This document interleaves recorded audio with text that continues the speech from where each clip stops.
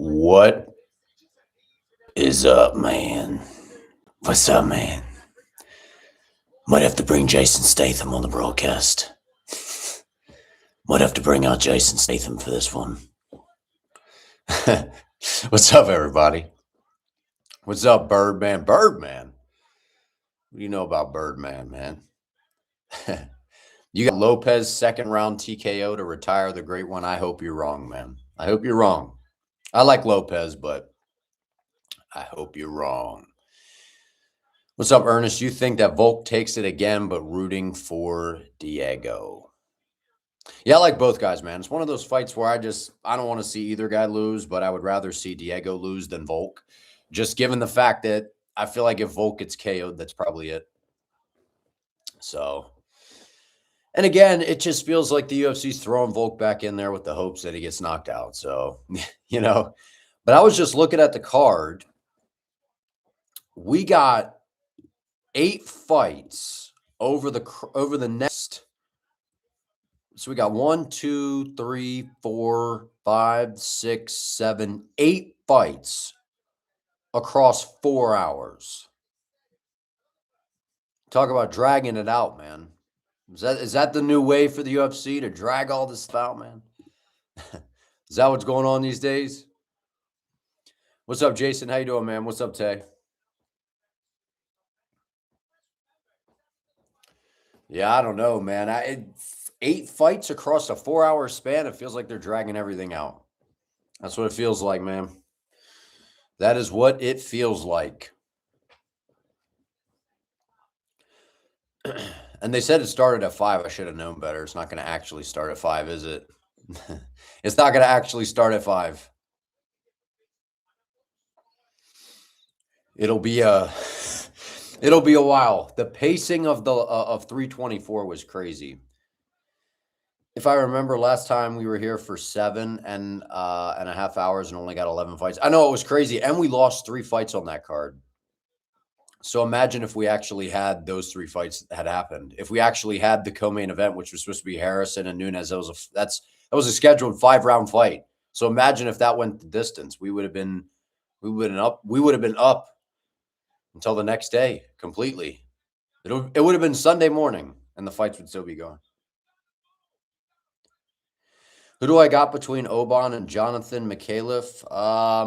I picked Mikhailov by decision, but I think it's gonna be a close fight. I just think Mikhailov is a little bit better. But it's hard to honestly, I feel like that's a hard fight to pick, man. That's what makes this card like interesting in a way, is I could see a lot of these fights. This is one of those cards where it's either the pick percentage is going to be really good or it's going to be really bad. It's either going to be really good or really bad. It's that kind of card. So, I don't know. It feels like that kind of card to me. So, the picks are going to be real good or they're going to be real bad, man. That's how it feels. So, but I did change my pick. I don't know if you guys saw. I usually do a YouTube short before the fights, like usually Friday night or Saturday morning. I do like a YouTube short, kind of giving my final picks.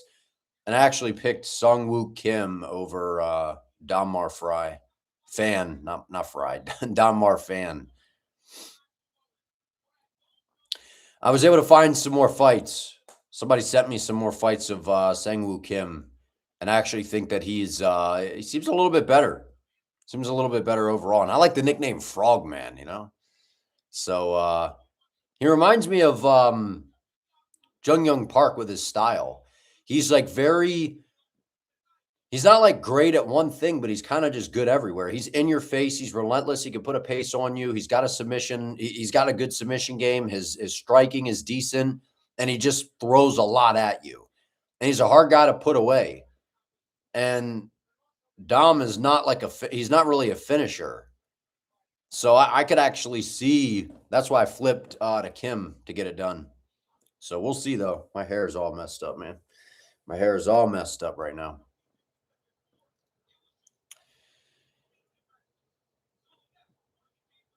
Do you think Fiziev versus Ruffy is either going to be a banger or boring? I mean, if Fiziev takes him down and Ruffy doesn't have an answer for it, it's going to be boring. But I don't think on the feet it's going to be one of those like back and forth, like boring kind of like where it's like tit for tat staring contest. I don't think it's going to go down like that. I think it'll be entertaining. Neither of those guys are in a boring fight. I don't think either of them have had a boring fight. So I think it'll be entertaining.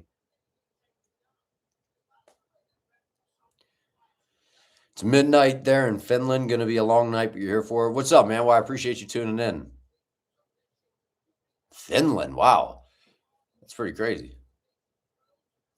Well, this is the UFC's new this is a new game plan, man. They sit here. Now I know moving forward, but they start the broadcast and do nothing but yap for minutes on end. So let's time it. So it's 5. When's our first fight actually going to happen? Wow, Quillan Salkilld is a minus 1,200 favorite. That's pretty crazy. That's pretty crazy. After BSD beats up Dan, you want to see Dan versus Patty? I think that's possible. That's very, very possible. I don't know if the UFC will book that, though. What do you think the UFC is going to do with Patty next, man? I don't know what they do with Patty next, to be honest. I don't really know what they do with Patty next, to be honest with you.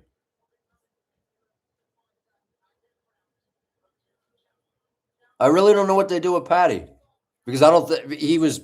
I don't want to say. I mean, he was exposed, man. You know. So, what's up, Jack? Volk needs to punish the UFC. That's one of the reasons I'm rooting for Volk in this fight, man. You'd say they'll give him the worst guy in the top 10 they can find to get him back on a win streak. Let me look at the top 10 real quick. Let's see who's in the top 10, and then I'll give you a matchup. I'll give you a matchup because I'm pretty sure everybody's basically booked out in the lightweight division. They could give him Gamrot because Gamrot's not really dangerous. They're not giving him FZM. They're not giving him Ruffy. They're not giving him Torres. He already fought Chandler. He's not going to fight. Maybe they give him Dariush, but Dariush has lost a bunch of fights. They're not going to give him Moicano. No Fiziev, no Saint Denis. Yeah, I think you're looking at Hooker or Gamrot as possible options. That's how I'm looking at it.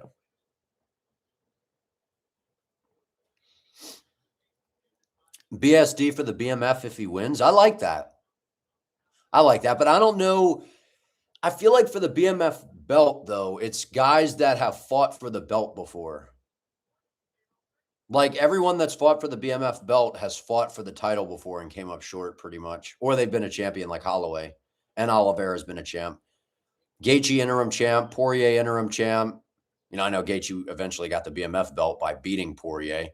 But Masvidal fought for the belt. And then also, people forget, man, Nate Diaz fought for the lightweight title. A lot of people forget that against Benson Henderson.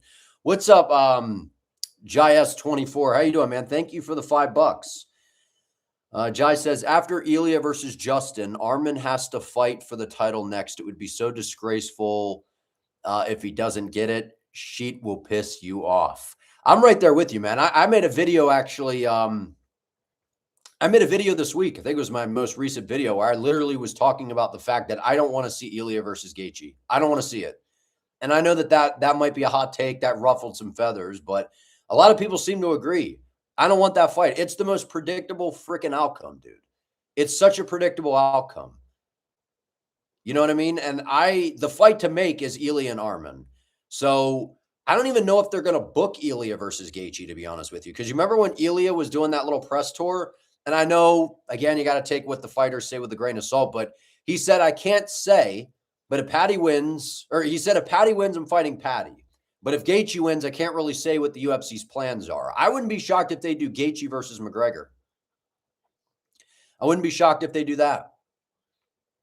I don't know who fights Ilya next, though, because I feel like the UFC would rather feed, which is so messed up, they'd rather feed Gaethje to Ilya than have Ilya fight Arman next at the risk of Ilya possibly losing.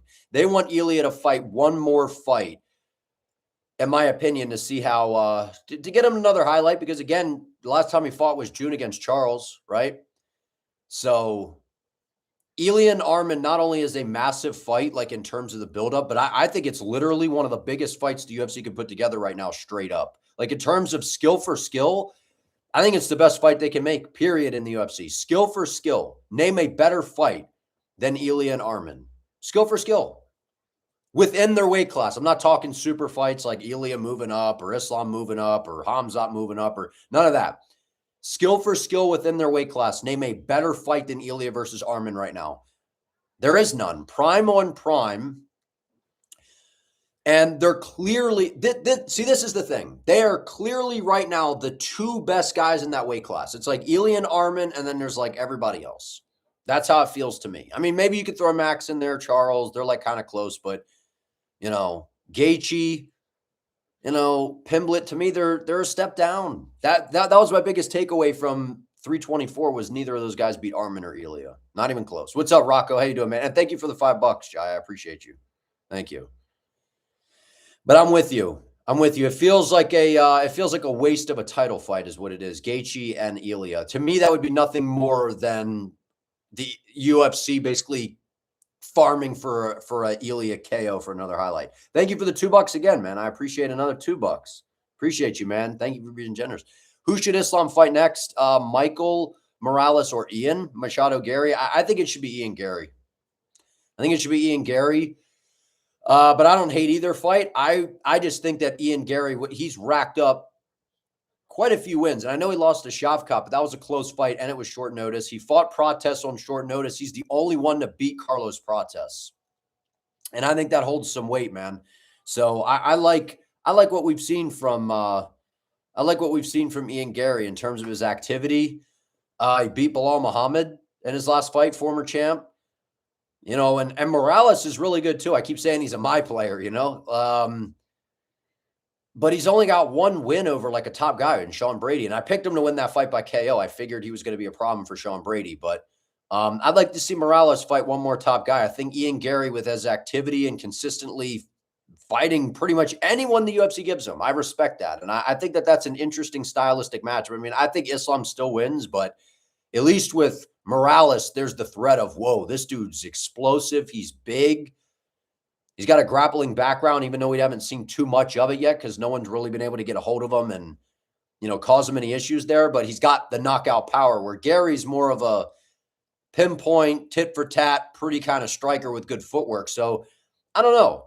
I think they're actually going to do Kamaru Usman versus Islam next, which it shouldn't happen, but it's going to happen.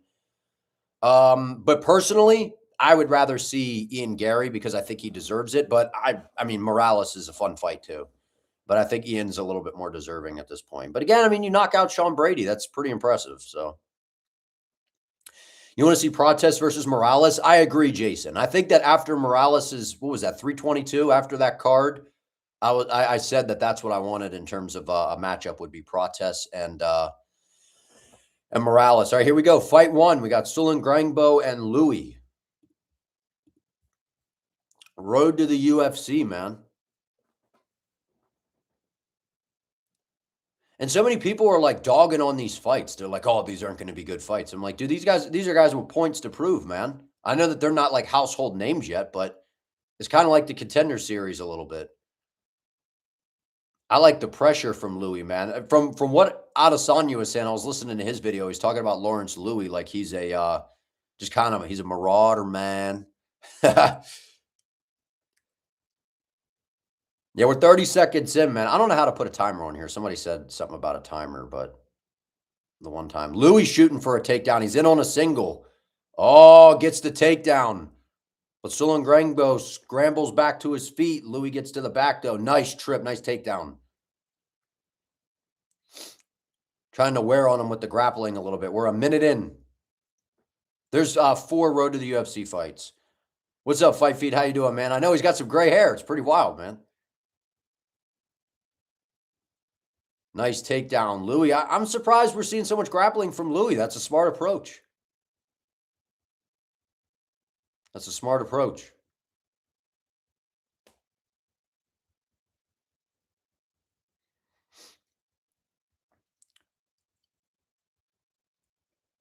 This is a smart game plan by Louis, man. Get after him, take him down, control him a little bit, take away that explosiveness. Because if Sulin Grangbo is going to win this fight, it's obviously on the feet with his speed.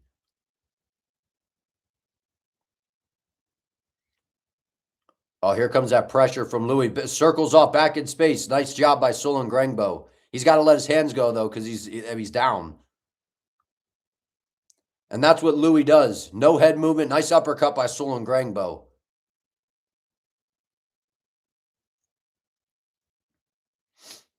Sulin Grangbo's got to do a better job of circling off the octagon side because Lawrence is just trying to pressure him and put him up against the fence. Yeah, I think that uppercut is nasty from Sulin Grangbo. That's his money shot. I could see him landing that in this fight because Louis keeps dipping his head, feinting those level changes. If he could time an uppercut on the way in. Oh, nice uppercut. That was good. Nice 1-2. Stung him with that right hand. That was a nice shot by Sulin Grangbo. There's that uppercut. That was nice to the body. Louis dives for the legs. Nice sprawl by Sulin Grangbo. That's encouraging. That was good takedown defense. That was a nice sprawl. Very, very nice sprawl. 2:15 in, or 2:15 left in round 1. Sulin Grangbo's style, man, he's got good speed. Nice uppercut. That was a nice uppercut right there. A little threw the jab out there, blinded him, uppercut right up the gut. That was nice.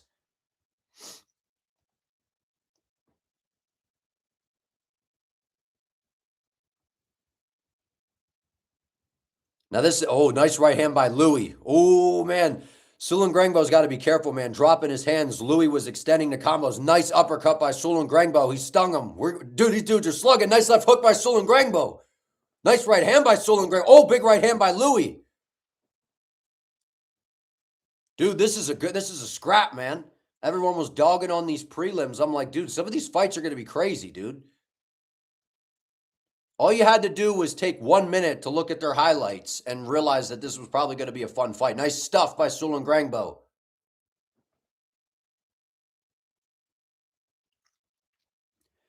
Yeah, good start to the round by Louis, but then Sulin Grangbo battled back with some big shots here. 1 minute left in the round. Sulin Grangbo looks like he's slowing down a little bit. I don't know if he's just trying to get a second wind here. Oh, nice pull counter by Sulin Grangbo. That was a crisp shot, man. Nice uppercut. Oh, nice right hand by Sulin Grangbo. Louis slugging. Dude, these dudes are slugging, man. Good shots on the feet. Nice takedown by Louis. Nope. Good defense by Sulin Grangbo, but this is smart by Louis. Drag him down, tire him out. Yeah, I'm going to stream the entire card, man. I'm going to stream the entire card. We're going to be live for a while, I guess, huh? 30 seconds left in round 1. Yeah, Sulin Grangbo's got to be careful when he's backing up after he throws a single shot. His hands are down on his hip, and Louis starting to throw in combinations, and Eugene Behrman will tell him to throw in combos next round, and he'll probably land something. 10 seconds left in round 1, man. That was a good round. Very, very, very good round. What's up, Todd? How you doing, man? Good right hand by Sulin Grangbo. That's a little switch kick to end the round. I got that 1-0 Sulin Grangbo, man. That was a good first round. And I didn't realize the cool memo, man, was to do my breakdowns and then talk about the early prelims and just dog on them and be like, man, I'm too cool to break down the prelims, man. Is that the new trend in the MMA community now? To just be like, man, I'm too cool to break down the prelims, man. You couldn't take 2 minutes to just look up their highlights at least and then just make a pick or something? These dude, if you watch like the highlights of these guys, like if there's a couple channels out there, I'd give them a shout out. I forget their names. There's a couple of them. They got like a couple thousand subscribers, but they post like highlights for upcoming fighters. And you can check them out. And dude, these guys are all like getting after it, man. Like I'm not saying that they're going to be the world, next world champ or anything, but they're all pretty entertaining. I appreciate it, Pato. Appreciate you, man.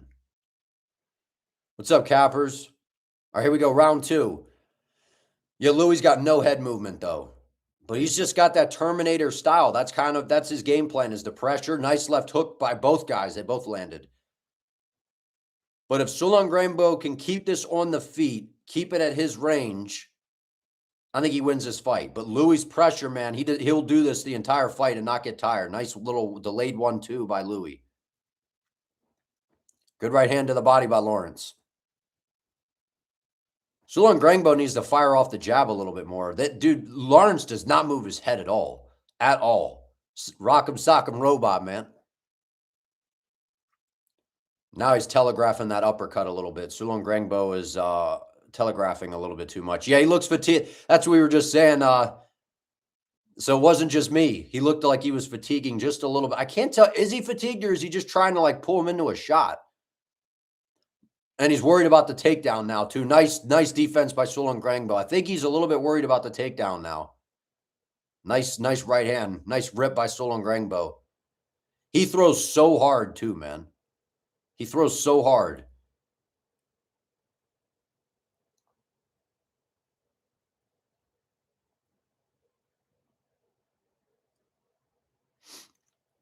.335 left around 2. Oh, both guys missed with some nice shots. To me, I think that Sulon Grangbo is slowing down a little bit, but I think that he's a little bit more cautious to open up because Lawrence introduced grappling into the fight. Sulon Grangbo needs to get the jab going, man. Oh, nice little left hook inside by Lawrence. This is a Lawrence Louis type of fight right here. Sulon Grangbo's got to change this up. Nice sprawl by Sulon Grangbo. But see, that's the compromise. He's defending the takedowns well, but he's not opening up as much. And this nice right hand by Sulon Grangbo. And he throws so damn hard, man. I feel like he tired himself out a little bit. Good job by Sulon Grangbo as well. Nice job. Oh, good 1-2 by Louis. That was a good combination. That was nice and straight, man. Good right hand by Sulon Grangbo. Yeah, Sul is looking like he's slowing down a little bit, man. Nice jab.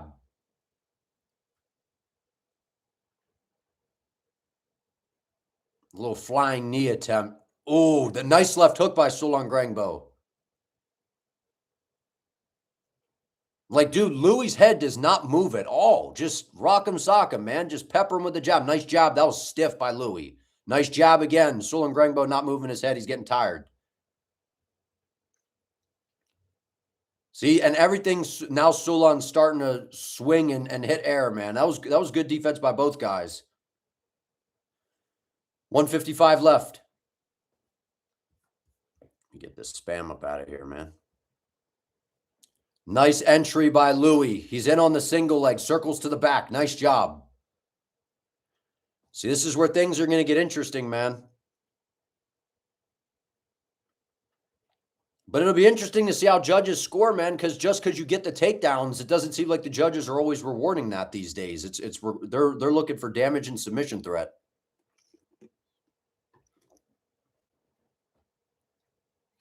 .120 left in round 2.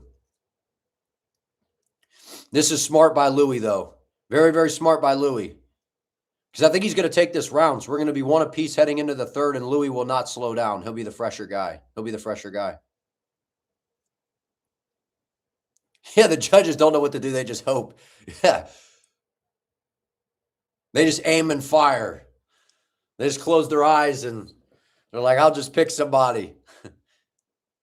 50 seconds left. This is a grueling, nice takedown by Louis. Good job. Nice defense. Oh, good rip in the uppercut, and Sulon Grangbo's opening up, man. 40 seconds left in round 2. He can take this round back. If Sulon Grangbo can explode here at the end of the round, he could possibly steal this round, man. Because Louis done a little bit, but not a crazy amount. 30 seconds left. Louis just keeps moving forward. It's the pressure. It's the pressure and the volume, and then the mix of the grappling as well. Sul's just having a hard time keeping him off of him. 10 seconds left in round 2. Throw a nice jab. Nice jab by both guys. All right, I think we're one apiece.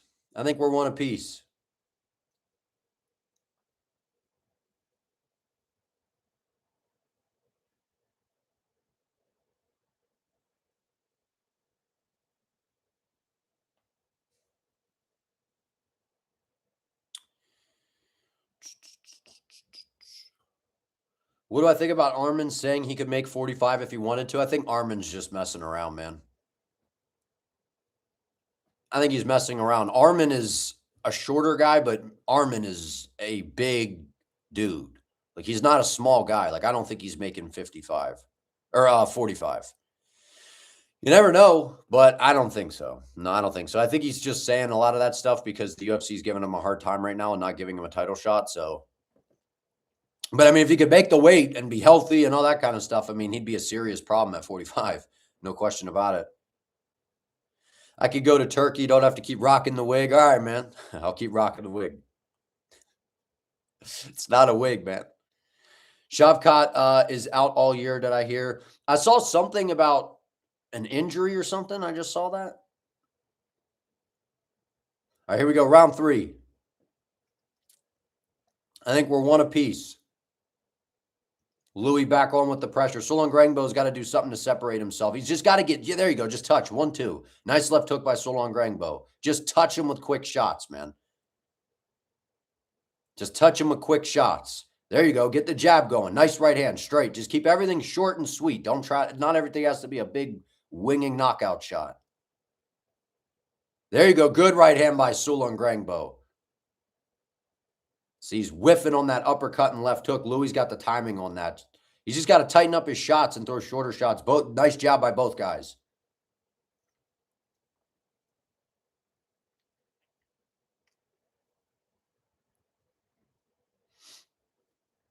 Ooh, nice shots on inside by both guys. Good knee and close by Louis. It's the pressure of Lawrence Louis, man.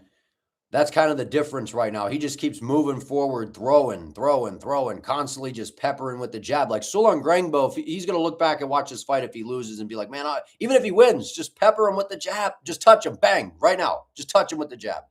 Nice right hand, left hook. Good jab by Lawrence Louis again, though. Louis' defense is to literally just shell up behind a high guard. Like, he should literally just be prying. Good knee and close by Lawrence Louis. Solon Grangbo should just be touching with a jab and then shoot an uppercut underneath whenever he dips his head. Good defense by Solon Grangbo to roll underneath that, man. Sul is slowing down. Louis just with the output. It's the output of Louis right now. Good slip, good movement. What's up, Tehran? Good right hand by Louis. Good check hook by Solon Grangbo.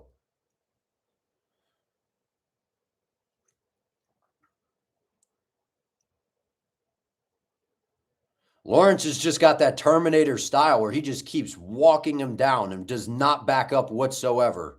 Good right hand by Sul. Sul Grangbo is going to have to open up, man. He should just be touching. He's tired. He is tired. Nice take. Oh, I thought he was going to get him down there. In on a single leg by Louis here. Trying to circle to the back. Solon Grangbo's he's got to get up and separate. That's probably your fight right here. Lawrence Louis is going to get this one done 29-28. Unless Solon Grangbo can do something huge because he looks fatigued to me. And he's not opening up like he was in the first round.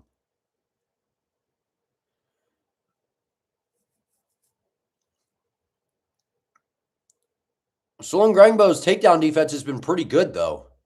I know that Lawrence is more so known for his striking, but he's not doing anything with this, though. That's the thing. So how are the judges scoring this? Because he's not doing anything with it whatsoever. No damage, no submission attempts, nothing. But he was landing enough on the feet to still be ahead. 135 left in round 3.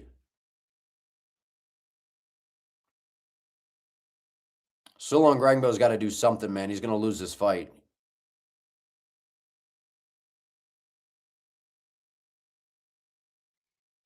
He's just tired. And dude, Louis is relentless. He is absolutely relentless. 115 left in round 3. The pressure walked him down, got in his face, and just melted him.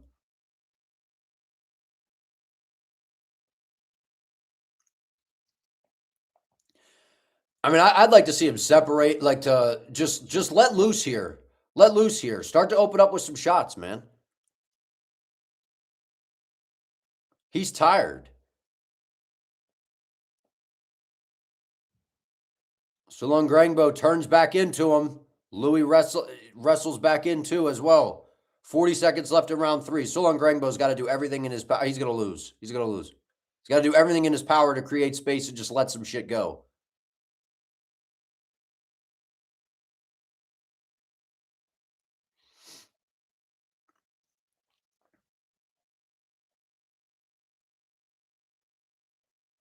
$20 seconds left.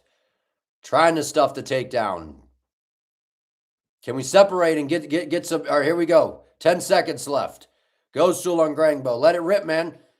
Sulong Grangbo going off, throwing some big shots. Both dudes throwing big shots. Big right hands are landing. I mean, it's probably 29-28 Louis, but I don't know because he didn't do really anything with the grappling. So I don't know how the refs are going to score that. I don't know. Probably 29-28 Louis. Round 1, Sulong Grangbo. Lawrence, round 2 and 3.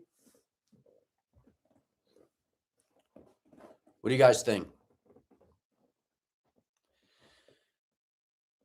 Ankalaev is out the rest of the year too, says who? But yeah, I saw something about Shavkat possibly being injured or something. It's been like a disappointing Shavkat journey, man. Like was looked at as the boogeyman of the division, and then just one bad thing after another, it seems. Injuries and all sorts of stuff going on, man. It sucks because Shavkat's so good. And when's the last time he fought? He fought, who'd he fight last? Was his last fight Ian Gary? Was that his last fight? And Ian Gary's fought so many times since then. Ian Gary's fought so many times since then. That is absolutely crazy, man, that's his last fight. That is absolutely crazy. If you guys could do me a favor, like the stream, I would appreciate it. I have no idea.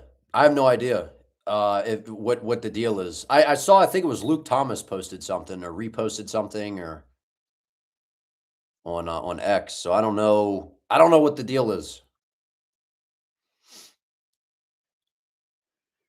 So hedge strikes.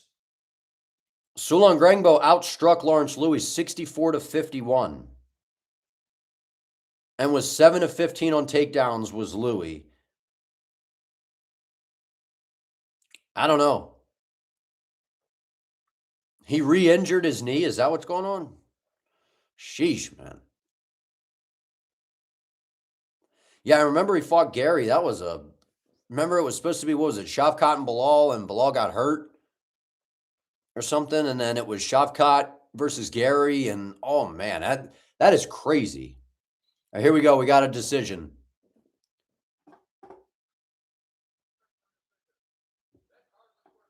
We're going to have a split.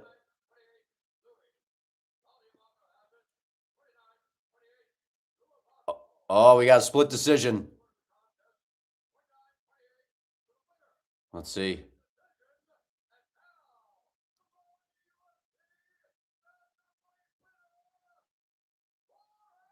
Lawrence Louis got it.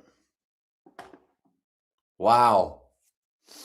I knew he was going to win, man. They gave him 2 to 1. Sulong Grangbo fatigued, man, and he's going to watch that fight back and be frustrated with himself. I picked Sulong Grangbo to win because he's very explosive on the feet. All he had to do was touch. He was throwing so hard early that he tired himself out. And you know that Lawrence Louis is a tough dude. Just touch him, man. But he didn't do anything with the grappling. He barely landed any ground and pound, threatened with like 0 submissions whatsoever. So that's to me why it was a split decision. But I did think that he did enough basically to win round 2 and 3. So I don't know. It was a close fight. Sulong Grangbo should have just been, he should have just been peppering on the feet. I don't know why. And Louis he's relentless. He's relentless. Yeah, Sulong Grangbo looked kind of, he looked frail. I don't know. I thought his speed was going to be the difference. That's what I thought.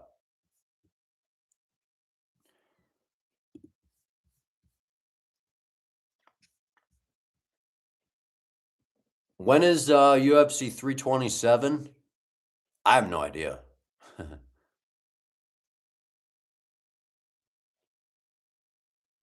You grew up playing soccer adjacent to the football fields. Volk played rugby. That is sweet. That is cool. Let me see. Let me check Twitter, see what we got going on in the world of Shavkat news, since this is what everybody's talking about. Let's see if we can. Oh, I see ACD MMA. Horrible news. Shavkat Rakhmonov re-injured his knee and recently had surgery. His manager has now confirmed he will be out for at least another 9 to 10 months. That was ACD MMA. Now, I don't see anyone else saying anything, though. Oh, there we go. Okay, Homa Fight. Homa Fight just posted they said via Ariel Helwani. Shavkat Rakhmonov has reportedly re-injured the same knee that kept him sidelined for over a year and even had surgery to repair it. With another injury, he is expected to be out for 9 or 10 months. This could mean we might not see him until late 2026, early 2027. Dang, man. Well, that sucks, dude. That absolutely sucks. So Shavkat basically out for the year. Brutal, man. I can't even lie. That I don't know. I don't want to be like so negative on it, but that might be his career, dude. He might be done. When you get injured that much and you've been away for this long, I don't know. That might be it. Honestly. He's going to be out for at least probably the remainder of the year, I think. They're saying late. I mean, because it's already January. So with an AC, what is it, knee injury? So we don't, did it say specifically? I don't remember what it said. Just re-injured his knee. So it depends. So whatever the knee injury is, like a torn ACL, you're out for like a year. So he wouldn't, and that's not like, oh, well, you're just out, for a year and then you're ready to come back. Like, no, that's like being like rehabbing, getting your, getting yourself back together. And then you got to get back to training. So I don't think we're going to see Shavkat till next year. Like, that is crazy. That is crazy. So now we can't get Islam versus Shavkat. Yeah, we'll probably get Islam versus Gary or Islam. They're probably going to do Islam versus Kamaru, though. That's what they're probably going to do. I'm not saying they should, but that's what they're probably going to do. What's up, Joey? How you doing, man? Hopefully he ends up like Khabib. Oh, you hope that what are you saying? You hope that he comes back? Yeah, I mean, I don't know. I don't know.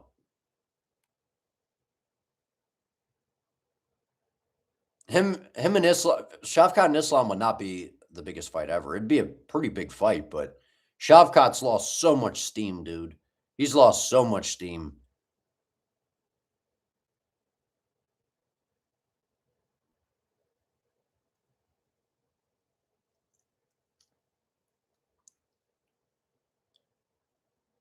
Yeah, he might. That's what I'm saying. He might retire after that. If you take that kind of, or if you suffer that many injuries and like you're out for that long, man, that's got to do something to you.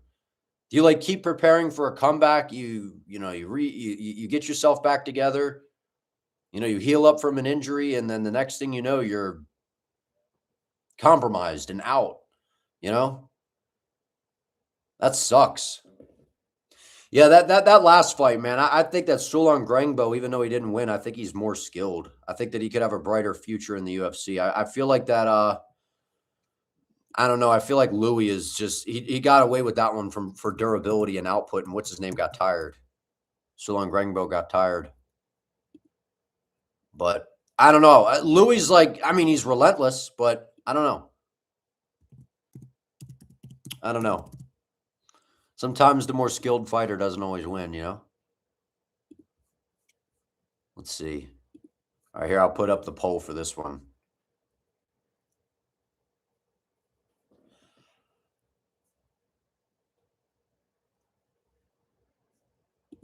Man, that is brutal, man.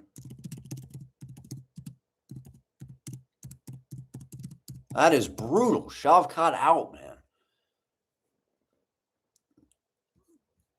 So that is brutal. Absolutely brutal. Is Shavkat Muslim? Yeah. If he doesn't retire, he might get cut, to be honest. Dana doesn't like him that much in the first place. I mean, I don't know has Dana really even shared what he thinks on him? I don't know. I mean, he's a fun fighter. Like every fight that Shavkat's in is good. That I can remember. I know it's been a while, but I mean, him and Gary, that was a little bit of I don't know. People make that sound worse than what it actually was. We had some really good moments in there, especially like when Gary took his back. Shavkat was landing some shots, had some moments on the ground, but I don't know. He talked about him, talked some trash about him in the Ian Gary fight. Yeah, dude, I don't know, man. That's just brutal. And again, it's even if say Shavkat could come back at the end of the year. He's not getting a title shot. It's been so long, so much has happened. And then he's gonna have to go back in there and get a win against the welterweight division is loaded right now. And is Shavkat gonna be the same guy if he comes back?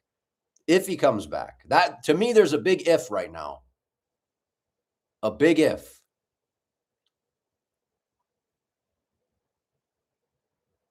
Gary always fights safe. What's up, Combat Core? I mean, that's just his style. Stick and move, pick and poke, tit for tat from the outside. So that's why I feel like him and Islam's kind of it's a pretty interesting fight because Islam will have to go after Gary in order to get a hold of him. And Gary is a hard guy to close the distance on. I mean, I think Islam beats him because there's a huge gap in the grappling between Islam and everyone else in the weight class. But Gary's a tricky fight. Gary's a tricky fight for everybody. He's got that style that you could put Gary in there with anybody in the division, and he's got like a really difficult matchup, or he's a difficult matchup for him. Because if you give him a short, powerful, boxing-based guy, Gary can run around and stick and move from range. If you're a grappler, he's got that movement. His takedown defense is pretty good. He's got that long, wiry frame. Yeah, Gary's a different – people like to crap on Gary, man, but he's like I can't stand Ian Gary. I can't stand him, but I think he's a good fighter. I think he's a very good fighter. I can't stand him, the person Ian Gary, but I just think he's cringe and fake. But he's a good fighter. Got to give him that. I'm a fan of his fighting style. I'm a fan of him, the fighter, not the person. If that makes sense. I think that makes sense.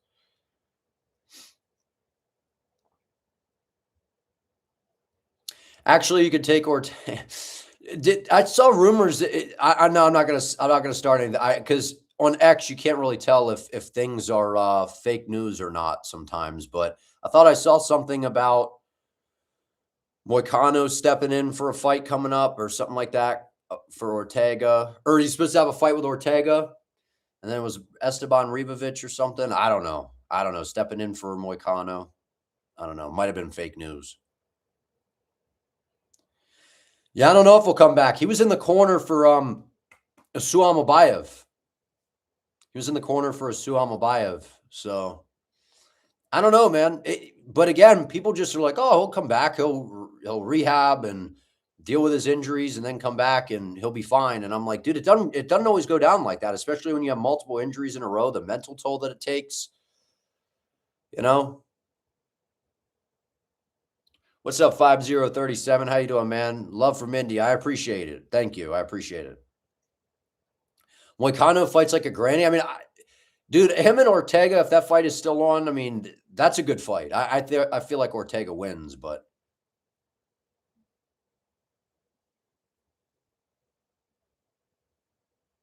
so there is some truth to that. I saw it briefly, but I always do some fact checking first before I believe a post on X. Now, if it comes from like the UFC directly, Ariel, championship rounds, Homa fight, that's when I'm like, oh, this seems very legit.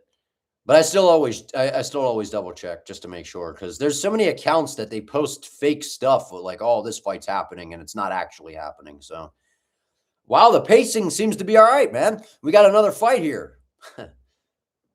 We literally, last card, I think, had one fight in the first hour window. So this is better. So we got Kiichiro Nakamura versus Sebastian Zalay.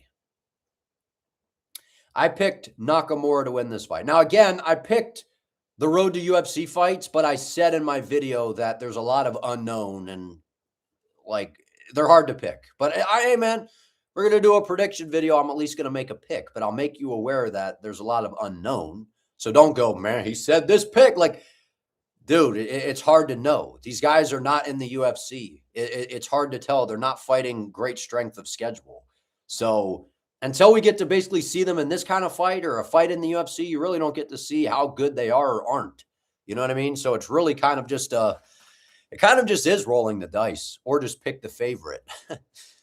That's kind of the deal, I guess. How old is Shavkat? I don't even know. I think he's in his 30s. Let me look it up before this fight starts. Shavkat Rakhmonov. He's 31, born in 94. Wow. Moicano not even top 10. Why he needs Ortega? Because Ortega's moving up to that weight class. And it's a rematch. They fought each other at featherweight some years ago. And Ortega won. But I agree, Todd. I think Ian Gary has a cool fighting style. All right, here we go. Fight number 2. We got Nakamura versus Zalay. Here we go. Oh, that was a fast leg kick inside by Nakamura, man. He's fast, explosive on the feet. Very, very fun to watch. It's going to be interesting to see how Sebastian can get inside that range because Sebastian's got a very, very short reach, but he's explosive.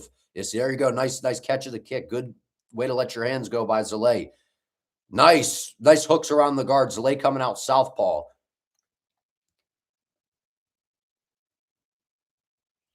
This is where Nakamura is going to try to pull him into that left hand. He's got good, long, snappy shots, but Zalay's doing a good job pressuring him and just throwing those. He's the guy that's going to have to get to the inside. So it's going to be him throwing probably looping shots around the guard and Nakamura trying to snipe him down the middle. Good left hand and a right hook behind it by Sebastian.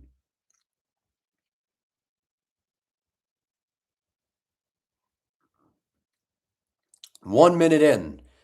A little bit of a feeling out process. Nakamura landed some really good. He should be attacking that leg, man. He should be attacking that lead leg now that Sebastian's going southpaw. Sebastian, I didn't see him really going southpaw in any of his other fights. I know he kind of switches, but he was mainly an orthodox opponent. He just kind of blitzes in. And Nakamura's got this like flashy, fast striking style out in space. He's got a really good left hand.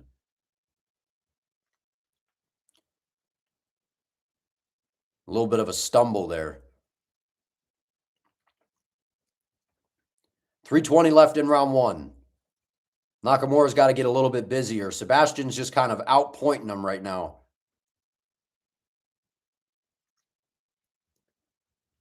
Nakamura, I feel like he's just waiting to land that big missile right down the middle. Now he's making Zalay a little bit hesitant. And Zalay, oh, nice little spinning heel kick. That was nice from Sebastian. Nice leg kick by Nakamura. That was a powerful leg kick, man. But see, you can see Sebastian's trying to time those leg kicks. That's why Nakamura is being very careful in how he throws them. He's throwing those naked leg kicks. You got to be careful doing that. You should set something up with his hands first. Oh, nice shot to the body by Zalay. That was a nice right hook to the body. Smart investment.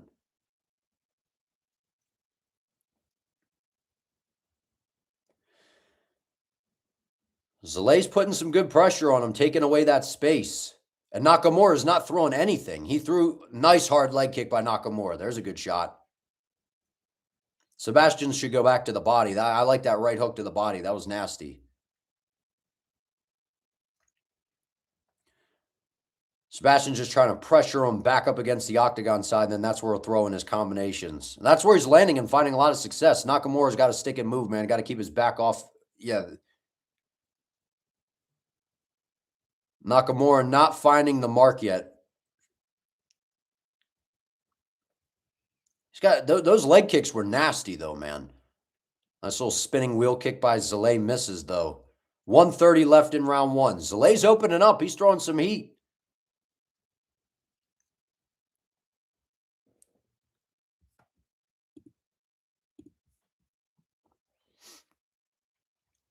Oh, nice little left hand by Zalay. Missed with the right hook. Good stick and move by Nakamura. Nakamura has not been able to get anything going with his hands whatsoever. It's been all nice leg kick, but I think Zalay got out of the way. Couldn't tell the way the camera angle was there. That was weird. 1 minute left in round one.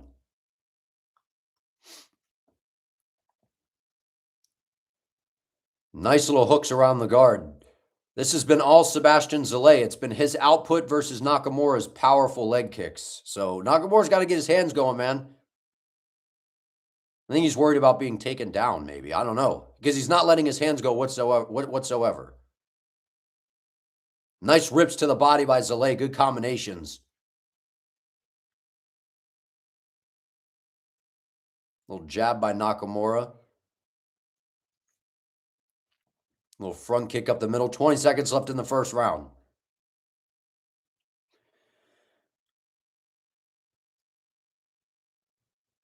Oh, that was a nice little left hand by Nakamura. Nice little knee up the middle by Sebastian as well. Nice leg kick by Nakamura. Maybe those are going to pay out. Nice little front kick to the body as well. Solid first round. Probably 1-0 Sebastian. The output of Sebastian. Getting it done.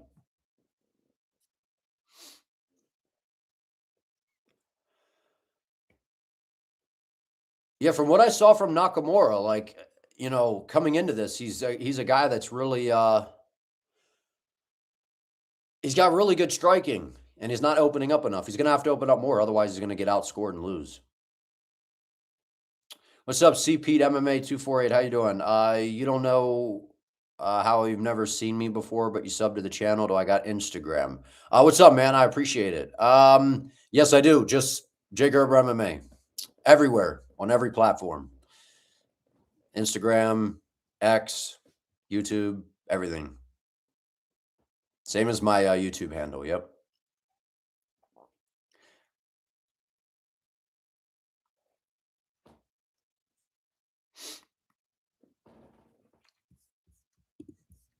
Well, yes, the road to the it's the road to the UFC. It's the road to the UFC finals on here as the early prelims. So we got like 4 of them. Or is it, I think it's, is it 3 or 4? Or it was 5 and now it's 4, or it was 4 and now it's 3, because we lost one. It was supposed to be Aaron Tao versus Bat Bayar, and that one fell apart because Aaron Tao missed weight. Sebastian right on the pressure again. His pressure and output is a problem. He's going to win this fight on pressure and just being busier. Nakamura is just trying to find that perfect shot, and if he doesn't find it, he's just going to get outscored here. And he's over swinging on the left hand, not able to find his mark whatsoever. Lazy defense. Good shots by Sebastian Zalay.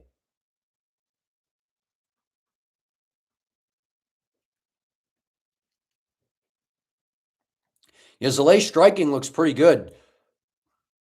Oh, drops him with a nice hook. That was a good shot by Zalay. Now he's pressuring him. Now he's really starting to find his groove, man. Nice rips to the body. Nakamura is dropping his hands. He's going to get clipped if he's not careful, especially pressured up against the octagon side. Nakamura has done absolutely nothing with his hands at all. I don't understand this, man.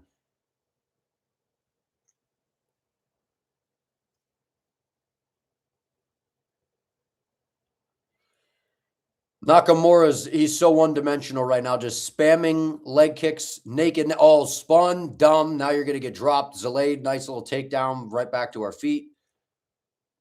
Nakamura needs to let his hands go. He keeps spamming naked leg kicks. That's it. Naked leg kicks. That was a good little left hand. Good defense by Zalay. And Zalay's just, every time he throws, he's landing. And he's throwing just so many different things at him. Rip into the body. Well, I think we got an eye poke. Got a little eye poke going on.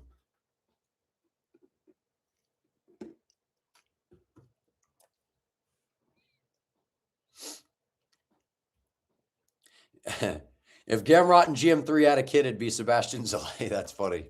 That's funny. That is funny.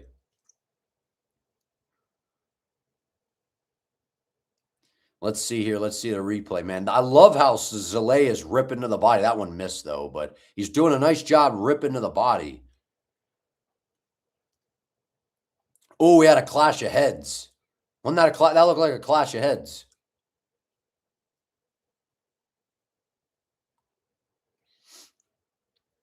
Bobbing and weaving underneath. That looked like a clash of heads. All right, here we go. Back in. 3 minutes left in round 2.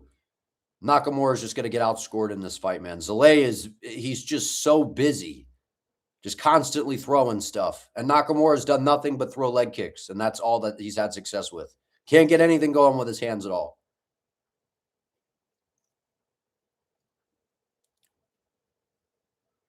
Nice little combination by Zalay. Just everything Nakamura does. Nakamura's throwing a single shot. Zalay counters with multiple 2-3 shots. And that was a good hook by Nakamura. Got his attention a little bit. Just get your hands going.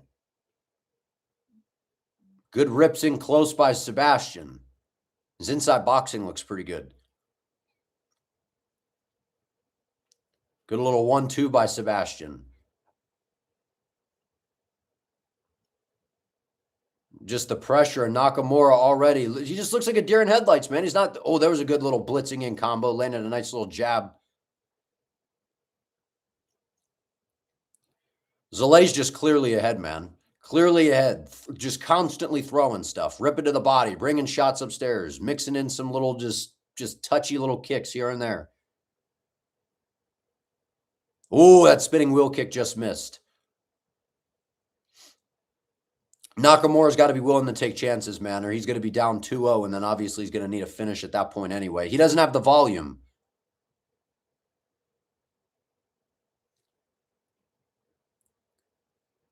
$120 left in round 2.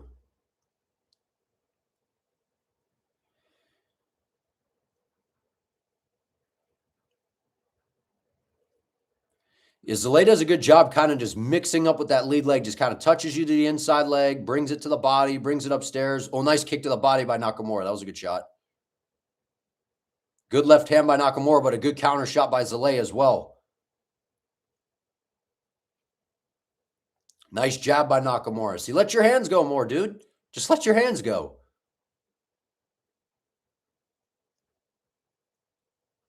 Slipping and sliding.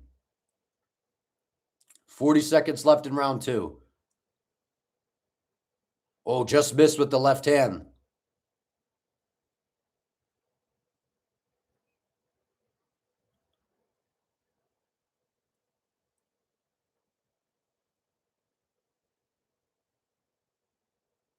Zalay's just very springy, very bouncy. Nakamura tries to throw a knee, misses. Just nothing with his hands whatsoever. I don't get it. I don't get it. Nice little right hand by both guys. Little kick to the body by Nakamura. Nice inside leg kick. That's the end of round 2. It's 2-0 Sebastian Zalay. Nakamura is not doing nearly enough, man. Not doing nearly enough.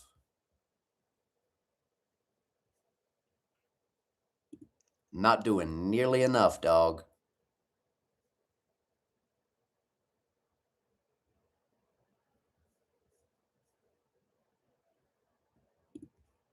Just insane, man.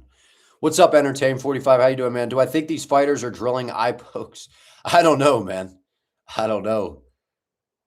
Yeah, Sebastian Zalay he's easily up 2-0, man.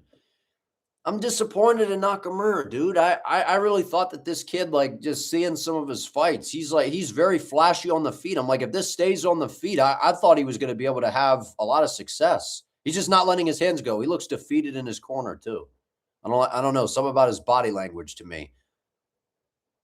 Not opening up with his boxing at all is crazy. His left hand is probably his best shot. And he got away from throwing the leg kicks. He was damaging that lead leg early. He's throwing him to the inside, the outside. Now he's going to probably lose. He's going to need a knockout because he's down 2-0. He's going to need some sort of finish. Just go zombie mode, man. Put your hands up, walk forward, and give yourself a chance.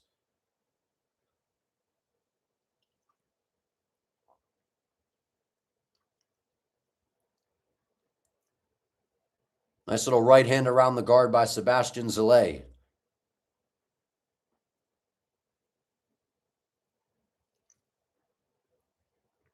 Ooh, nice left hand by Zalay. He's just missing with that right hook, man. Zalay keeps throwing that right hand. He just barely missed on that one. That's the one that I think he dropped him with earlier in the fight.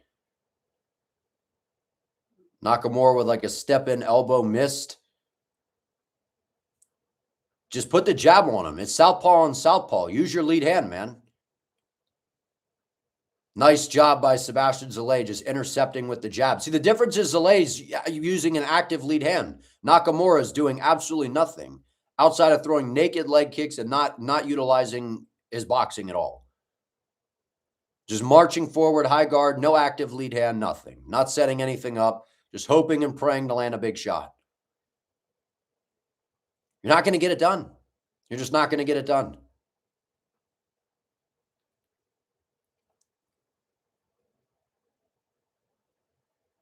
Nice leg kick by Nakamura. Just missed with a nice left hand. Sebastian Zalay's activity has been very, very good, man. His volume, his output. Zalay, it feels like Zalay's in a little bit of a, I'm up 2-0. Let me kind of cruise here. Nakamura needs to step it up, man. Good counter shots on the inside by Zalay. Good jab by Nakamura.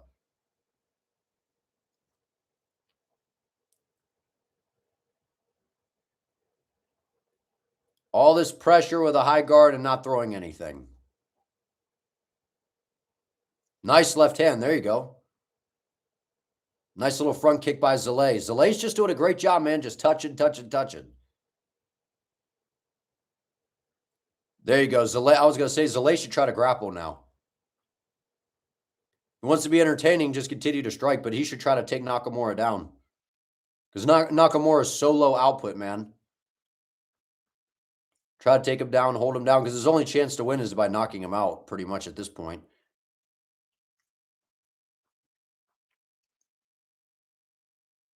Good little counter shot on the inside by both guys. 2:15 left in round 3. Sebastian Zalay's just done a very good job of being busy, man, and he's just mixing everything up so well. Nice knee by Nakamura. Good left hand by Sebastian.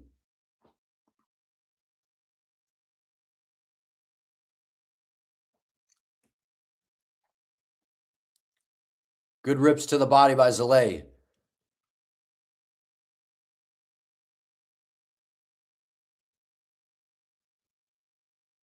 I mean, what do you, I don't get it, man. Like, you're literally walking forward and not throwing anything. You're going to lose. You are down 2 to, you're down 2-0. Open up, throw something, take chances.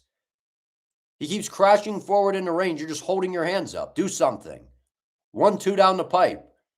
Nobody's moving their heads. A lot of guys don't use head movement in MMA. Just throw straight shots down the middle. That was a good knee. Oh, he dropped him, hurt him with a knee. It's over. Nakamura. Let's go, man. That was nasty, man. That's all he had to do earlier in the fight, dog. I was saying, this dude is skilled, man. He's not fighting the way that, like, he's shown that he can do. That was nasty, dog. This kid's good, man. He was just, like, walking around, zombieing around with a high guard, doing nothing. I'm like, what are you doing? If you watch this dude fight before, like, he's got some slick boxing, man. Like, he's got some slick striking on the feet. His output was so low in this fight. Let's see the replay. Oh, nasty knee right up the pipe. That was a long knee, man. That was nasty. That was like a prime Dan Hooker long hangman knee up the middle. That was, woo, right on the chin. Slumped him. Nakamura. Let's go, dog. And I said by KO, but I might have gotten the round wrong.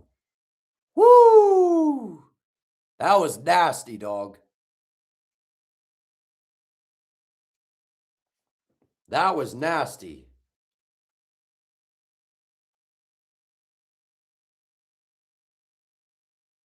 That was nasty.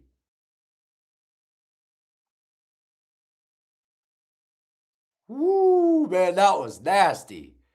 What's up, Gonzalez? How you doing, man? Yeah, he's gonna get he should get a bonus for that.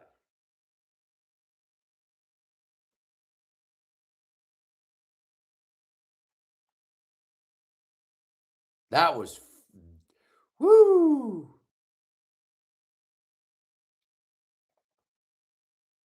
Let's go, man.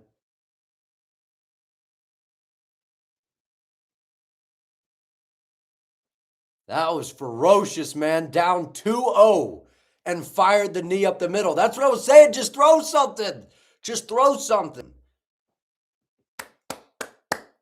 That was nasty, man. That was nasty. Awesome win, dude. This kid is talented, man, and he's only going to get better. He's very, very talented. He did not show, if you watched any bit of like Kiichiro stuff before this, man, he literally did not show what he is capable of in this fight, other than that KO and a couple of leg kicks. Like, he did not, that is not how he normally fights. He is normally very active and explosive on the feet. And I know Zale was fighting a good fight. Like, Zale was doing a nice job. But Nakamura, that was not like himself. I'm glad he got that done, man, because he is a super fun fighter to watch. A super fun fighter to watch. That was nasty, man. That was nasty, dude.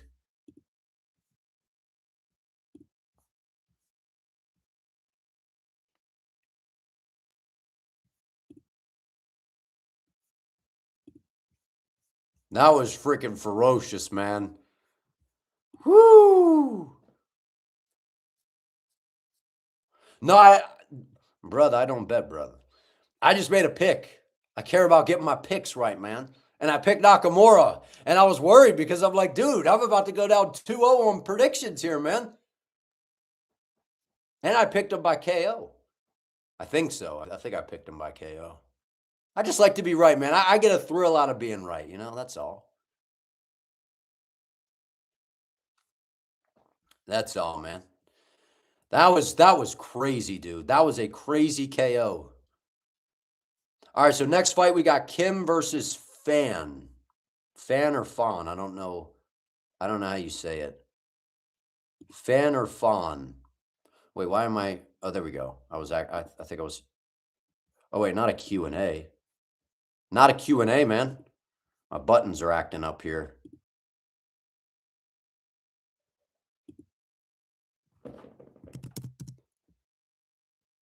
Who do we got? Kim and Fawn.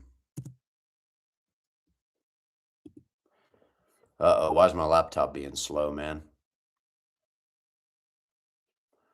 We don't want this being slow now. Don't be doing all that to me.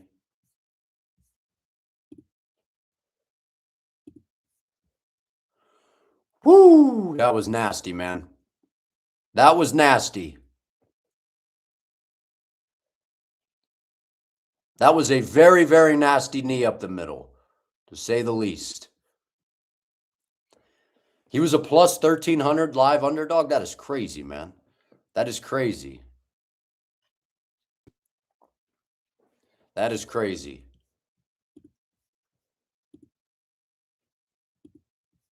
That was impressive. That was impressive because he needed that.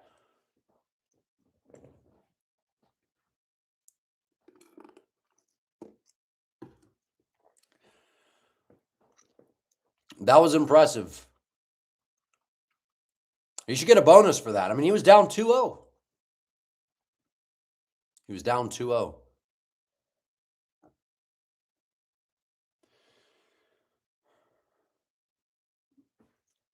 I know Frogman and Street Buddha, right?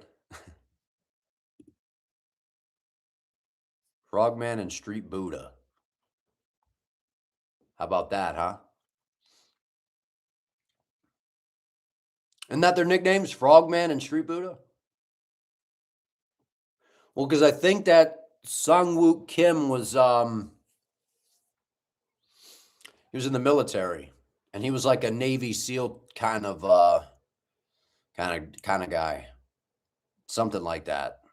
Some sort of, yeah, he's for real, man. That's why they call him Frogman.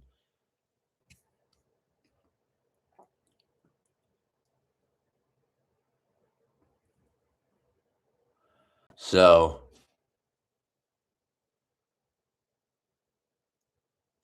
yeah, Dan Hooker's the co-main event. Dan Hooker's the co-main. Dan Hooker is the co-main event.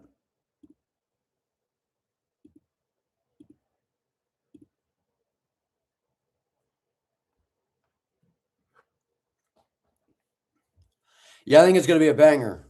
I think it's going to be a banger.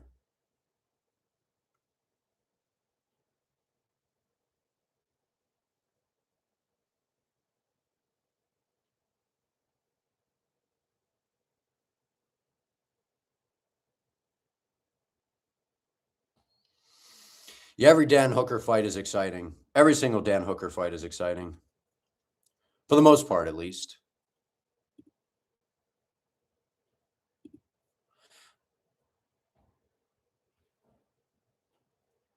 I actually think that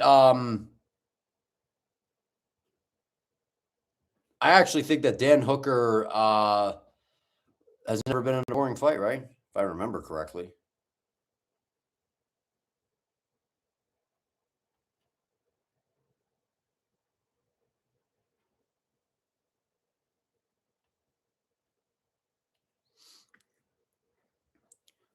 Dan Hooker at New Zealand, I think, right? Do I still got Ruffy? Yeah, I picked Ruffy by decision. I think it's going to be a close fight. But I feel like, I could see it going either way. I definitely see why people are picking Fiziev.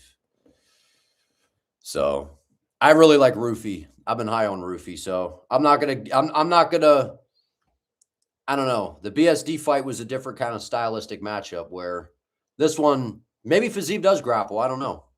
All right, you guys got your picks in? You guys got your picks in, huh? All right. Did I see Fiziev recreated the Jean Silva screaming at the belt with a plate of food? No, I did not see that. But yeah, Ruffy and Fiziev, man, that's going to be that's my favorite fight on the card. That is my favorite fight on the card by far. All right, we got introductions. The pacing's been pretty good on this so far. This has been pretty good on this so far.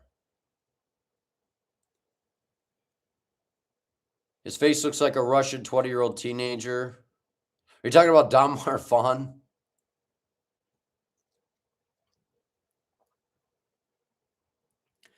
So Sang-Woo Kim, I'm pretty sure that he trains with Ko, right? I think he trains with Suk-Young Ko. Frogman. I like this guy, dude. I like this guy. I hope he wins. I think that he'll be really fun in the UFC. He's got to get through this fight first because Damar is pretty good as well. I don't know. It's hard to tell, man. Picking these fights is tough because you don't know you kind of see a little bit, but you haven't seen it at the highest level, so you don't know. All right, here we go. Round one.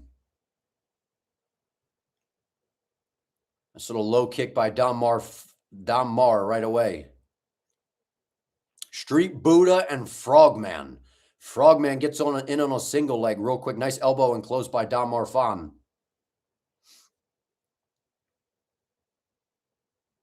Both fights have been pretty good. That last one was a crazy KO. First fight started chaotic, and then it got kind of slower as it went. Look at these athletic little jump knees that Fan is throwing. He's throwing nice little elbows in close as well. Kim really working on the single leg. Good defense by Damar Fan. Right back in on a single is Kim.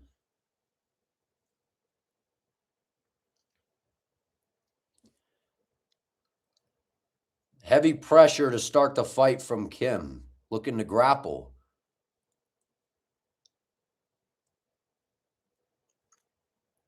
Good short elbows in close, though, by Damar Fan. Fan's being very active. Even though Kim's the one initiating the grappling, Fan has landed more shots so far. Little elbows in close, little knees. Kim working to get to the back. He does. Fan's going to try to break the lock here, though. I think he's going to. Fighting the hands well. Kim's trying the leg ride here. 3:30 left in round 1. Kim gets the takedown, kind of. Fon trying to fight it off. Kim looking like he's going to get the back here, though. I think he's going to fall off, and Fon might end up on top, though, depending. Has he got a choke locked in? I can't see. No. Okay. That was a weird camera angle. Now Kim settling in on the back here up against the fence. Good work by Kim so far. A lot of energy from both guys, especially Fon trying to defend, but he's landing shots, man. Kim, I don't think he's even landed a shot. You got to be careful, man, just being grapple heavy and not landing any shots.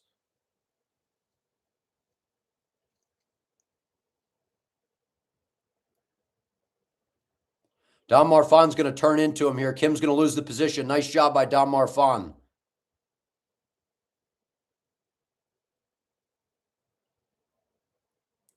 Now Dom is in control on the floor here with 2:25 left in round 1. Good reversal by Dom Marfon. We're going to get back to the feet here.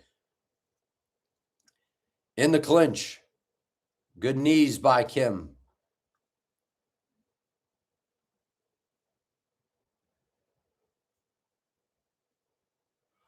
Good pressure in the clinch by Fon. Nice elbow as well. Smart to put Kim on his heels up against the fence right now. 2 minutes left. Kim attacking a front choke. Nope. Good defense by Fon.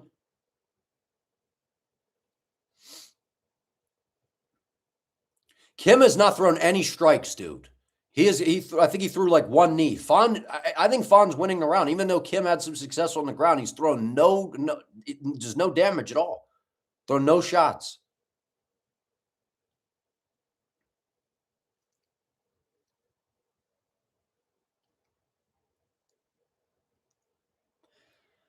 And I originally picked Don Mar to win this fight, and then I flipped my pick to Kim. Maybe that doesn't pay off, man, you know?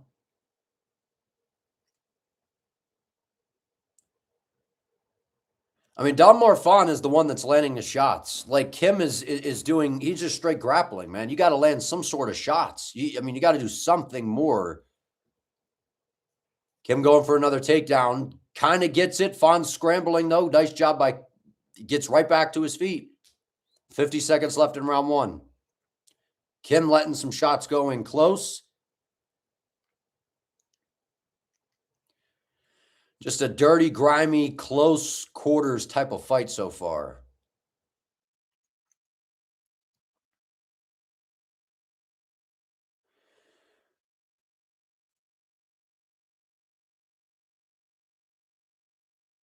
"25 seconds left in the first round. I think Don Mar probably is going to win this round, man, because even though Kim has been winning, I guess, the grappling exchanges, that's a nice little liver shot there by Kim. He hasn't been throwing enough shots. Now ripping some nice shots to the body. Good knee up the gut by Fon. Dude, I like those elbows from Don Marfon, man. Nice spinning elbow and close there by Fon. Close fight. I feel like Fon might have won that round, though. I don't know.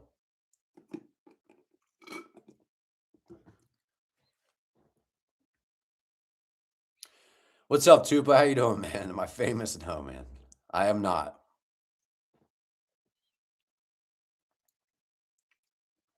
What's up, 12th piece in a soda? Not 3-piece in a soda, huh?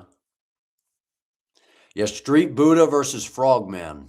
Some interesting nicknames on this one.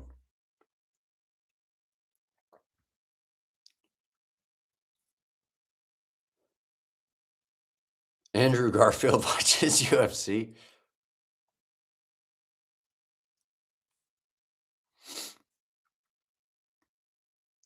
When you're saying 85K, are you saying that Don Marfon is the one that looks like a Russian teenager? Yeah, the clinch game will wear you out quick, man. I've been good. How are you? All right, here we go. Round 2. Nice jab by Dom by Don Mar. Good front kicks up the middle as well. Nice little leg kick.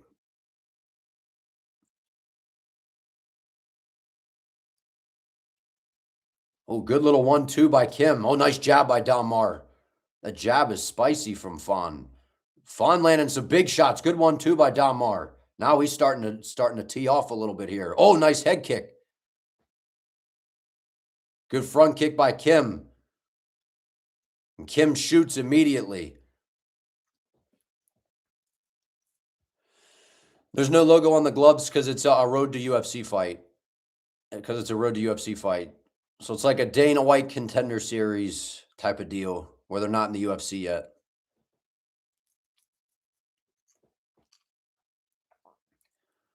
One minute in and we're back to this gritty clinch battle again. Kim gets to the back. He's just desperate for the takedowns, man.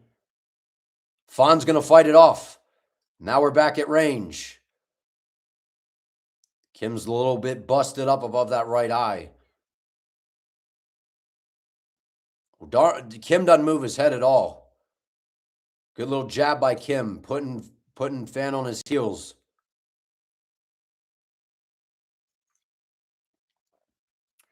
You got to watch that high kick. Don Mar's got he's got a quick high kick. Nice little jab by Kim as well. Nice front kick by Don Mar Fon. Nice leg kick by Kim.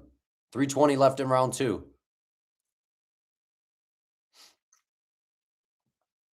Nice little leg kick by Kim. Oh, he ducked underneath in time to take down. Oh, nice trip. That was nice. But Don Mar doing a great job defending. His takedown defense has been really, really good. This is not good for Kim. He's going to get flattened out. Or he's going to end up on bottom. I don't understand the relentless grappling approach, man. Like, I know that Don Mar was landing some shots, but Kim's striking is not that bad. His defense isn't particularly good.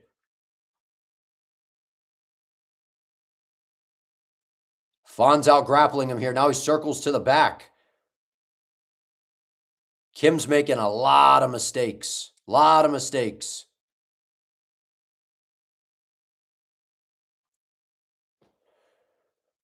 haven't watched Zuffa boxing. I haven't watched it at all yet. Have you? Don Mar looking to try to threaten with some chokes here, man.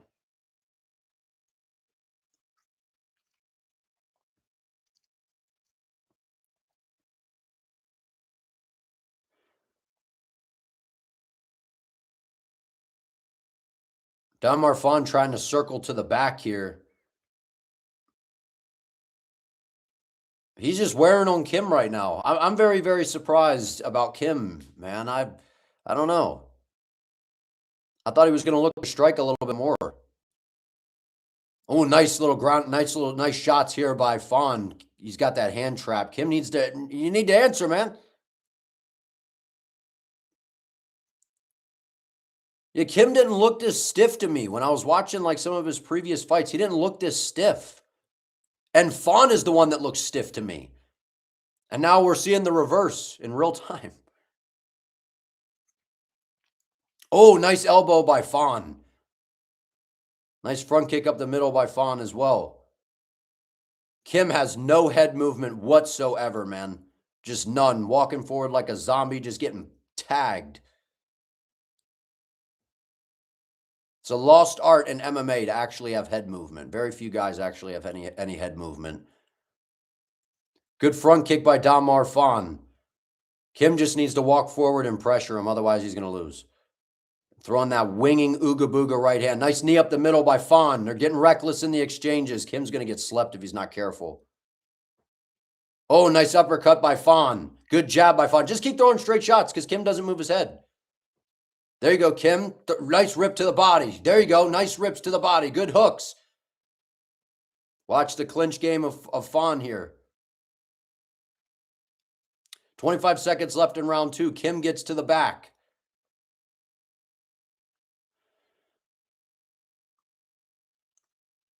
$15 seconds left in round 2. Oh, nice little spinning elbow attempt. I don't think it landed, though. Both guys kind of smile, or at least Dom did here. That's the end of round 2. Might be 2-0 Donmar Fawn.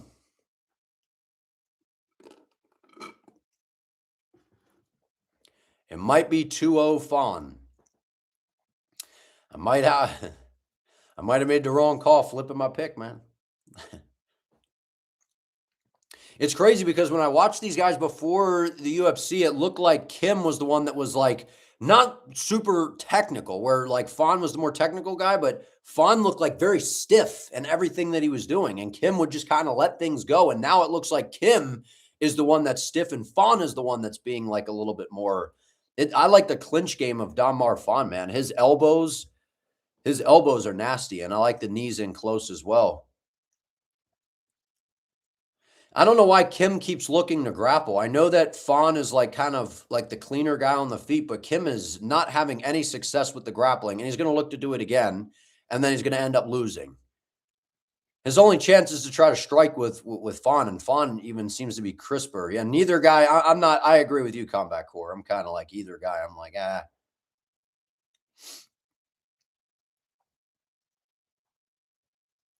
Good front kick by Fawn. What's this camera doing, man? Nice front kick by Fawn. I mean, there's no head movement from Kim whatsoever, dude. And right back to the clinch.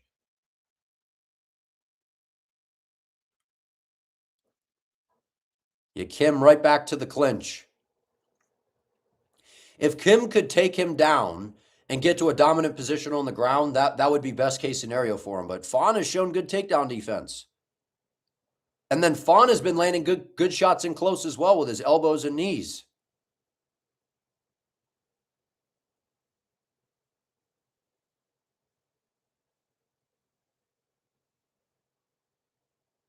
Oh, nice jab by Fawn. Good front kick by Fawn as well. Fawn should just throw straight down the middle. The dude doesn't move his head, man. Good little jab by Kim. Kim needs to open it up because he's probably down 2-0. Just kind of walking after him. Little kick to the body. Fawn might look to put it in cruise mode, knowing he's up probably 2-0. Nice jab by Kim. Oh, nice left hook by Kim as well. Nice jab by Fawn. Nice double jab by Fawn. That right hand got close by Kim. Good left hook to the body. Oh, Kim ripping some good shots in close. And then Fawn just kind of clinches up here. This is where Kim just let go and start ripping shots in close. Watch the elbows, though. Donmar Fawn's got some good elbows in close, man. I like his elbow game. Oh, that was a nice elbow by Fawn. Fawn. I don't even know if I'm saying it right. I don't know if it's Fawn or Fawn. What do we got? A low blow? Or no, we're back in. 2:48 left of round 3. Good front kick. That was low. Low blow, man.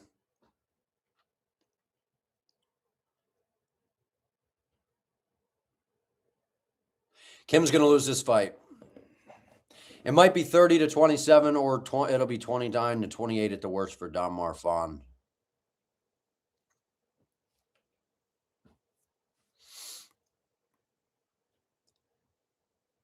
That's why I say with these picks, with these road to the UFC, with the road to the UFC Dana White Contender Series, you just don't know. You just don't know.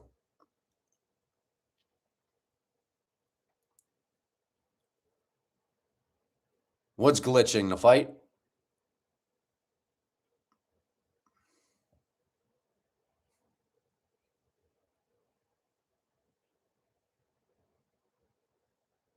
Yeah, the best way to get a break, yeah, if you commit a foul.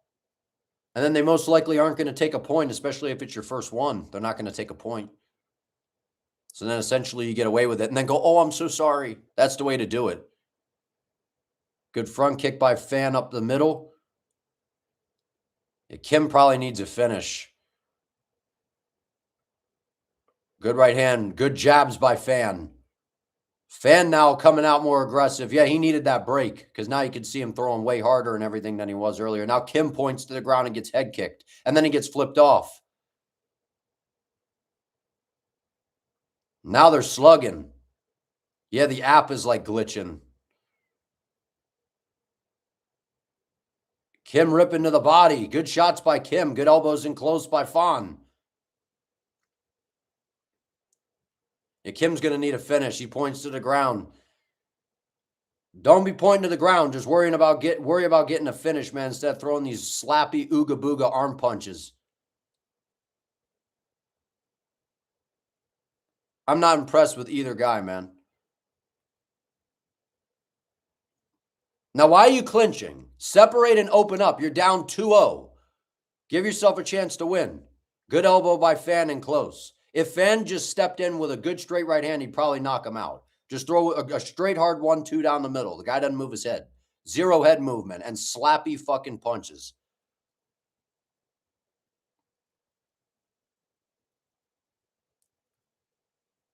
I know. Clinch up. You're down 2-0. Clinch up. Hold him against the fence. Do nothing.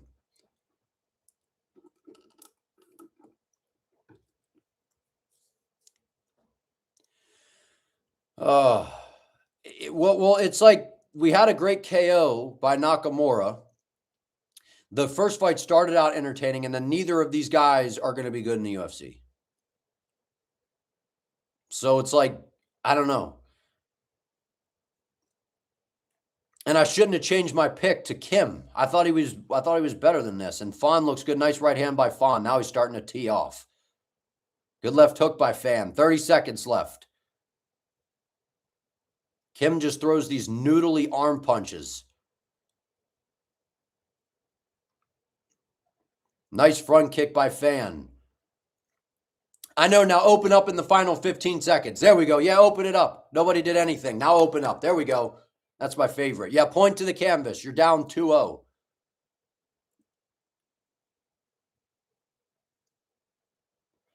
(3-0) Dom Marfan. I should not have changed my pick, man.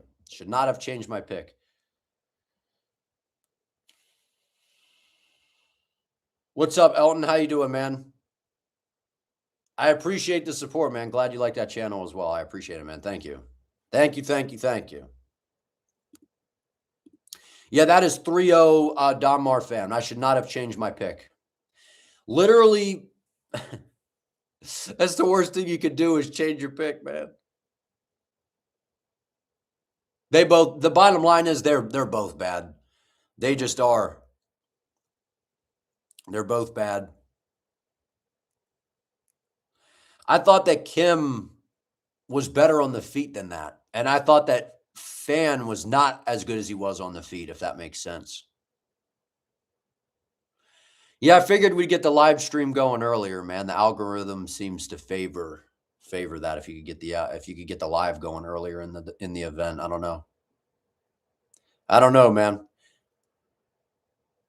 That was a good finish by Nakamura on the last fight, but I figured, man, that's always what happens whenever you flip your pick. Some dumb shit, some bad shit always happens. That's the way it goes, huh?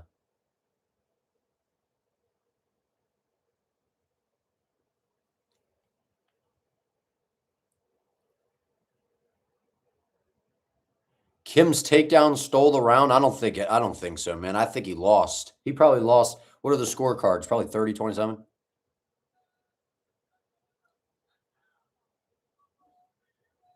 Let's see. Yeah. Shouldn't have changed my pick, man. Should not have changed my pick.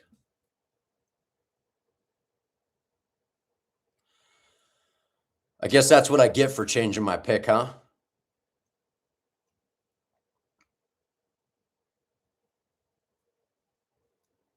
Kim turned out to be dog shit. I thought dude, I swear, I watched, I was able to find some more fights on Kim. And I was like, dude, he's like active. He's busy. He can mix things up. And I'm like, Fawn just kind of like sits there and he just goes to a bunch of decisions and doesn't throw a whole lot. And I'm like, well, maybe Kim will just out-volume him. Nope. Nope.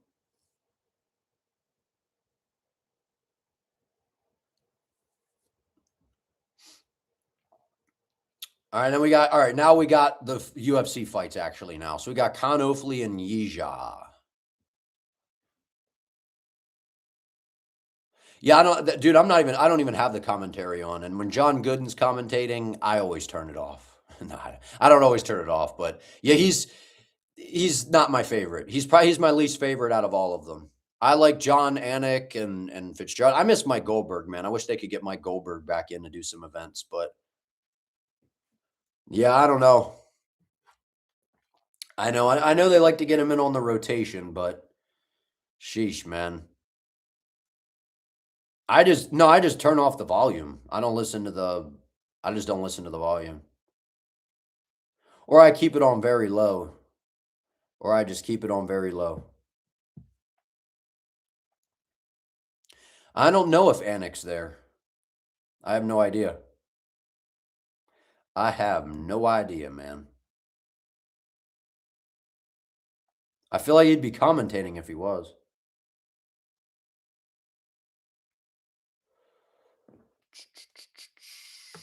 Am I riding with Volk or Lopez today? I mean, I pick Volkanovski. But there is that great fear of him getting starched, which I hope that does not happen. But of course, it's a possibility. Diego Lopes is very dangerous. But if you guys could do me a favor, like the stream, and if you're new, if you could subscribe and help me out, I would greatly appreciate it. How much of a factor do I think the extra hydration period will affect today's fights? The last two Sydney events only had 2 KOs each. Only one of those was below light heavyweight. I have no idea. I know the rehydration stuff's a big deal, man. Obviously, being more hydrated, it weighs in your favor, and then being more dehydrated. We see guys that when you have a bad weight cut, a lot of that is just you deplete yourself so much and you're so dehydrated by the time you get back, like you're just not fully recouped. And that can affect your gas tank, make you feel sluggish, um, compromise your chin, your durability, your output. I mean, so it's definitely a factor, but we'll see. We'll see. But yeah, I would hope, because with Volkanovski, the thing with Volk is he's never had I don't think Volk's had this like granite chin. It's always just been the fact that he's really elusive and hard to hit clean. Because if you remember Holloway, I mean, again, if you get hit in the, top of the dome, like stuff's gonna happen. You get hit in the top of the dome, you're gonna lose your balance and stuff. But he got clipped with that head kick in the second Holloway fight and got dropped. But outside of that, he had never really been hurt that bad that I can remember. I mean, Volk's, it's been so long, but I know that obviously in the Islam first fight, he got dropped, I think, right? And then in the second fight with Islam, obviously he got head kick KO'd. And then he got knocked out by Elia. But other than that, I mean, and I know Diego dropped him, but it's really not this fact of Volk having a bad chin or anything. It's just the reality that he's, a little bit older, but he relies on his movement, and you've never really had to see. Did Chad Mendes hurt him? I haven't watched that fight back. I haven't watched that fight back in forever, man. I remember nasty Volk ground and pound is what I remember. Yeah, that Topuria right hand, man. That was ferocious. That was thunder. That knocks out anybody that's ever fought at 145 or 55, and possibly even guys at 170, man. He hits so dang hard, man. And the technique behind his punches are insane. So, all right. The pacing's all right tonight, huh?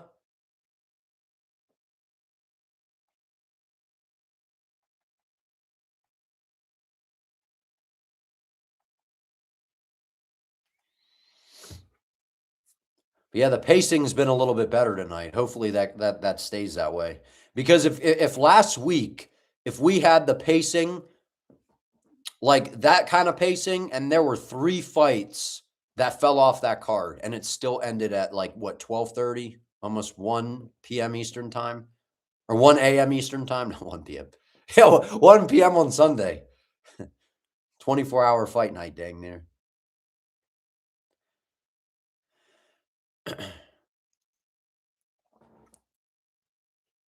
Yeah, the pacing's been a little bit better, but also that was the first Paramount card, or the first Paramount card. So I don't know. We'll see.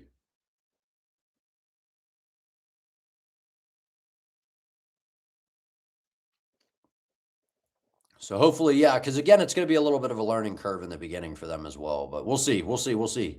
Jeff Perdios. Mr. Perdios, huh?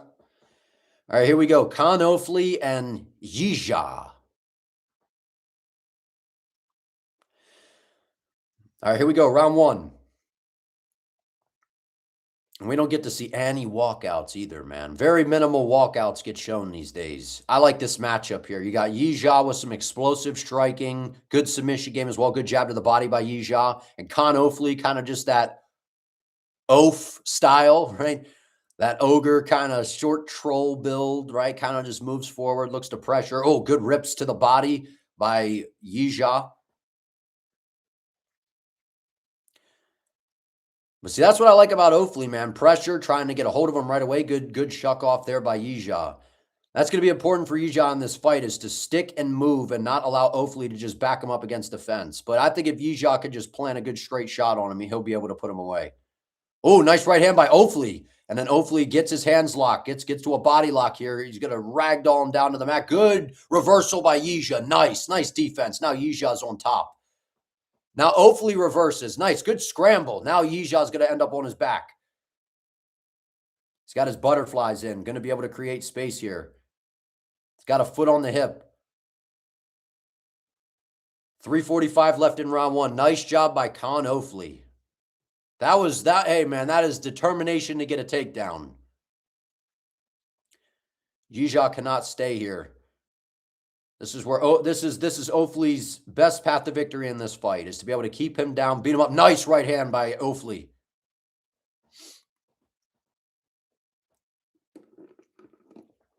As I said at the start of the live stream, this is going to be one of those cards where you either look really good in terms of getting a bunch of picks right, or you look bad and get a bunch of picks wrong. I just feel like it's one of those cards, man.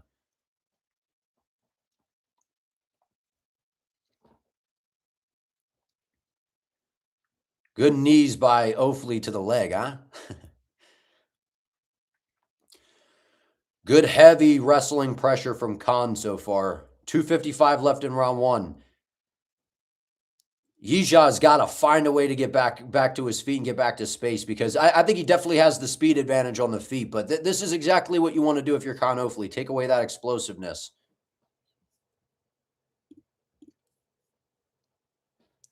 Yija working to build his base. Ofli just ragdoll, muscles him back down. Ofli taking him back down. Nice job by Ofli. Gets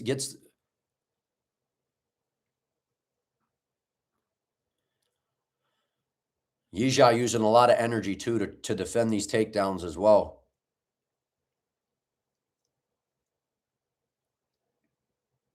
.213 left in round one. All Con Ofli so far, man. Relentless style. Muscles him back down to the ground.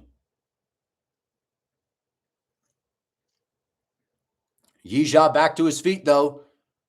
He's got the overhook. Got to create that separation, get back to space. Get back to space, Yija. Oh, good elbow and close by Ofli. Ofli doing a great job. Knees to the body as well by Ofli. Nice body shot. This is going to wear on Yija. Ofli's going to shoot again. Oh, nice little, I think that was a check hook by, oh, Ofli stung him. Now Yija's starting to open up a little bit. That was a good right hand by Ofli.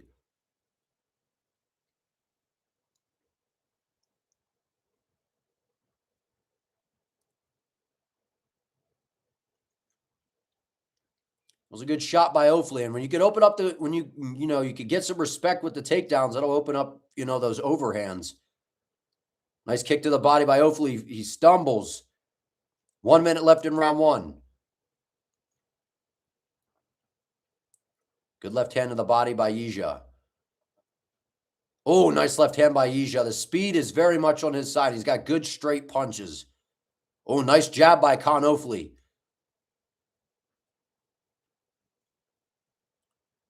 Now Yija's got Ofli on the back foot. Good leg kick by Yija. Oh, nice right hand by Ofli. Ofli's finding a lot of success with that right hand. Good low kick by Yija. Oh, nice left hand by Yija as well. Good fight. 20 seconds left in round one. Oh, nice little front kick by Ofli. Nice 1-2 by Yija. Oh, Yija stung him with a right hand. Yija walking him down with his hands out. Turning up the dials, man. Good first round. Very good first round. Oh, nice shot by both guys at the end of the round. Good round. Good round.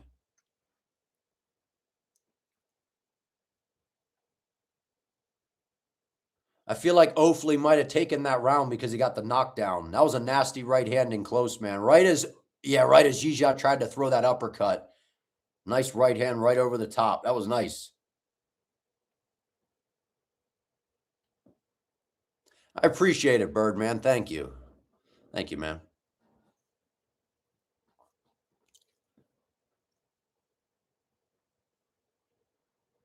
Oh, I know. Hit us with an ad right as you're going to show the corner work, man.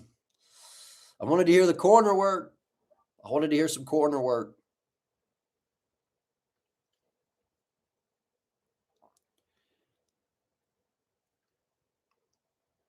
But yeah, I'm going to be real. All those fighters on Road to UFC, man, the only one that I think might be decent, in the UFC, honestly, is probably Nakamura. If I'm looking at potential, like maybe Donmar, I wasn't that impressed with Donmar Fan or Kim, and I wasn't impressed with really either guy in the first fight.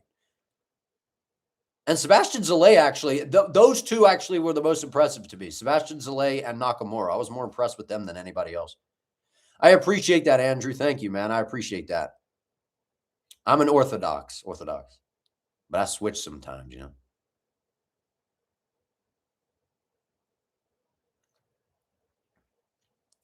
Yeah, that'd be smart for Yija to rip to the body. He's got the speed advantage, but Ofli's, see, now he's got to get Ofli. He's got to get Ofli off of him. Good pressure by Khan Ofli. Right at the start of the round. Oh, dropped him, Yija, with a nice left hook, man. Now he's pouncing on him. That was a fast, sharp left hook, man. Yija posturing up, trying to rain down some nasty ground and pound. Just let him back up, let him back up, let him back up.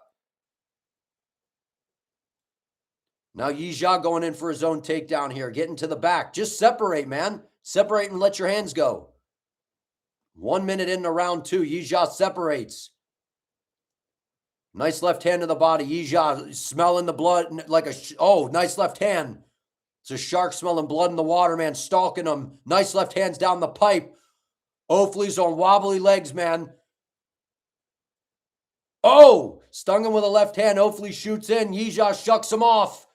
Put the pressure on him. Walk him down, walk him down, walk him down. Yeah, nice left hand to the body. Now set it up. Now set it up. Throw a hook behind the backhand. Throw a hook behind the backhand. Nice kick to the body by Ofli, though. Oh, nice little knee. Scissor knee by Yija. Yija getting to the back. Might have a sub opportunity here. Oh, nice knee in close. Nice elbow by Yija. Oh, nice little check hook by Ofli. Careful you don't blow your gas tank, though, if you're Yija. Ofli seems like he's gotten his wits back a little bit here. He's hitting air, though. He seems to have recovered a little bit. Nice little inside kick by Yija. I think Ofli's recovered a little bit here. Yija was this close to a finish, man. This close to a finish. Nice right hand. Straighten that out a little bit more. Step in a little bit more, and he's going to land that. Go back to the body. Go back to the body. Oh, man, that uppercut was juicy. He just missed with it. A little clobbering uppercut that he was trying to wing up the middle there. A little too wild, though. Got to reel it back in. Reel it back in. Oh, nice little right. That was a nice little right hand by Ofli. Ofli has seemed to recover a little bit here. Oh, nice left hand over the top by Yija. Timed that kick to the body by Ofli. Dude, Yija's striking's gotten so much better over his past 5 fights. His striking has gotten so much cleaner, I think. 2 minutes left in round 2. Yija stinging him with some decent shots here, man. He's loading up a little bit. Good left hand. Instead of trying to just put him away, just touch him. Just touch him. Jab, left hand, touch, touch, touch, touch. Oh, nice little right hand. Oh, Yija stung him with a hook. Oh, nice right hand to the body. He's got Ofli backing up here. Good kick to the body by Yija. Oh, he dropped him, left hand. Yija starting to tee off. Not, oh, Ofli shoots. Yija stuffs and defends. He's got the overhooks. Going to shuck him off. Going to separate. 130 left in round 2. Yija looks like he's breathing a little bit heavier here. Just, spending a ton of energy trying to get him out of there. Good left hand to the body by Yija. Just touch, man. Don't load up on everything because he's eating some of your best shots. Just touch, touch, touch, touch.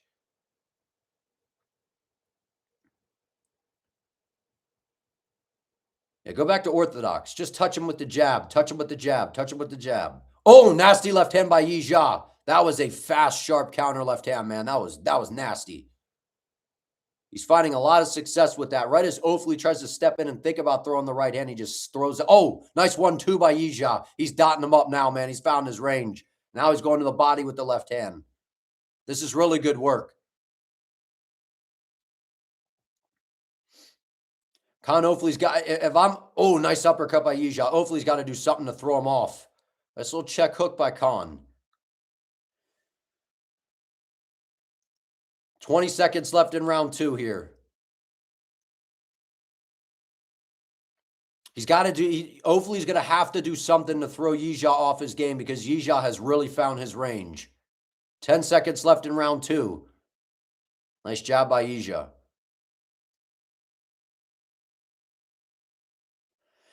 There you go, round 2. So it's probably 1-1. I think the first round might go to Ofli because of that knockdown, and he was pretty. Ofli had a pretty solid first round. That round was pretty dominant by Yija. There it was a pretty dominant round. How do you guys have that one scored? I appreciate you, Birdman. Yija's found his range. If I'm Ofli, he's got to try to get this fight to the floor again. But he's finding a lot of success with that overhand right. When he's kind of dipping his levels, but that's when he was having success with the takedowns. Now that Yija is stopping the takedowns, now he's probably going to have a problem.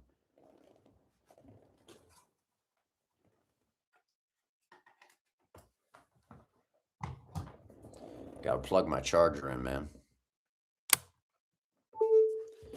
That was a dude. Yija's speed is really something, man. His striking has gotten so much better because he was like known for being more of a grappler. Like on the come up, if you look at his record, a lot of his wins are by sub. So he's got a solid ground game for the most part. My question marks were with his wrestling. All right, we hug it out. Now let's get back to it, man. Let's go.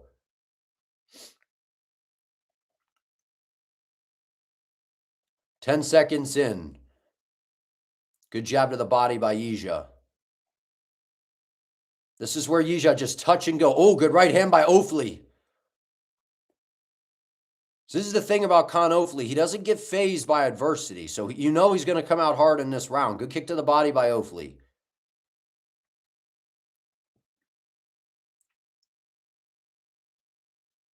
I'm not Turkish, man. I'm not Turkish. Brother, I'm not Turkish, bro. Good leg. Oh, that was a nasty leg kick by Ofli. That kind of had Yija stumble a little weird there. Good right hand to the body by Yija. Good pressure by Khan Ofli. See, he should throw a right hand, left hook, and then even another right hand behind it. Throw a 3-punch combo because that's where Yija starts to drop his hands, and that's where Ofli's really landing. Nice leg kick by Ofli. Good left hand to the body by Yija. The speed is on the side of Yija, but Ofli, nice kick to the body by Ofli.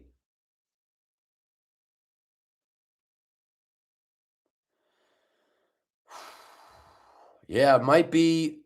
It's probably 1-1 here, man. So whoever can win this round. 3:30 left in round 3. Yija. Oh, nice little sniper right hand by Yija. Counter right hand. That was quick. Ooh, Ofli threw a nasty elbow. Just missed. Shoots in for a double. Good takedown D here from Yija. He's got to get his back off the octagon side. Circle off. Very important moment in this fight. Yija cannot get taken down here. Cannot get taken down. Just separate. Don't look for your own takedown. You got the advantage on the feet with the speed. Good defense. Good reversal. Now Ofli reverses as well. We're going to get back to space in a second. Nice job. 2:50 left in round 3. Nice little left hand by Yija.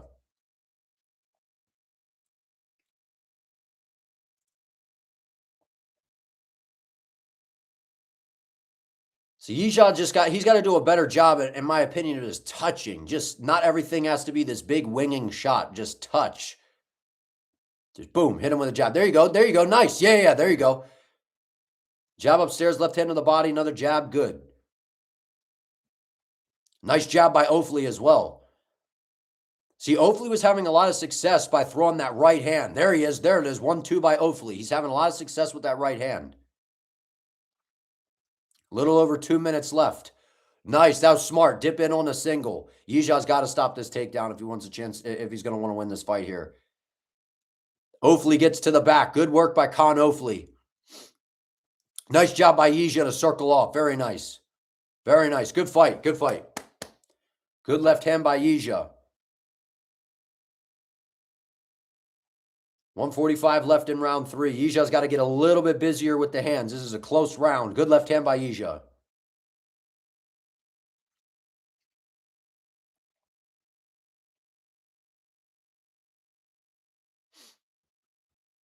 Nice left hand to the body by Yijia. That left hand to the body has been a good shot tonight. And he brings it right back upstairs. Not many kicks, which I get it, knowing that Ofli's going to probably try to take him down. Good leg kick by Ofli. Ofli's becoming predictable there. Every time he goes southpaw, he tries to match the stance to throw a leg kick. Good takedown defense by Yijia. A little over a minute left in round 3. Dudes, it's anybody's fight right now. It is anybody's fight right now. Oh, Yijia gets his own takedown.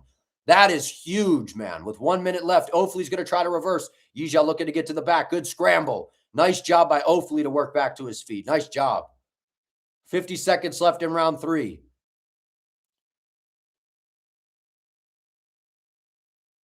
This might win Yijia the fight. I don't know, because it wasn't a whole lot of damage with it. And we've seen, what the criteria with the damage. Oh, nice elbow and close by Yijia. Oh, nice elbow by Ofli. That might be a mistake, though, by Yijia, especially if Ofli can get a takedown here. Circle off. Got it. 30 seconds left. Anybody's fight. 30 seconds. Oh, good jab to the body. Ofli just missed with a right hand. Yijia shoots another blast double. That was beautiful. Beautiful blast double by Yijia. That was a nice takedown. Now he goes to the back. Good job by Ofli. Great scramble. Great scramble. Nice elbow by Ofli. Great job, man. Let's go. 5 seconds left. Spinning back kicks. Both guys threw it. Great fight, man. Great fight. Good fight. Good output on the feet. Damaging shots on the feet. Scrambly rascals on the ground. That was good stuff, man. Good fight. Good fight. I think Yijia got it done 29-28, though. I gave round 1 Ofli, round 2 Yijia, and round 3 Yijia again. So, good fight, man. Very, very good fight. I forgot to do a poll for this one, man. I just realized I forgot to do a poll for this fight.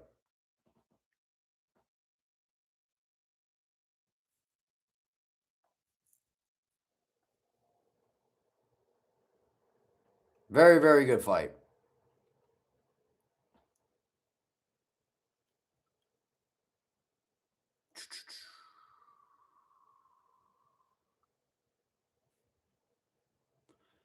Yeah, I think Yijia 29-28. I think he got round 2 and he got rounds 2 and 3.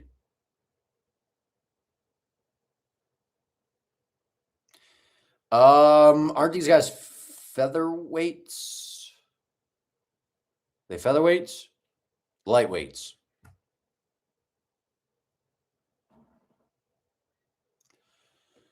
They'll show it on the screen maybe in a minute. Let me put on the volume so I can hear the scorecards.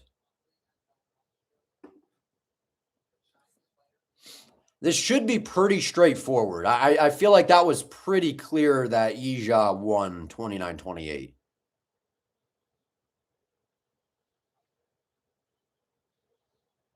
Let's see. Ladies and gentlemen, we go to the judges' scorecards for a decision. Let's see.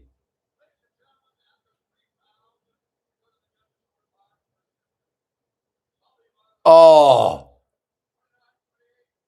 A split decision, really?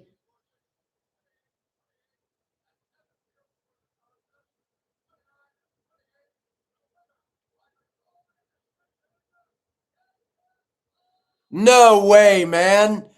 No way. He did not win that fight.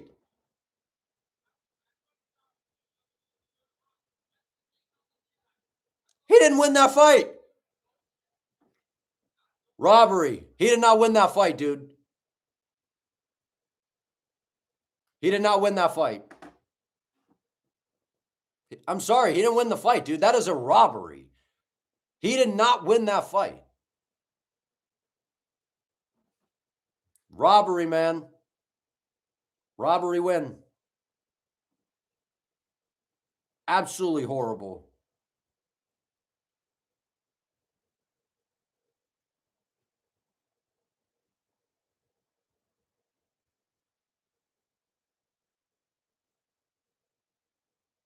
Wow, man.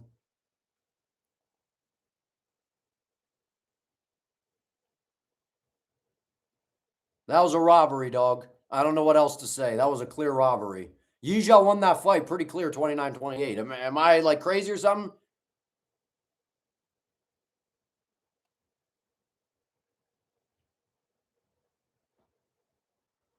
Sheesh, man. As they always say, just can't let it go to the judges. Can't let it go to the scorecard, man. Can't let it go to the judges.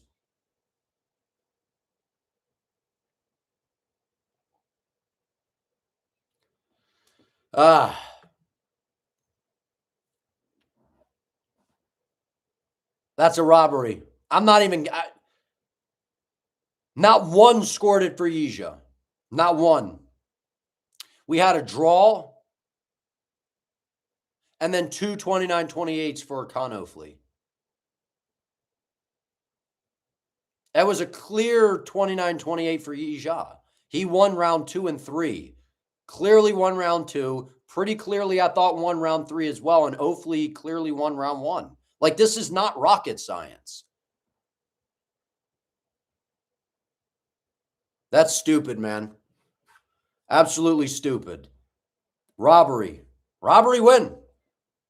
Robbery win.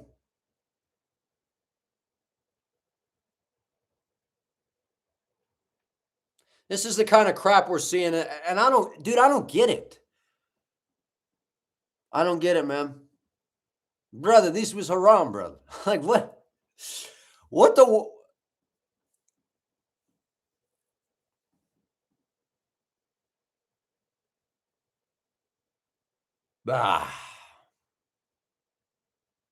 And you know what pisses me off is getting a pick wrong off of a bad scorecard. And especially, like, if it's a close, like, if it's like razor close, good back and forth, I'm like, whatever. Maybe I thought the other guy won, but whatever. Dog, that was... Brother, this is big disrespect. This is number one bullshit, brother. Yeah, man. I'm best fighter in UFC, man. I'm here to smash everybody, man. Hey, brother, we have to check. We have to check the judges, brother. Hey, brother, this guy. Who give him judge capability, brother?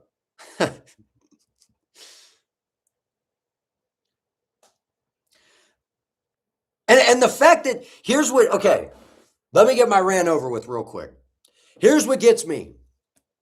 Not a single judge thought that Yizha could have won that fight. When all of us are sitting here saying Yizha won the fight, not a single one of them thought that Yizha won. We got a problem here. Houston, we got a problem. Same thing with Natalia Silva and Thug Rose. I picked Natalia Silva to win, and I didn't think that she won. And even if she did win, it wasn't clear. And the fact that every judge was like, yeah, it was crystal clear, man. It was crystal clear that Silva won. No, it wasn't crystal clear.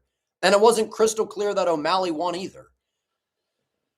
So, wow. Usyk, 7465. Thank you for gifting some memberships out here, man. Thank you very much for the support. You should get your own membership, though, dog. I would appreciate it. So, oh, by the way, members. Moving forward, I mentioned this. We're going to be doing some film breakdowns where, because of copyright, a lot of the time it's hard to do public.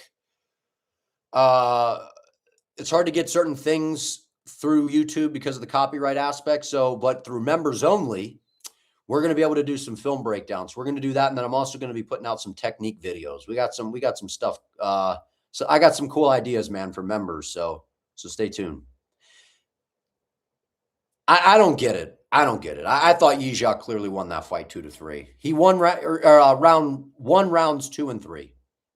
But it's the fact that no judge saw it that way.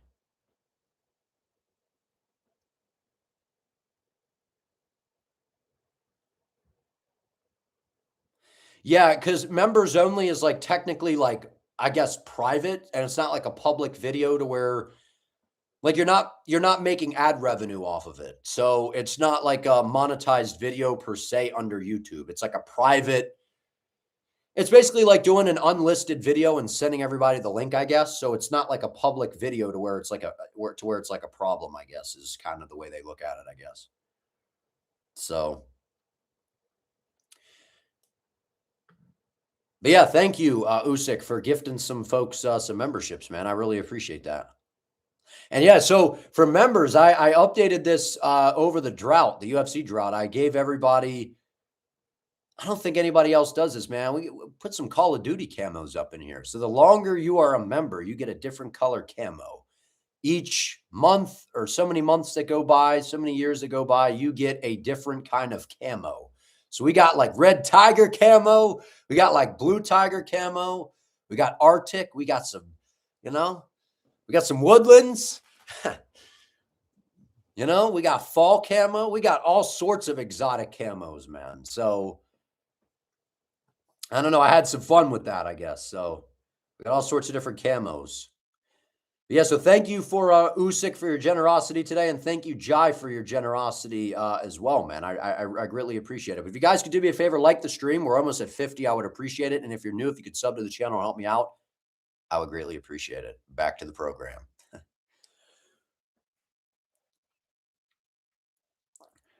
Hey, man. Hey, man. I'm best fighter in UFC, man. Yeah, there you go. Howling with the Husky down under with terrible judges awarding Aussie fighters wins. What's up, MMA Husky Hustler? How you doing, man? I know that was a brutal robbery. That was a brutal robbery. It was a clear 29-28 for Yijia. Clear. And anyone that says that they thought Ofli won, you had a bet on them or you just picked them and you're just glad you got the pick right. But if you're being honest with yourself, you know that Ofli lost.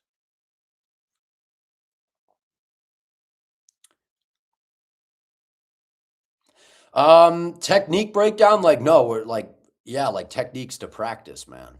And then we might do some of the thoughts that I'm having is people always they're like, who are your lock of the card or whatever. So we might do something like that.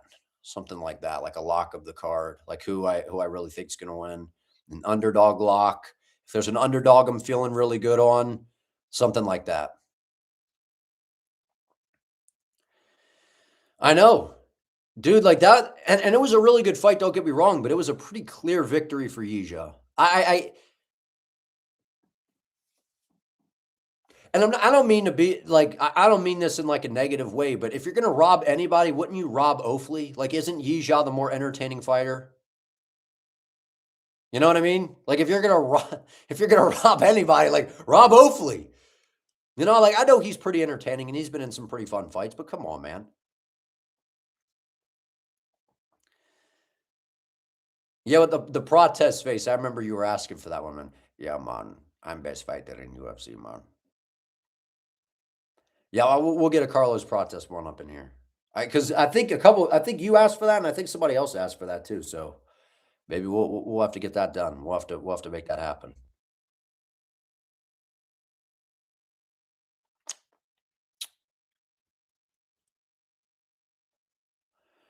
My stream's lagging a little bit. What's up, Maverick? How you doing? Is there an Elia one? I don't know if I have an Elia one. I gotta make some more, man. I gotta make some more.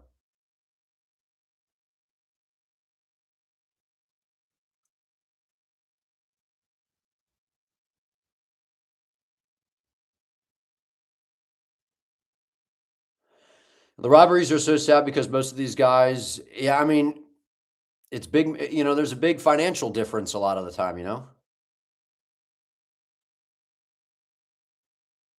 There's usually a pretty big financial difference because if you're getting whatever it is, you get your win money, your show money.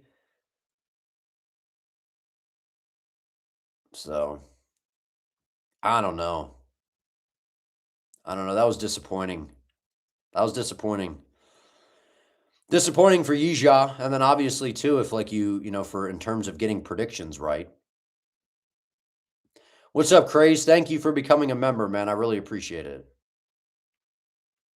And you've been supporting for a long time, man, so I greatly appreciate it. Seriously, thank you for the support. And messed up your parlay, like that's the kind of stuff that goes on, man.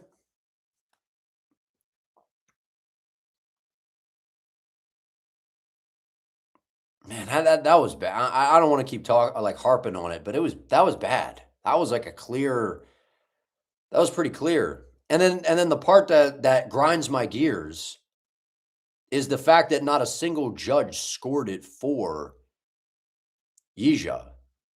They were just so sure that Ofli won. You remember that Lopez had Volk running last time? Well, that's Volk's style. That's how Volk has to fight him. He has to stick and move. He can't just slug. I mean, he picked his moments to slug in the pocket, but Diego's got a big power advantage. Yeah, thank you, Usyk, for giving out some memberships, man. Very generous of you. Is there an ad playing right now? Does everybody have an ad going? I didn't know if I needed on Paramount if I have to switch off of or if it stays on the same. I think you can click on the same thing. Yeah, okay, yeah, you do stay on the same thing. We don't get any walkouts, I guess. We get very minimal walkouts, huh?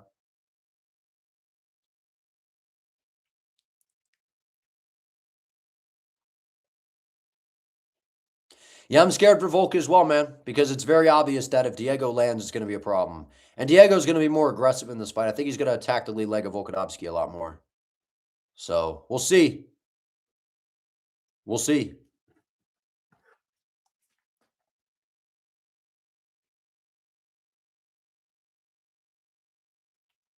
We will see.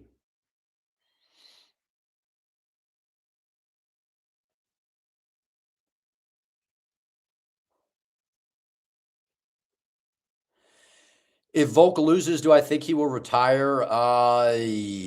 Unfortunately, yeah, he might, especially if he gets finished. He might not retire. I don't know, actually. Like, if he loses here, it's in Sydney, Australia. Like, I could see the emotions, it being like kind of, I guess, the perfect place for him to lay it down. I don't know, man. I don't know. But yeah, if he gets KO'd, I think it's a possibility. So, Big Pelican, you think that Volk and Ruffy are losing? So then we got Jonathan McAuliffe versus Oban Elliott. Who's everybody got in this one?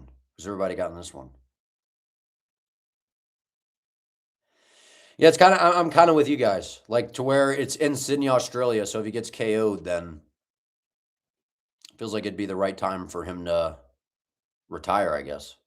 Because Volk's done it all, man. He doesn't have anything else to prove. Anything at this point is just feathers in the cap. Accolades to add to an already incredible resume. You got Elliott. I picked McAuliffe in this one. Yeah, he's up there in age. What is he, 30? Is he 38? 37, I think, right? 37, almost 38, something like that. All right, here we go. Round one. Oban Elliott right on the pressure right away. Good 1-2 by Elliott. Elliott getting right on him. Nice little kick to the body by McAuliffe, but Oban Elliott right into a takedown. Way too easy. Major mistake by McAuliffe. Now he's on his back. Plenty of time to work for Oban Elliott. I know McAuliffe is good on the ground, but Oban Elliott's pretty good on the ground as well.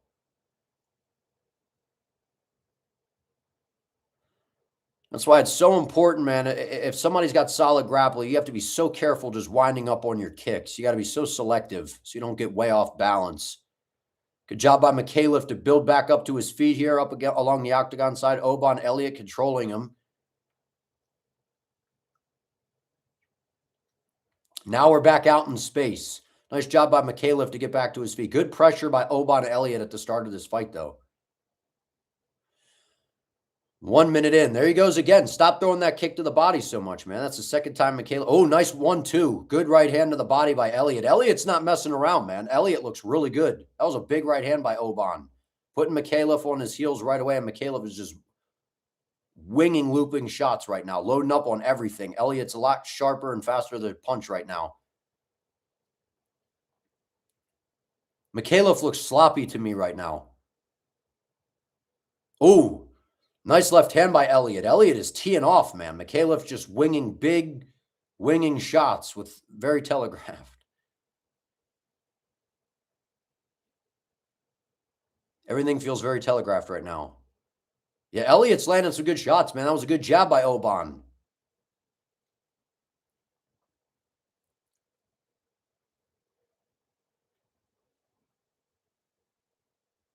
Mikhailov on his bike early. Doesn't have much of an answer for the pressure of Oban. Nice head kick by Elliott. Blocked a little bit by Mikhailov, but that still got through a little bit. Nice inside leg kick by Elliott. Elliott's coming out with a point to prove, man. He looks sharp, looks aggressive, looks locked in. While, I don't know, Mikhailov looks stuck in the mud right now. Seems like he's struggling to find his rhythm. Oh, Elliott just missed with a big shot, man. Elliott is throwing hard, dude. Mikhailov just missed with a nice left hand, though. Nice job by Elliott to duck underneath.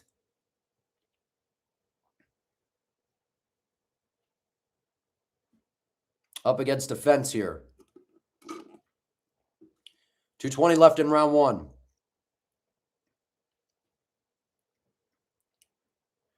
This is going to come down to Oban Elliott as being way busier, and he's... Oh! Mikhailov dropped him with a good check hook. Mikhailov, foot on the gas, overswung. Elliott dips underneath. Just as I was about to say, this is going to be the output of Elliott that might get this thing done, and big shot by Mikhailov dropped him. It was a good right hook by Mikhailov. Oh, don't load up like that, man. Way too telegraphed. Telegraphing everything.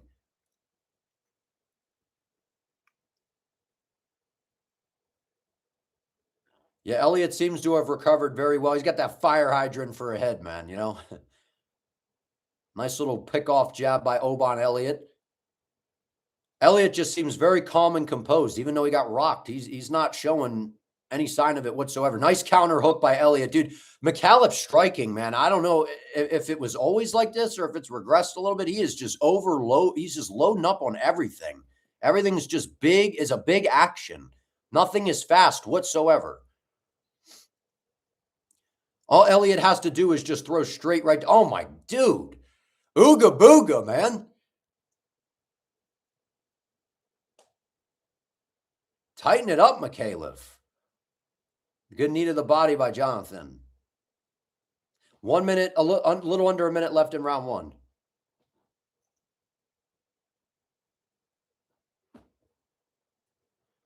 Oban Elliott looks pretty good.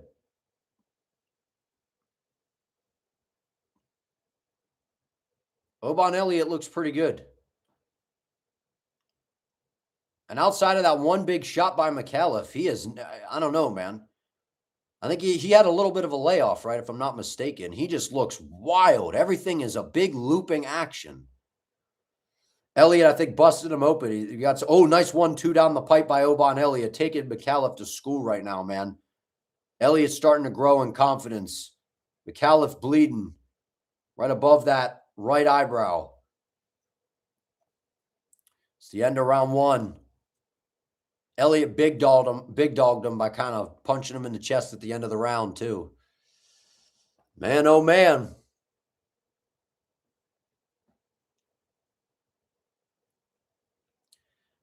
Yeah, but everything from Mikhailov is a big looping action, loading up on these big leg kicks and swinging with these big wild hooks. It's like, man,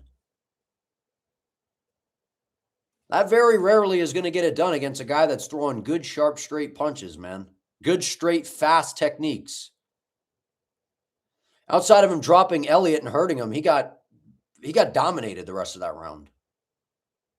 He's 100% crazy. He's telegraphing everything. You can see it coming a mile away. Big winging, you know?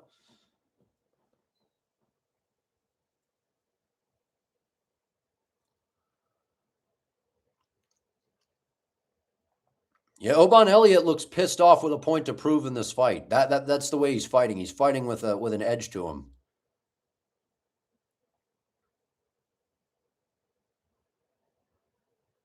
Elliott right back on the pressure.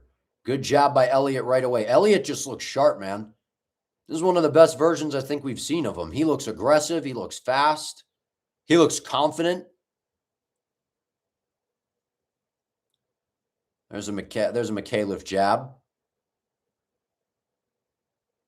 Yeah, Mikhailov's going to get out-volumed in this fight. Nice kick to the body by Elliott. Good little kick to the body by Mikhailov as well.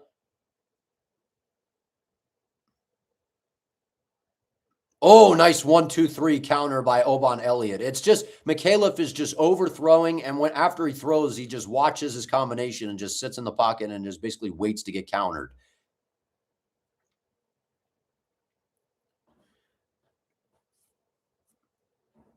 Mikhailov's got to work on his striking.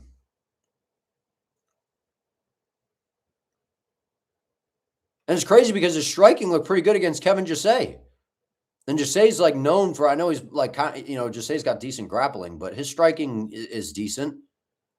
And Oban Elliott is well-rounded. His striking looks clean tonight, man. And he looks fast. Nice sharp 1-2, a nice hook around the guard by Oban Elliott. Elliott looks good, man. Ripping him up with these combos.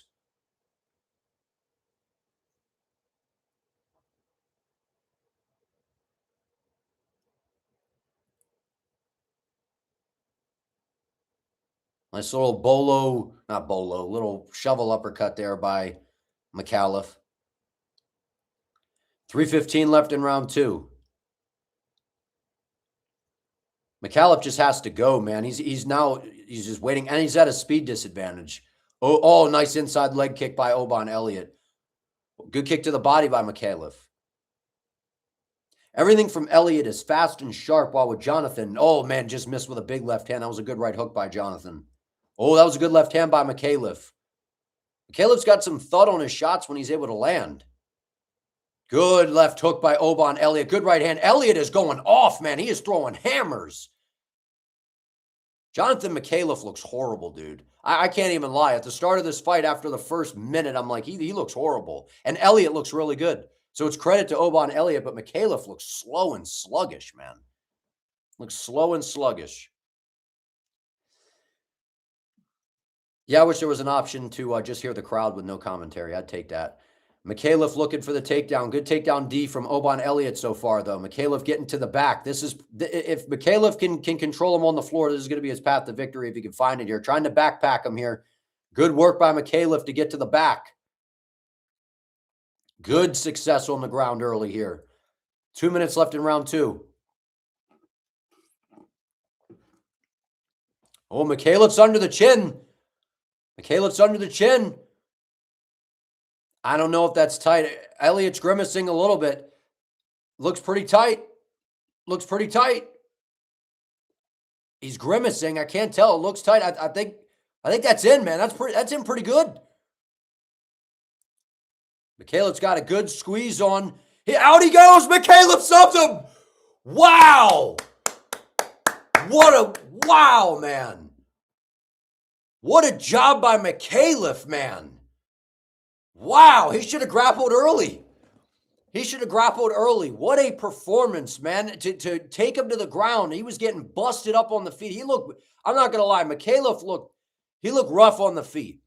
And Elliott looked really good on the feet. So credit to Oban Elliott. He was fast, he was sharp, he was stinging him up. But, man, Mikhailov should have grappled early. He dominated him as soon as he got him to the ground. And it was kind of weird because Elliott was kind of chilling, grimacing, and he was kind of like, nonchalant defending the choke. And then the next thing you know, the sub was locked in. That was nice by Mikhailov, man. Yeah, maybe the time off played a role. I don't know. But he did look slow on the feet, man. He looked slow and sluggish. But he got the job done, man. He got the job done. That was a good performance by Mikhailov with the groundwork. You were feeling bad. What's up, Jack? You were feeling bad about your Mikhailov pick for a while. So was I, man. I'm like, dang, dude. Yeah, Oban looked really good on the feet. I can't even lie. That honestly on the feet, that might have been the best version we've seen of Oban Elliott, dude. He looked really good on the feet. Let me unplug my controller real quick, man. Dude, I thought on the feet, that was some of the best that we've seen Oban Elliott. He looked fast and he was freaking swinging, man. He was throwing some hard shots.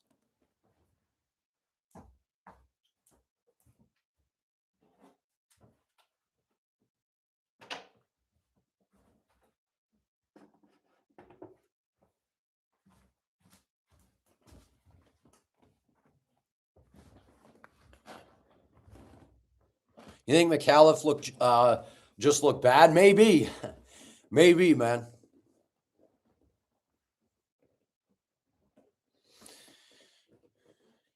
He was pissed with this guy for months. It cost him bad. Wait, he was pissed at Jonathan Mikhailov? Oban Elliott was mad at him or something? Yeah, Mikhailov's striking looked horrible. I can't even lie there.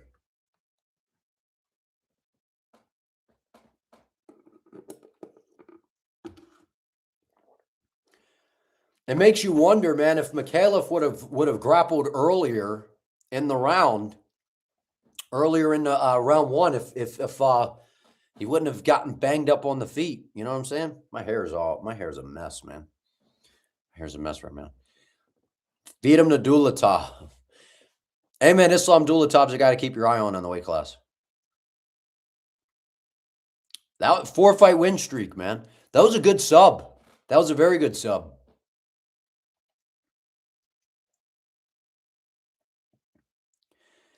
Yeah, Elliott, I think he did get a little overconfident. But again, on the ground, we saw against Coe, he was having some issues. But see, they showed right away when he got taken down, he was just kind of nonchalant, just kind of chilling. I don't think he really felt like maybe there was much of a threat or something, but Mikhailov is known for having pretty solid jiu-jitsu. So that was a good win for Mikhailov. That was a good win. But again, I didn't think he looked that great, to be honest with you. I didn't think he looked that great. But yeah, the more I think about it, Jack, I think that Dan Hooker, again, because of how hittable Benoit Saint Denis is, but I don't know. Dan Hooker takes a lot of damage, man. And I think if you're getting hit by Benoit at this point, I don't know. It could end up being a crazy war, but we'll see. We'll see. This fight was scheduled before Oban pulled out with the illness, and Jonathan talks shit about it. Been going back and forth since. Oban looked good. Big mistake. I know. I thought Oban looked better, and then he just ended up getting subbed. Yeah, his striking looked bad. He was over swinging on everything. He was getting wild. I mean, I'm glad he won, got the pick right, but I don't know. I don't take away a whole lot from that from Mikhailov. I mean, his ground game looked good. Got a sub over Oban Elliott. That's impressive.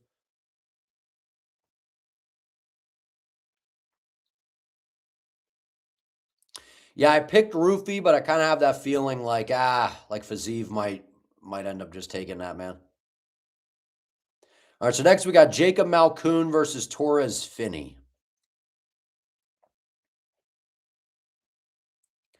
You're thinking BSD does decent on the feet, then takes him down round 3 and subs him? Possibly. Possibly.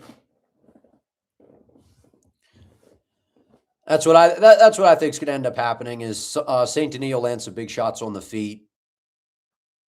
Be able to just push the pace on him, take him down. You just got to watch the knee of Dan Hooker.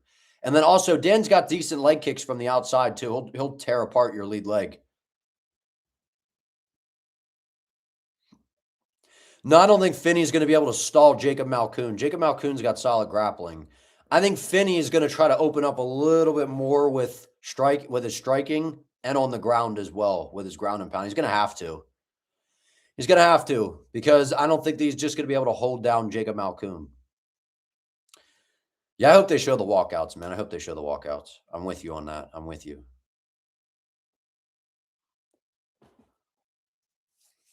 I'm with you, man.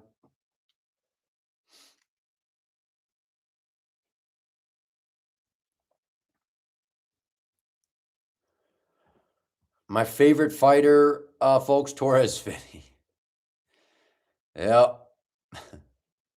And it's kind of crazy because Torres Finney actually has quite a few finishes on his resume, but I don't know. He had some boring performances, especially that last one against Robert Valentin, but I thought it was a pretty dominant win, even though they gave Valentin the fight was closer because again, Finney did like no damage. It was a straight wrestling match. He's not gonna be able to get away with that in this fight.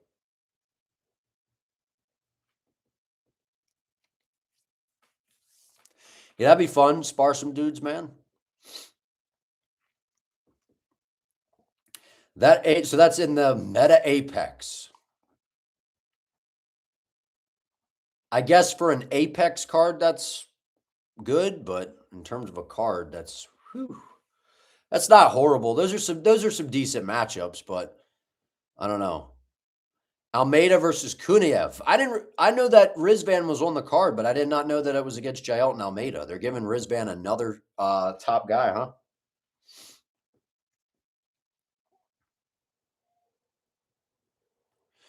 Yeah, I'm excited to see Vinny Oliveira, man, versus Mario Bautista. That's a good fight.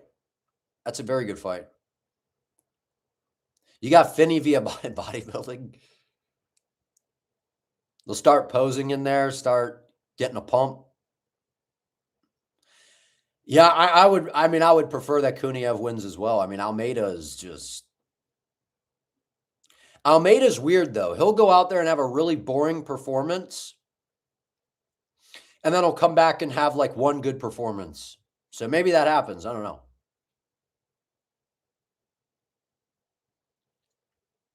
Yeah, Mario's top of the weight class for sure. I think he's a better fighter than Vinny Oliveira, but it's the fact that Oliveira hits really hard and he's just kind of one of those guys. He's like a Michael Morales, Peyton Talbot type of guy in the weight class to where he's got this big frame to where he might not be the most skilled, but he has a size advantage and he hits hard and he's really athletic and he's just a hard guy to deal with.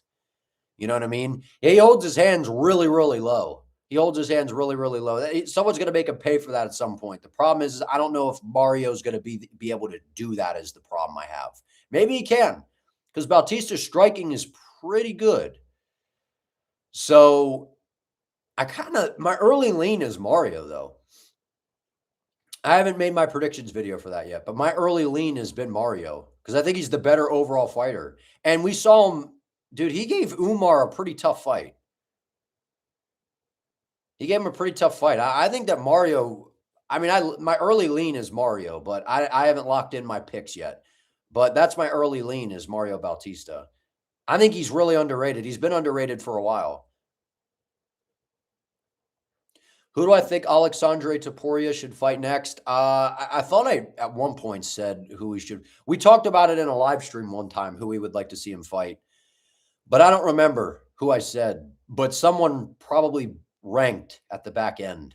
Oh, Rob Font. That's what I said. Rob Font. Rob Font versus Alexandre Topuria.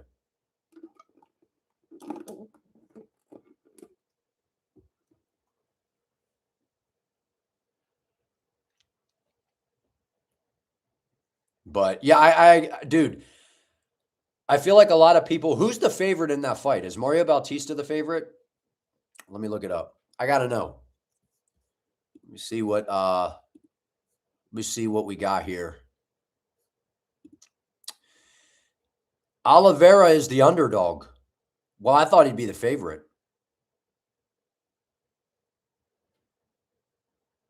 Yeah, the odds on here are interesting. The odds on here are very, very interesting. Feels like a trap card. Feels like a trap card, man, that Apex event, looking at some of the odds, because a lot of the guys that are favored, I feel like, are a lot of the guys that might win. I don't know. I haven't locked in my picks yet. I still got to do a little bit more research before I make my full card pick video for that. The Armin card. Yeah. Because that's when, isn't that when Alexandre fought? Yeah, he fought Bexit Al-Makan. I'd like to see him fight Rob Font. Thank you, Ryan. I appreciate it, man. I appreciate it, man. There's an interview that Finney benches 400 and deadlifts 700. I wouldn't be surprised, man. He's He's short and just a ball of muscle. Yeah, I'm surprised how big of an underdog Vinicius Oliveira is, man. Vinny Oliveira. He's fun to watch, but those hands being real low like that, Mario Bautista is pretty durable. Mario Bautista is pretty durable, and he's well-rounded. And he does have some decent power now. What about Topuria versus Chiwiwi if Chiwiwi Rosas gets by Font? I mean, I don't think they're going to do Topuria versus Rosas because they're going to try to build both of them in the weight class. They'll only do that if they're at the top of the division at that point. So I don't think that they'll do that. But yeah, I mean, I like Alexandre Topuria a lot, man. I mean, I like Ilya a lot as well. So I like their styles, man. Beautiful boxing. They have good grappling. I think Alexandre, his grappling is really good. His grappling is really, really good. So, and Raul hasn't fought in a while. He was supposed to fight on that Noche card, right? Where Diego KO'd Silva. And then we haven't seen, I don't think we've seen him since, right? It's been a minute since we've seen Raul in there. Which, in a way, like, obviously it would have been great to see him fight on that card against Rob Font, but he came in at, what, 17 years of age, and, like, he's gotten better. He's gotten better and better and better with pretty much every fight that goes by, and he looks bigger, more physically strong. All those things are going to benefit Raul. I wouldn't be surprised if he ends up becoming a featherweight at some point when he, like, really fills out into his frame.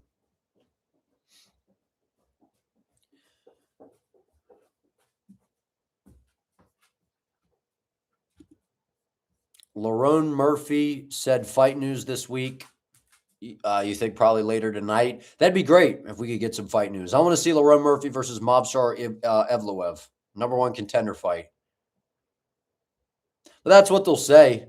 They'll book that as a fight night headliner for like the UK or something, and then they'll be like, it's a #1 contender fight, and then they won't give the winner the title shot. They'll give it to, I'm telling you, man, if Diego Lopes wins, they'll probably do Diego versus Yair Rodriguez because the beef is there. And you remember when Yair, after he beat Patricio Pitbull, he's like, they promised me a title shot. So I feel like they'll do Diego versus Yair if Diego wins.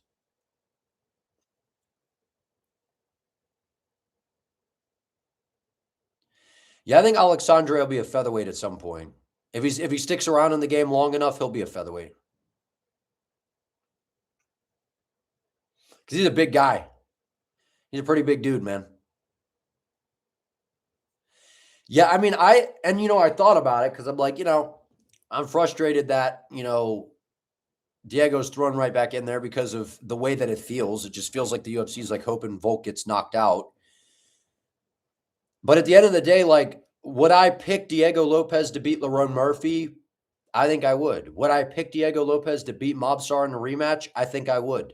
Because I think Diego Lopes has gotten a lot better since the first Mobstar fight. And that was short notice for Diego. And I think Diego was a lot more dangerous than both Lerone and Mobstar. But I like that stylistic matchup between Lerone and Mobstar. I think that's a really fun fight. That's a high-level fight. Technical, Lerone's like a tactician, right? And Mobstar's got a good ground game and underrated stand-up. I know he doesn't have a finish in the UFC, but he's got some decent power. He wobbled Arnold Allen with a shot, right? I mean, he's a good grappler. He's a good grappler. I like that matchup a lot. And Lerone Murphy's shown that his grappling's pretty good, too.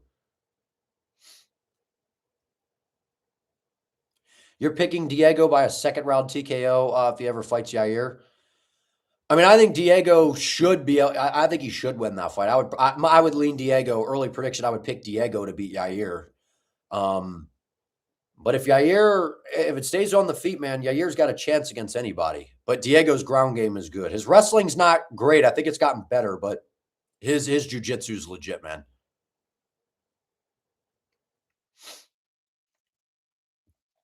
After the Volk loss, they should have booked Diego and Yair. They should have booked that fight as like if they wanted to do that for like a contender fight, that would have been fine. And then give Lerone and Mobsar, one of them, a title shot. I don't know, man. Well, the bottom line is this is what I was talking about. We got the introductions going on for Finney and Malkoon. But this is what I was saying in the new Paramount era. It's going to be about popularity and really who the UFC wants to put in position to be champ, and who they think is the most marketable that can get them the most views. That's what it's going to come down to. That's what it's going to come down to. You book Yair versus John Silva, just feed Silva someone. I like that fight. Depending on how everything kind of plays out in the featherweight division, I like that fight a lot. I think that's a really good fight. That's a banger. Anything with John Silva is a banger. And pretty much anything with Yair is a banger. Anything with Diego Lopes is a banger. Anything with Volk is a banger. Those are your reliable four at the top right now, off the top of my head. Mobstar's been in some good fights too. The Aljo fight was really fun. The Arnold Allen fight that he had was fun. Lerone Murphy against Pico was good. Lerone Murphy, I feel like he's had if you're going to say who's had the more boring performances, I feel like Lerone Murphy might be the guy. You know, people are so quick to rip on Mobstar, but I'm like, Mobstar's fight against Aljo and Arnold Allen were pretty entertaining. So, all right, here we go. Finney versus Malkoun. Round one. This is an interesting one. Here we go. I expect Malkoun to hop on the calf kicks here. That'd be a smart investment. Torres Finney with a nice little jab. Man, he's built like a running back, dude. Torres Finney's got that running back build. He's like a fullback. Just a big, stout, lower center of gravity guy. Hard to get under. Jacob Malkoun got that low stance, moving well. Finney parrying the jab. Malkoun doing a really good job with his footwork.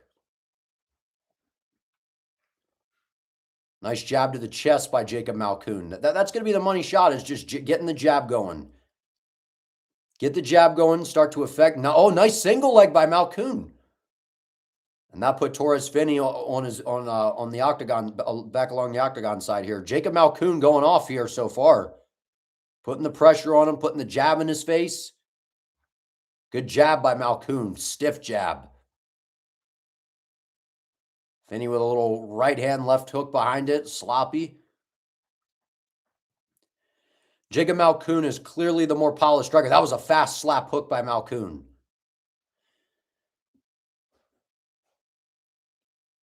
Torres Finney is not just going to be able to stand on the outside like this. He's going to have to, oh man, that little feint level change with that right hand behind it. Nice little jab inside there by Finney. Oh, nice right hand by Malkoun. That was a sharp right hand. Good. Jacob Malkoun striking looks sharp. Good jab by Malkoun.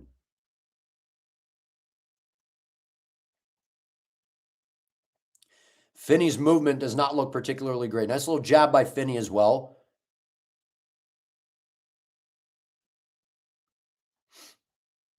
Yeah, Finney's got to pressure him. Nice right hand, nice left hook by Malkoun. Malkoun is by far the better striker. But Finney's throwing some big overhands, man. They're getting close. Oh, nice 1-2 by Malkoun. Doubled up the jab through a right hand behind it. Malkoun starting to gain some confidence on the feet here. Oh, nice right hand with a left hook behind it by Finney. Malkoun fakes a shot. Oh, nice right hand by Malkoun. Stung him a little bit. Malkoun starting to tee off a little bit here. Oh, good right hand by Malkoun. Malkoun starting to back him up. Oh, good right hand by Malkoun.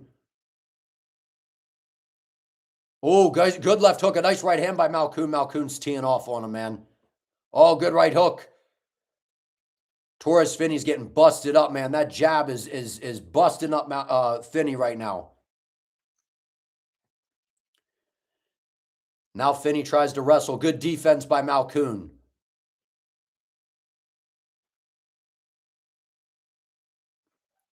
Malkoun's striking is just so much cleaner, man. I thought that Finney would really try to press the action with the wrestling here. And then he's just throwing these big winging overhands. Jacob Malkoun's probably going to get a finish here, man. And Finney throwing these big wild shots. Malkoun easily slides out of the way. Malkoun just picking him apart.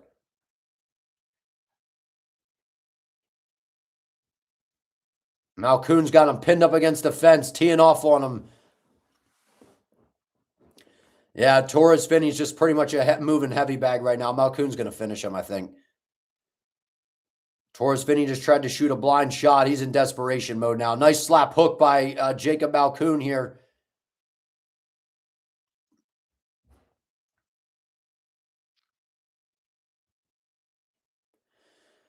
Malkoun just putting in the work, man. A little under a minute left in round one. Malkoun just teeing off on him. Just peppering him with the jab.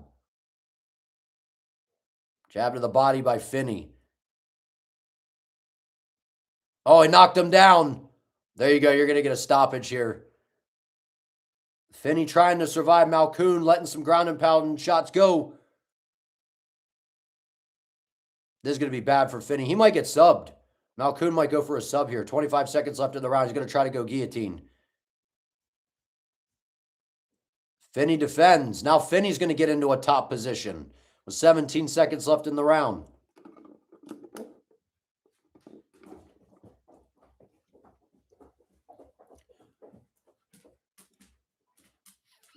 And Finney's just going to end the round on top. No damage really at all whatsoever. Finney got busted up, man.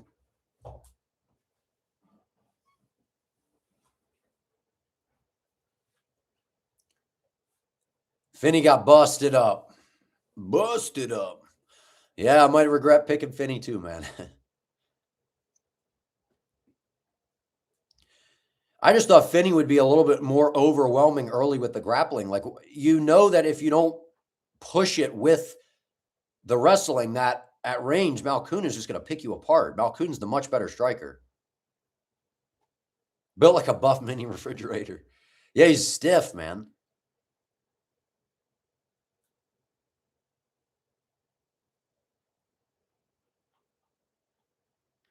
I don't know. I kind of lean Teo against Stevenson.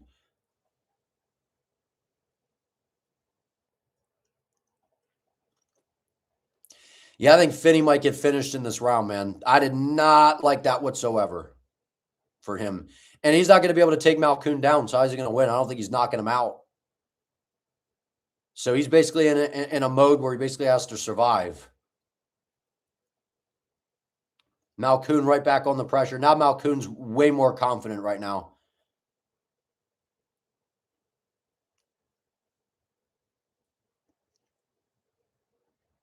Oh, Finney slipped. I think he hurt his foot or something. He just threw that right hand and then kind of stumbled. Malkoun looks for his own takedown.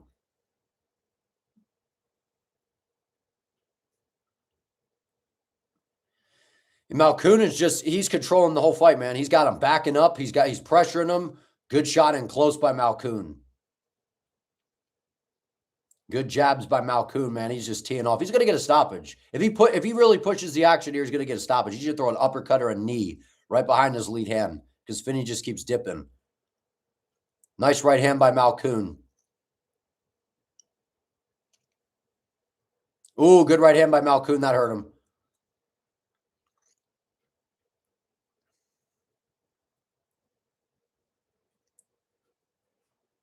Good jab by Malkoun. Finney just throwing these big, wild shots. Now he's starting to open up, tripping and falling, backing up into the fence. Malkoun shooting his own takedown. Finney trying to throw some dirty shots in close.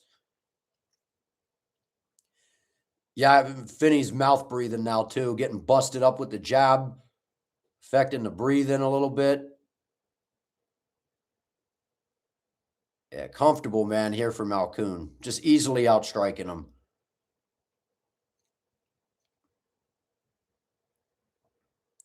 Yeah, Torres Finney is just loading up on these shots from the outside. He's got to try to, like, double jab, do something to get into the range. Just slapping hook from Malkoun, picking him apart. And Finney throwing a big winging left hook. Big meaty left hook. Dude, Finney's throwing these big meaty punches, man. Good jab by Malkoun. That jab is just a piston, just stinging him over and over and over again.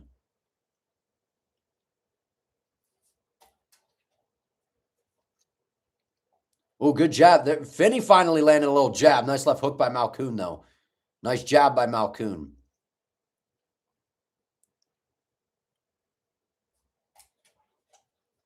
Oh, dropped him with the right hand. Nice right hand by Malkoun. That was nice.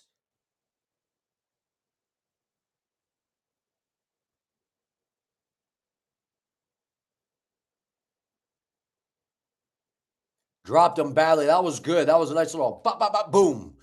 Switch up of the rhythm. That was nice by Malkoun. I'm surprised that Finney's even survived. Malkoun should just separate here. Let him get back to his feet and then KO him.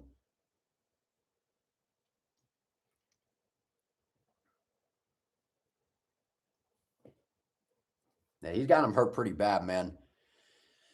Yeah, Finney's just he's just straight up in the air. There's not much movement on the feet whatsoever. He doesn't have much striking offense to go with it. This might get stopped. Finney's not really, now he's trying to build a base now. 135 left in round 2. Yeah, Finney's playing possum. He's trying to set him up, man. He's pulling a Derek Lewis. Trying to set him up, and then he's going to land that big overhand at some point that we're waiting on, right? It's all part of the script. Malkoun landing a lot of nice ground and pound shots here.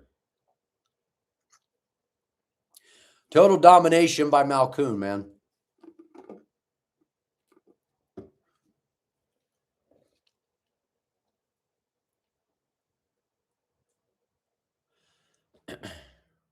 Because Torres Finney can normally overwhelm people with his grappling, with his wrestling. But Malkoun's got solid wrestling. I just thought that Torres Finney would come out like a bat out of hell and really push the pace. But he didn't do that from the very beginning. I mean, Malkoun set the tone. I should have picked Malkoun, man. I knew better. He's got much better striking. And his grappling's pretty good. Now he's trying to lock in a rear naked choke. That's a jawbreaker.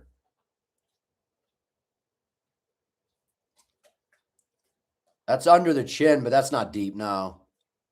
20 seconds left in round 2. It'll be a miracle if Finney can even make it the distance in this fight, dude.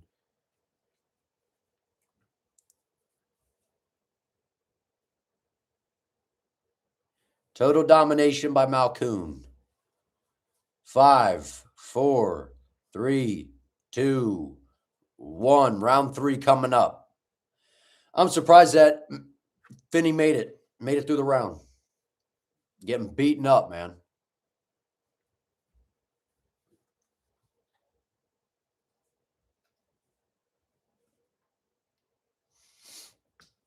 Man, I really thought that Finney would come out and like try to push a pace or something. Because Malkoun's like, you knew Malkoun's the better striker.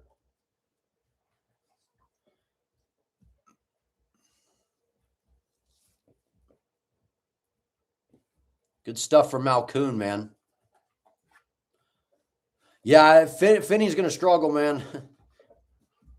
I didn't realize the striking was this awful, you know?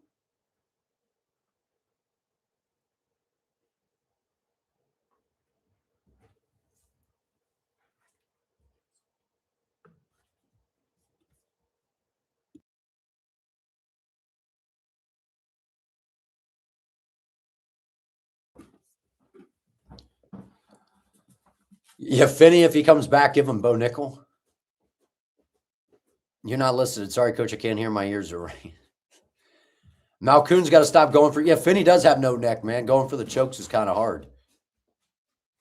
Now Finney's going to start throwing caution to the wind. Some big winging combinations there. Oh, Finney throwing some big shots. That's that Lucas Tracy rusty kickboxing technique right there, man. The big meaty hooks. Oh, my God.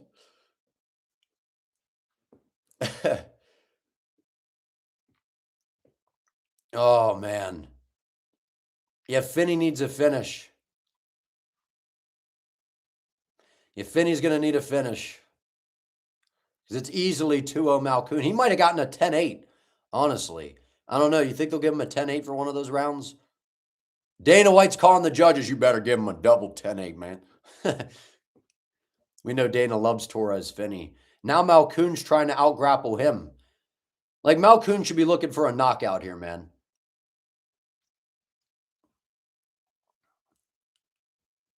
Oh, nice right hand by Malkoun.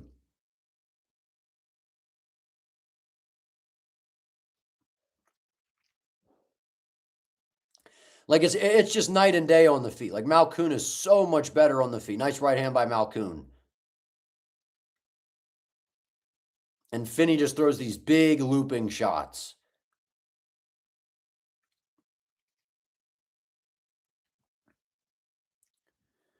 .315 left in round 3.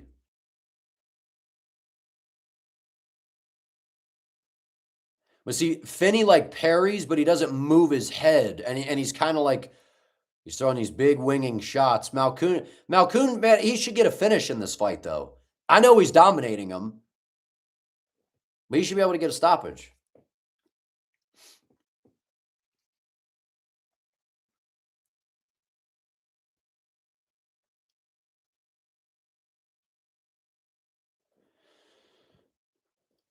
.240 left in round 3.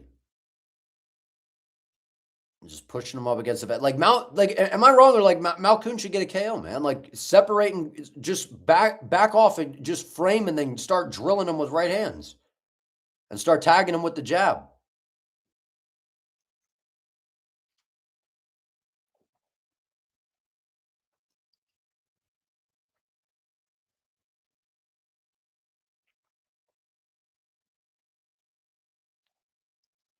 Dang, man. Domination. 2 minutes left in round 3. Now, if I'm Jacob Malkoun, man, you're dominating this fight and you don't feel much of a threat from Finney, man. Like, open up and start letting letting some things go. Well, Malkoun can choose to just secure the win like this, but career-wise, it would be his best chance to get getting a cool KO. I agree 100%.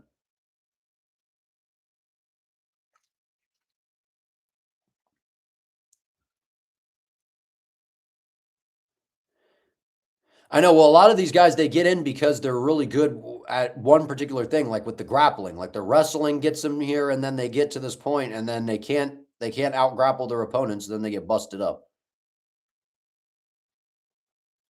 Well, good. That was a good jab by Finney. He finally landed a good shot. Another good jab by Finney. Imagine if Finney got a KO, dude. That would.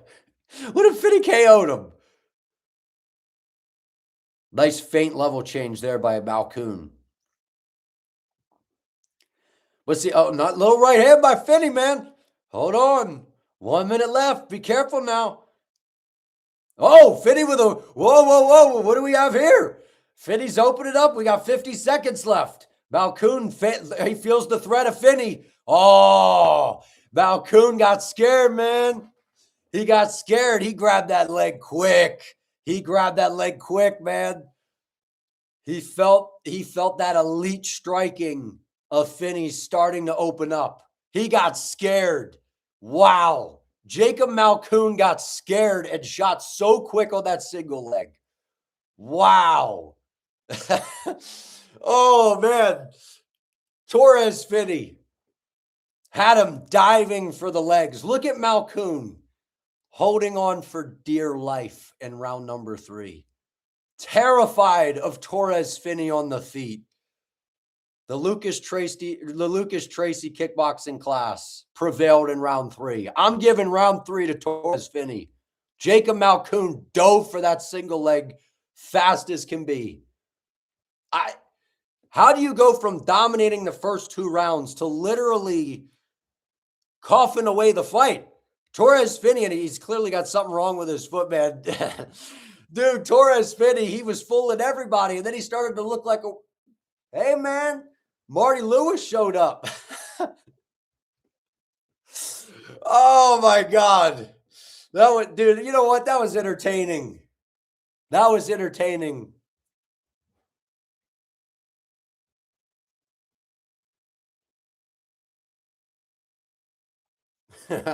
Let's rage bait on Twitter. Let's rage bait on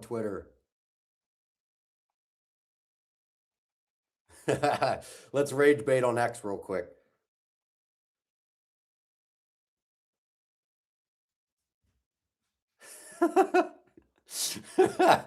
Oh, man.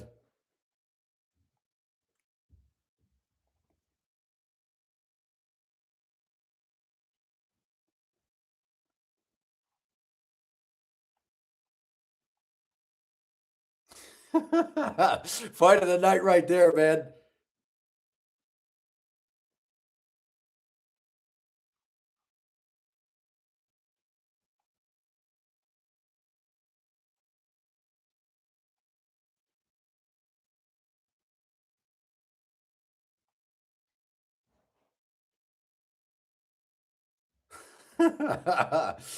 Wow. Fetty, yeah, his striking is bad, man.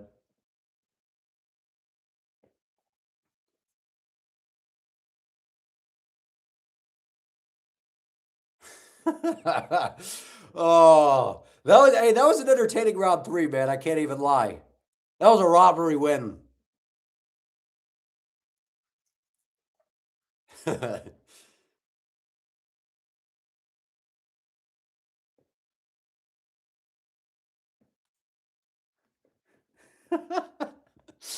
Oh man, that was entertaining. What's up, Hussein? How you doing, brother? Do I think there will be an announcement soon for Islam versus Ilya? I don't think that they're booking that next. Maybe they do, actually. I don't know. I want to see Ilya and Arman. I want to see Ilya and Arman. That's the fight that I want to see. And I want to see Islam defend the welterweight belt against some of these dangerous welterweights. That would be huge. Huge accolades for the resume.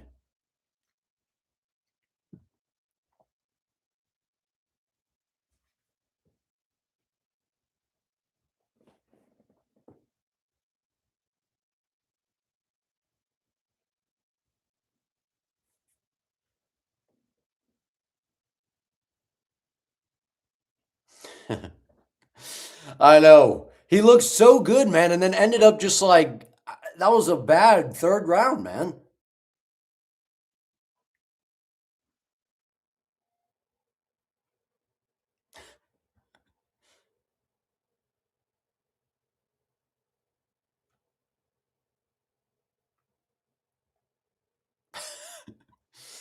Oh, I should have picked Malkoon, man. I don't know what I was thinking picking Torres Finney, dog.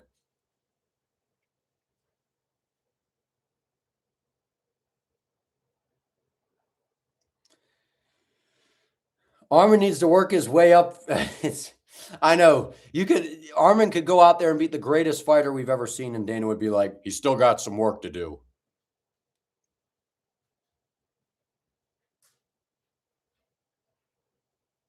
This card was created to see who was cut from the rosters. They're going to start with Torres Finney.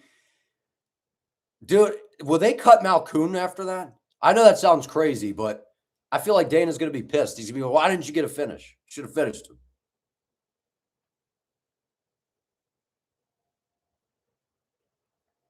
I don't know, man. I don't know, man.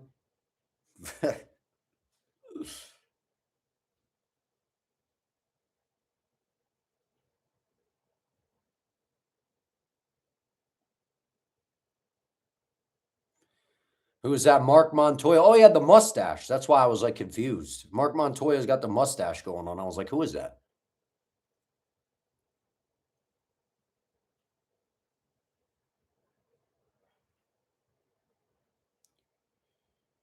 Sheesh, man.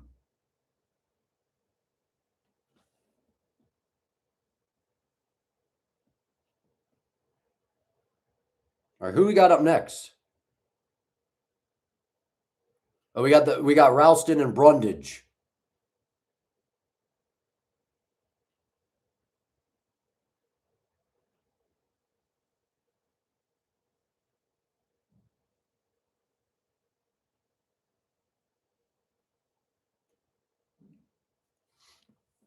What's up, Diego OSSS? How you doing, man?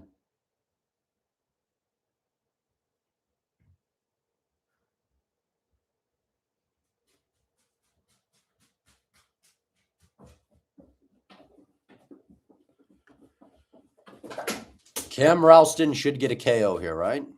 Should be a KO. But Cody Brundage is weird because sometimes he shows up. Thank you. Sometimes he shows up and then he actually puts on a good performance. And then other times he shows up and it's like, why is this dude in the UFC? This has been a low-level card. I can't even lie. It's been a pretty low-level card.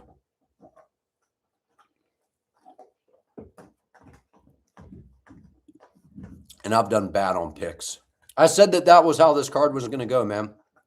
It was going to be one of those cards. We either do really good on picks or really bad on picks.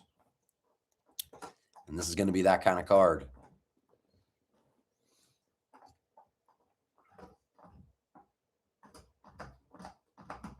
Difficult to set up too. Great of a card and all. Yeah, this is I'm just excited for some of the fights on the main card. I'm excited for Ruffy and Fiziev, man. That's the fight that I'm the most excited about. And I'm excited for Volk and Lopes, even though I'm like, it feels like the UFC kind of has their little agenda that they're pushing with it. And then Saint Denis and Hooker's a good fight as well. And then having Salkilld on there to where he probably is going to get a highlight reel KO. And then having Tuivasa versus Tallison Teixeira is probably like someone's just, going to get KO'd. So you're looking at a pretty action-packed main card, I think. So for all the complaining that we can do, I think it's actually going to end up being pretty entertaining. Hopefully I'm not jinxing it. Hopefully I'm not jinxing it. And so far, I've done pretty bad on picks. Well, the one was a robbery. Yijia won.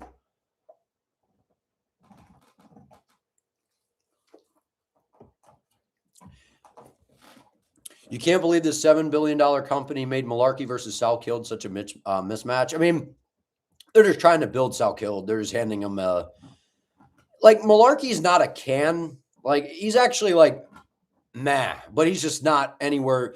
Like Mullarkey to me is a step back compared to all the guys that Salkilld has fought.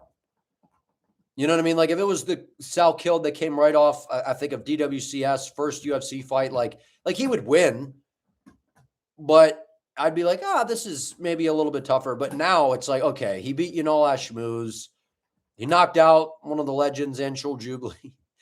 And then, you just do what you did to Nasrat Haqparast. It's like, what is Jamie Mullarkey going to have for you? So to me, this is a step back in competition. And I think it was supposed to be Rong Zhu, right? So that would have been a fun fight. So yeah. That would have been entertaining. I was looking forward to that one. You wonder if Brundage fluked something. Dude, that's what I'm saying about Brundage. You got to be careful because, like, he doesn't really use his grappling. But early, like, his cardio is bad. So he, like, fades. But early on, I don't know. He could be kind of dangerous.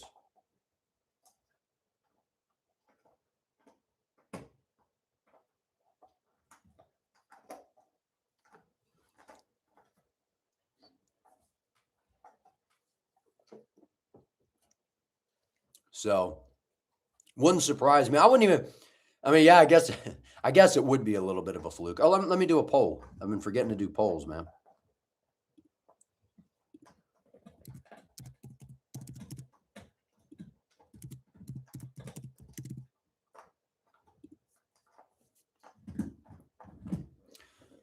I got Ralston in this one. He should get a KO. Brundage is weird because he's decently athletic and can hit pretty hard, and he can wrestle. But to me, he's like, he starts like the fight starts and he's like this. And then after like the first couple minutes, and it's just,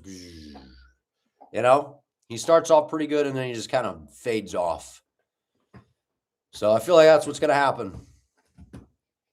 But we'll see. Only time will tell.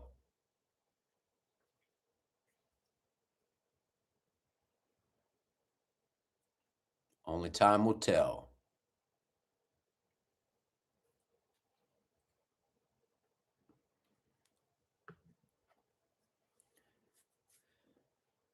But I think Brundage is probably gonna, if he's smart, he'll try to grapple because Ralston has shown improved takedown defense. So that was pretty quick. They got to the octagon quick. And I forget, what do we have next after this? Ralston's got a 6-inch reach advantage, man. Let's see. We got, Oh, we got the Tafa and Elikana fight next.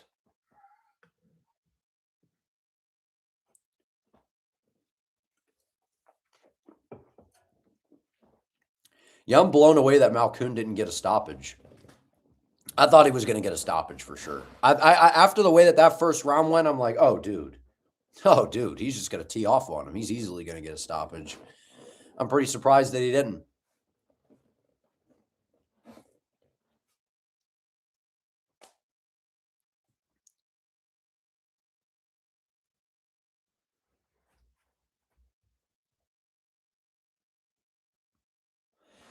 Yeah, Ralston, man, he seems like he's the next one of these next prospects to watch. He definitely seems like he's one of these next prospects to watch.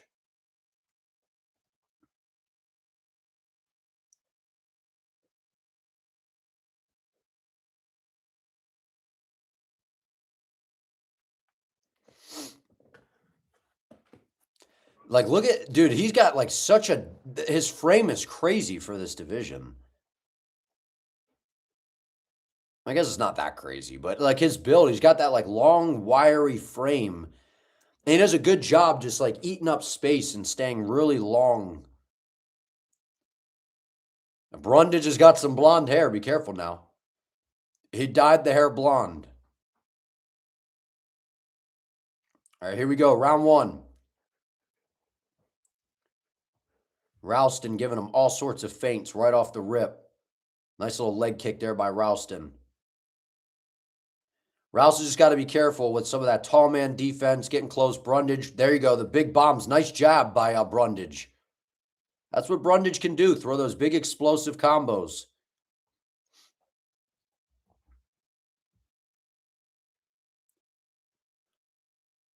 Ralston just got to stay long, get the jab going, and then set up that hook right around the goal. Oh, nice right hand by Ralston. Stung him with a good right hand. Good leg kick by Ralston. Nice leg kick by Brundage.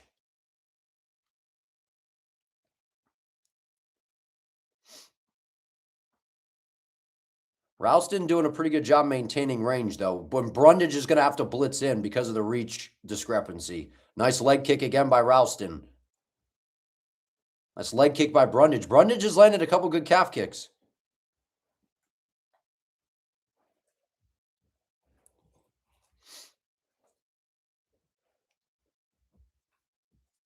Oh, nice right hand by... Dude, Brundage is throwing. Brundage is throwing really hard in the pocket.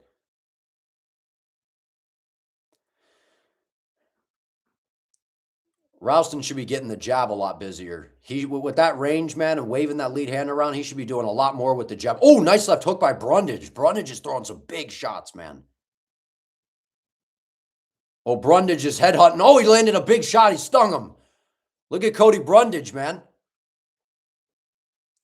Pushes him up against the fence.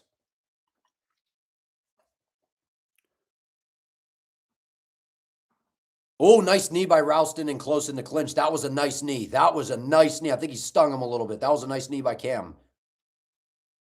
Nice knee to the body as well. Now he's got that tie clinch there. Oh, spinning back. Oh, big right hand by Brundage. I think he hurt him. I think Brundage hurt him with a right hand. Oh, he hurt him. He's got Ralston on wobbly legs, man. Brundage is tagging him.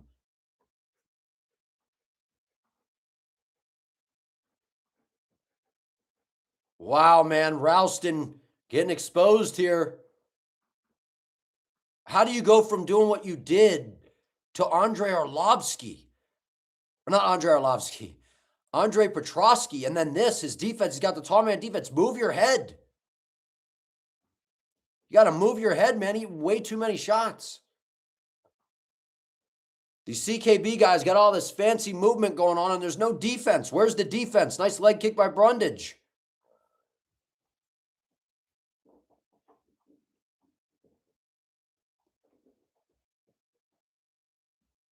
Oh, Brundage just missed on a big uppercut. Brundage is throwing some big missiles, man. Nice little leg kick there by Ralston. Just no head movement. You're right, man. No defense at all from Cam Ralston at all. No defense whatsoever. Got that tall man defense. See, even when he backs away, there's no movement. Just chin straight up in the air. Oh, good right hand by Ralston. Oh, nice big upper or left hook by Brundage. 125 left in round 1. See, when Brundage throws in combinations, he's landing almost every single time. Oh, we got a low blow.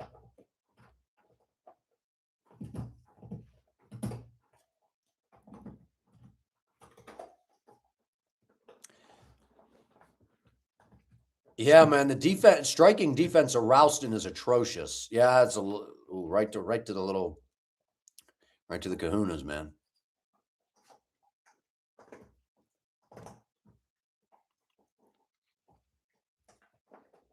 All right, we're back in. 1:15 left in round 1. Ralston better get it together, man.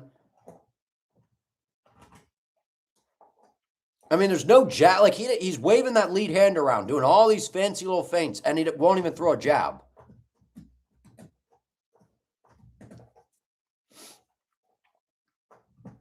Good little right hand. Tried to bait him in to the left hook. That's what he's trying to do. Oh, I think Brundage slipped. Good right hand by Ralston, but Brundage landing some big shots, man. Brundage has brought the fight tonight, man. That's what we're saying about Brundage. Some fights he looks like he can actually hang, and other times it's like, what are you doing? Nice calf kick by Ralston. Ralston starting to, tagged him. Good right hand by Ralston. Nice straight right hand. Now he's starting to open up a little bit. Now he's got Brundage reacting to everything. Oh, nice right hand by Brundage. He's got that Dan Hooker defense.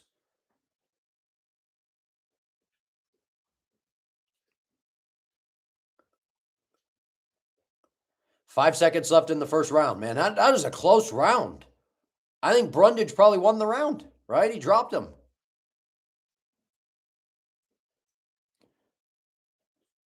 Brundage actually looked kind of good, man. This is what happens with Cody Brundage. You just don't know what to expect. Some fights he looks good, and other times it looks like he shouldn't even be in the UFC.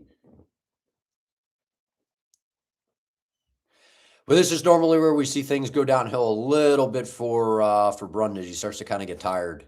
We'll see if that happens this time.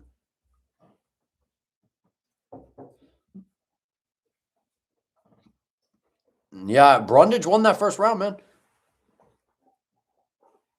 But it's kind of crazy, though, because Ralston hurt him as well. So they both hurt each other. See, it's when he's running into range and throwing the right hand and then the left hand behind it. Throwing the big looping punches. I mean, Ralston just recklessly closing the distance, man. Yeah, I agree with you, Combat Core. Relying heavily on his height and his length for defense, 100%. 100%.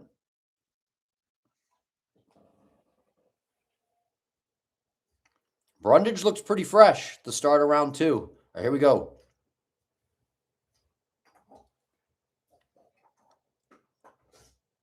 I just don't understand how you go in there against Andre Petroski and smoke him, and then you go against Brundage. Like, isn't Petroski better than Brundage? At least I thought. Nice little calf kick by Brundage. Oh, good 1-2 by Ralston. And then a good flurry in the pocket. Brundage is throwing haymakers, dude. Throwing big shots. Winging big shots.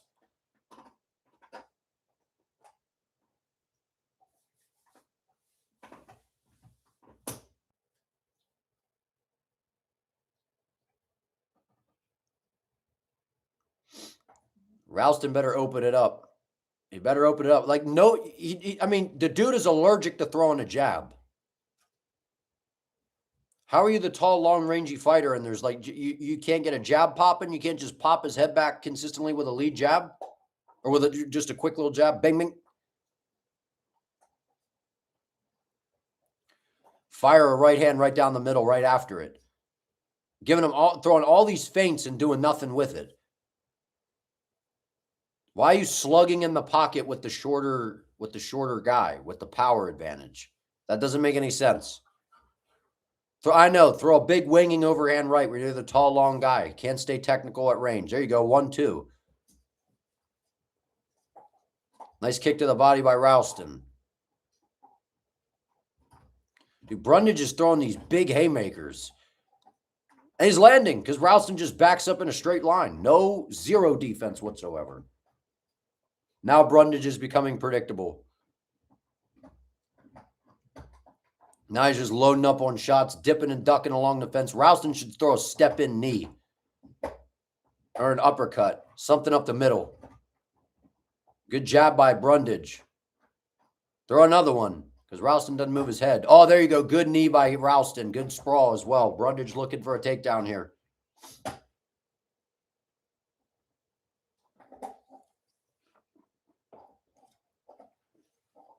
little scramble here. 2:30 left, round 2.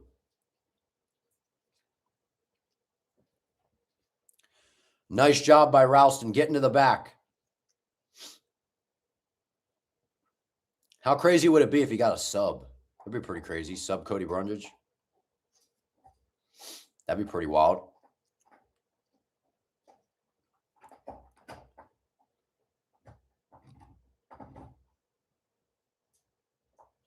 Two minutes left in round 2.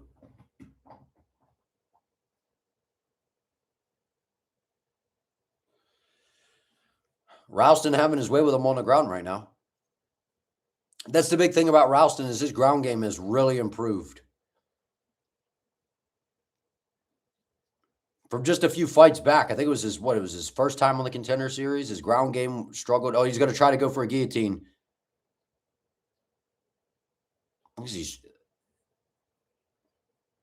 He's kind of dominating Brundage on the ground right now. Landing some good ground and pound. Good shots by Ralston. Landing some good ground and pound shots. Ralston starting to go off here. Nice. Peeling him back. Nice. Brundage covering up. Ralston trying to backpack. I'm going to probably try to look to lock in a rear naked choke if he can. This might get stopped. Brundage is not answering whatsoever.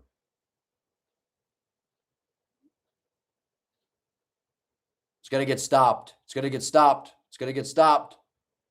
Stopped it. Cam Ralston gets it done after getting busted up by Brundage on the feet, man.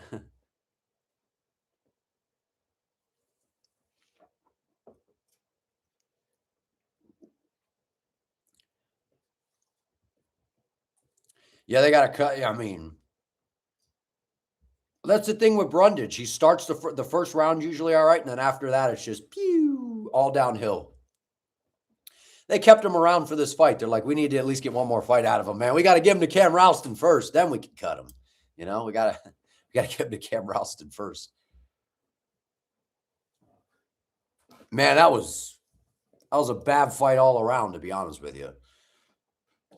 In terms of the technique, in terms of the all-aroundness to it, that was not a good fight.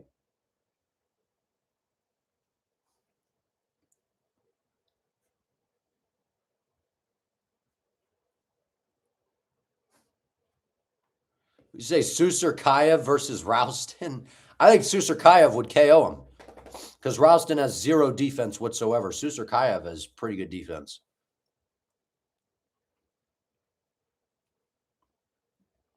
Yeah, he couldn't remember how to jump the ghillie. So then he was like, you know what, man? I might as well just throw some ground and pound, you know? But hey, he got the win. So he got the win. So I guess that's the most important thing, eh?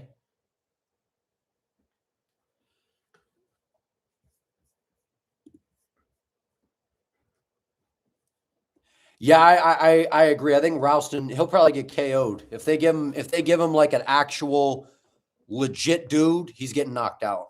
I agree with you. To me, this was and again, it's when guys first come into the UFC, you like to give them a little bit of grace, right? Because they're going to develop, they're going to get better. But I don't know, man. I look at this as a little bit of a red flag. He's slow on the feet. He throws all these feints. He doesn't have a very good lead hand. I don't know. I don't know,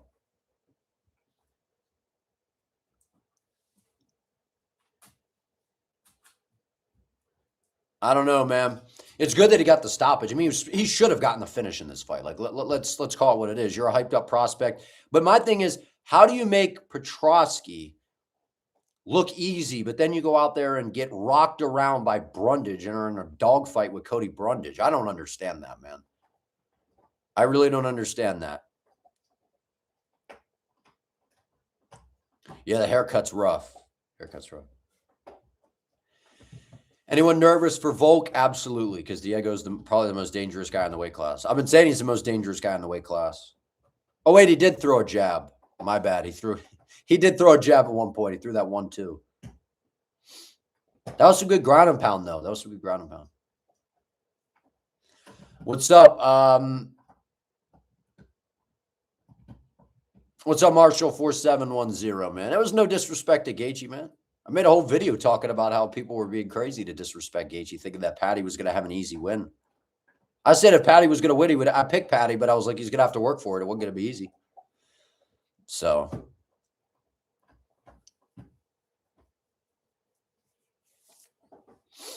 man, to me, this was like, yeah, he got the finish, but I don't know, dude. I'm not feeling I was feeling pretty good about Cam Ralston before this fight. Now I'm not feeling so good.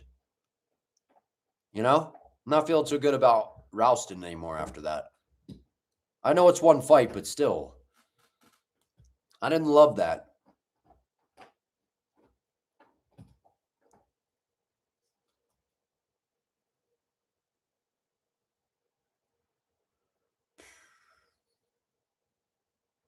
All right, what do we got next? We got Elikana and Tafa, right? This should hopefully be quick work for Elikana. And then we're on to the main card, man.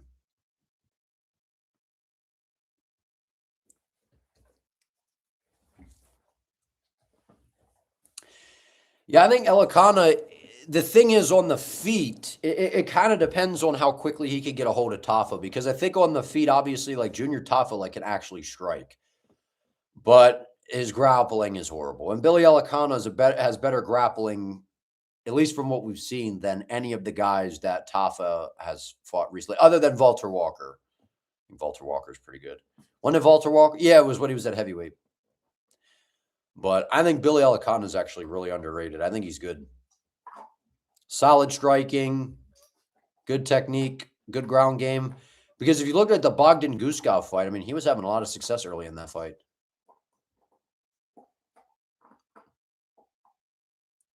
They just keep feeding this Brundage guy till he eventually gets cut. That's what they keep giving Brundage to guys that they're trying to build. Yo, Jake, Super Bowl stream on my other channel. Maybe, man, maybe. That's not a bad idea. It's not a bad idea whatsoever.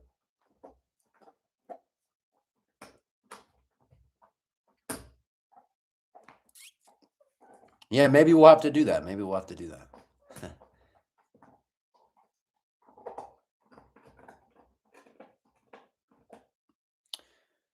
Yeah, I didn't see anybody disrespecting Gaethje. Making a pick is not disrespect.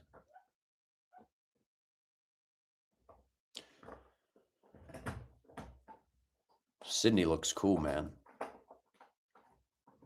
The UFC does a good job with like those aerial shots that they like, where they show like the city and everything. They do a good job with that. They do a good job.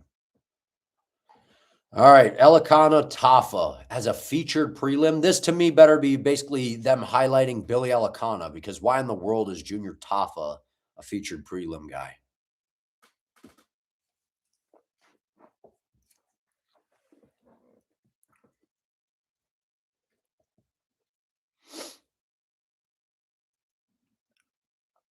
Elikana is 9-2.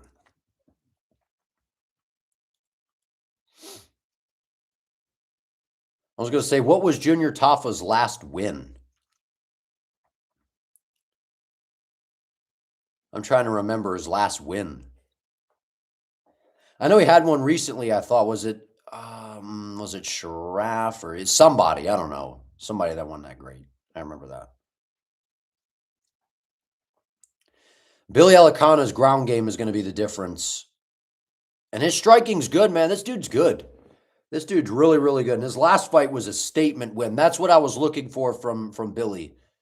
in that last fight. I think I picked him by decision in his last fight, but this time I'm like by sub because his ground game's really good. He's got nice jiu-jitsu. I really like his striking though. I think he's very clean on the feet and fun to watch. The pacing of this card has been much better, by the way. I don't know if you guys have been paying attention to that, but the pacing of this card has been far better. Which, good thing, because the last one was pretty atrocious with the pacing. So, we appreciate good pacing around here, you know? Yeah, but what's up, Maverick? Yeah, this card's been kind of meh, you know? It's had some exciting moments, but... Well, yeah, I mean, but see, that's the thing with the fewer canceled fights. So you're saying basically... So with the canceled fights, that they drag it out more is what you're saying? Because they lost a 5-round co-main event, obviously, because it was for a title. Harrison and Nunes.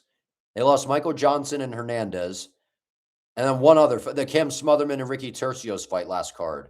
So you're down 3 fights, and it still goes to almost 1 a.m. Eastern time. That's insane.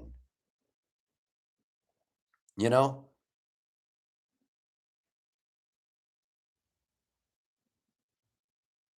But yeah, I think some of it too, like I'm hoping that, it was the debut for Paramount and they're playing all these promos and, you know, it's also going to be a little bit of a learning curve too. So we'll see. We'll see. But I like how there's no pay-per-view. I like, well, for the US, I like that there's no, pay-per-view. Now, I was hearing that, you know, because around, depending on where you are, people still have to pay for pay-per-view. And I'm like, that's pretty crazy, man, because some of these cards are not pay-per-view worthy at all. But see, the ads thing doesn't really bother me so much, though, as long as they keep it moving. Like, if it's, like, in between and they're just running the ads, whatever. I'd rather that than listen to a bunch of the commentary just yap about a bunch of filler crap that we've already heard 20 times. So, that doesn't really bother me too much.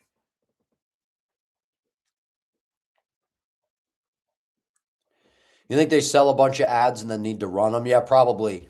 I think you're right on that. I have to agree.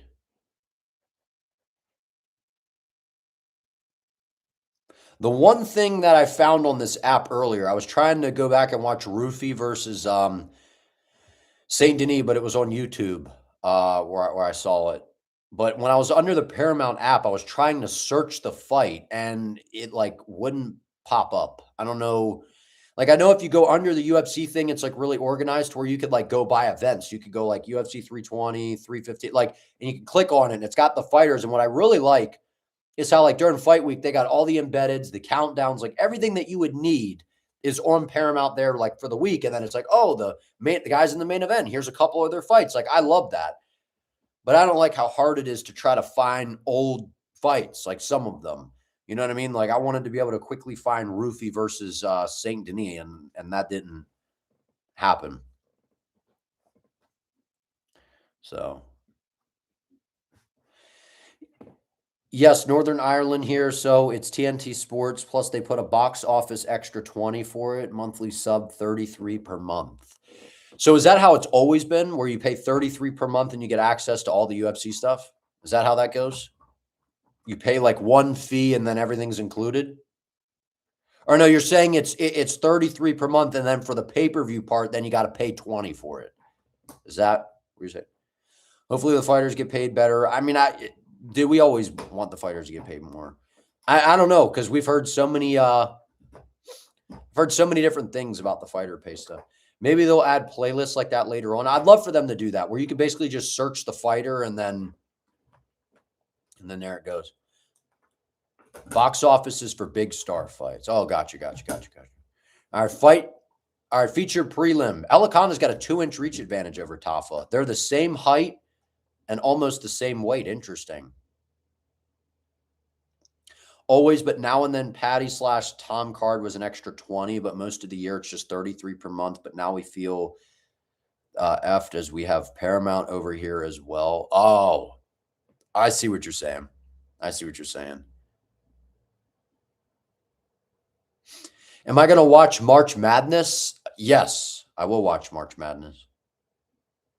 On that other channel, man, it's mainly football, but maybe we'll do some other stuff, man. It's predominantly just like a it's been mainly football, but this is all obviously MMA on here and then some boxing, but the other one's pretty much all football, but maybe we'll have some one-offs, baseball, I don't know, just some different stuff that pops up.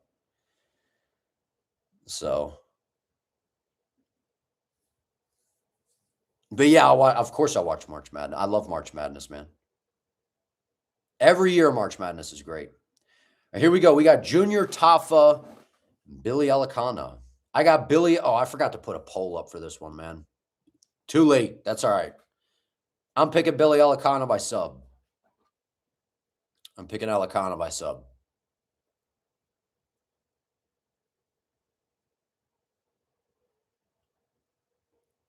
Tafa doesn't even, maybe when the fight starts and they're closer to each other, they'll look.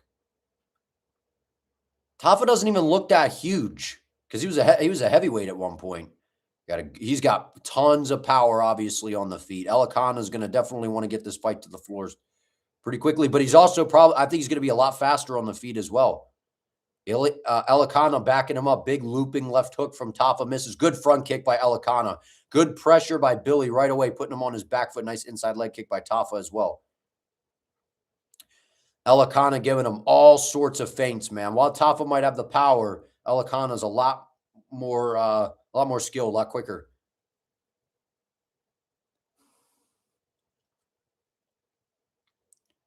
Oh, big right hand. Tafa dropped him, hurt him badly. Elikana shooting, getting in on a double.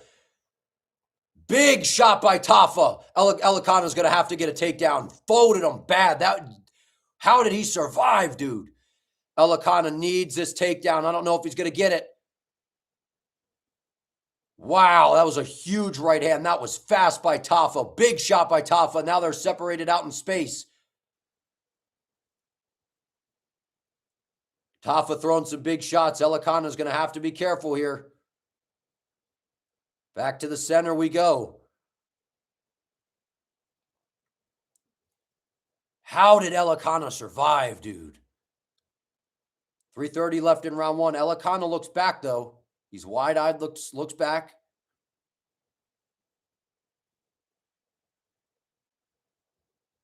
Oh, nice jab by Tafa. He's landing some good shots. He looks good on the feet right now.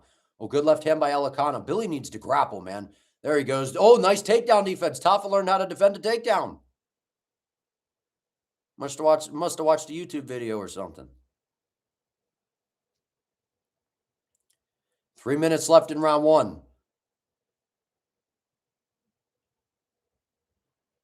Elikana has got to get him down, man.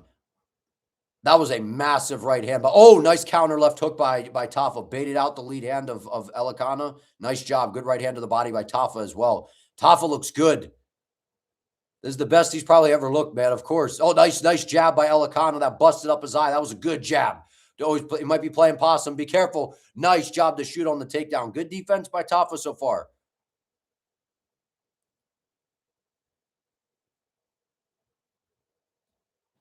That jab bothered. That was right into the eye of Tafa. That was a good jab.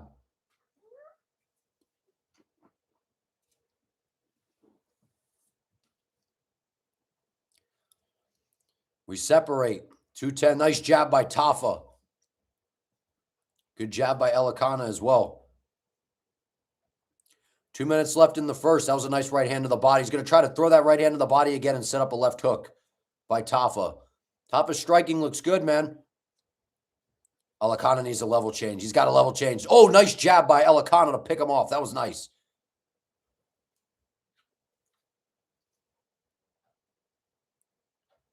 Good jab by Tafa. Clear power difference right now on the side. Good right hand to the body by Tafa. Good job by Elikana. I'm surprised Elikana's not shooting more, man.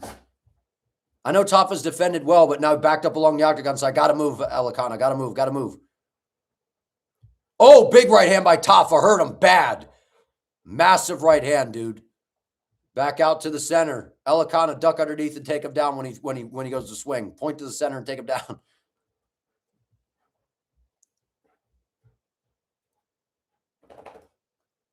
Oh, nice left hook by Tafa. Tafa's out striking him, man. Oh, nice kick to the body by Elikana. Big shot by Tafa as well. Good jab to the body by Tafa. Oh, man, Tafa's just missing with that right hand. He's trying to time him with that right hand. Nice kick to the body by Tafa. Nice little hook by Elikana.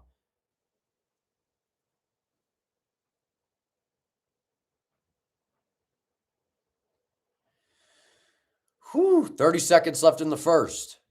Crazy first round. Tafa looks sharp.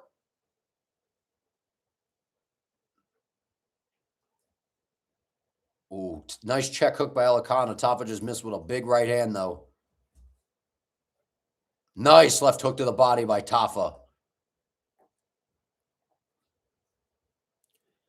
Elikana misses a high kick. Ooh, Tafa going off, landing some big shots. Nice right hook by Elikana. That was a nice shot. I think Elikana's probably awake now, you think? Sheesh, man. How did he not get knocked out? That was a massive shot.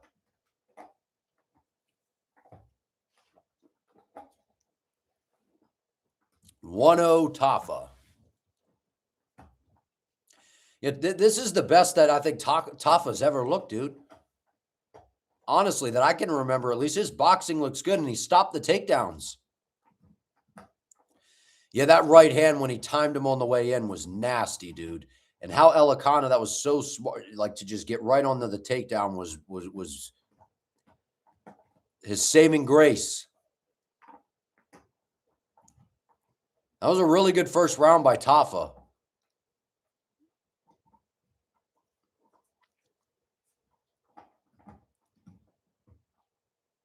Yeah, and when you're in great shape, man, that helps with the recovery as well.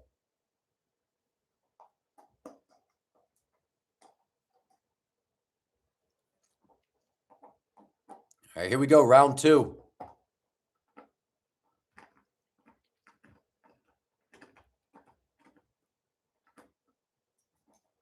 Elikana needs to get him down, man.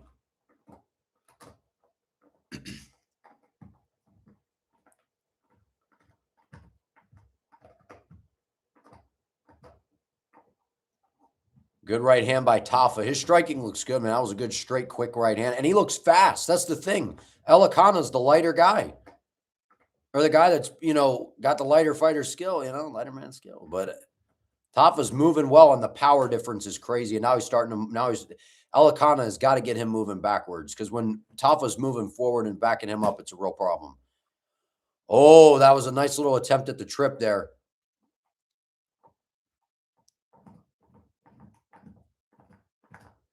Nice right hand to the body by Tafa.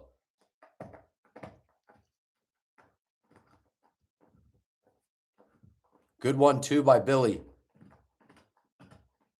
3:50 left in round two. Good jab by Tafa.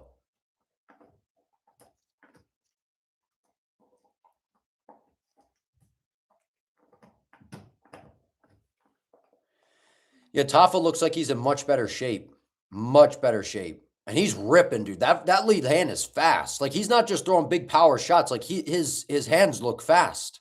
His hands look quick.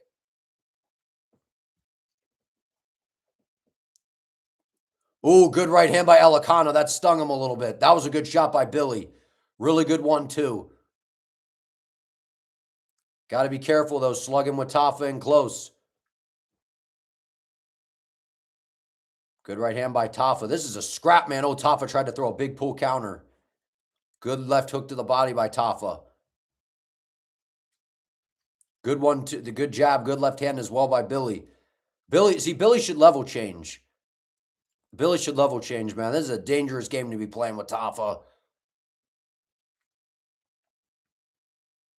Oh, there you go. Ducked right underneath the big right hand, gets to the back. Good takedown defense by Junior so far, though.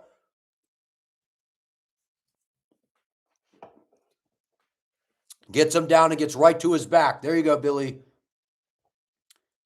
My pick was round two sub. I feel like we might get it here. This is big for Elikana here. He's trying to flatten him out. He's got his back, but he might be able to transition into mount. Yeah, Tafa's going to give, yep. Elikana right into mount.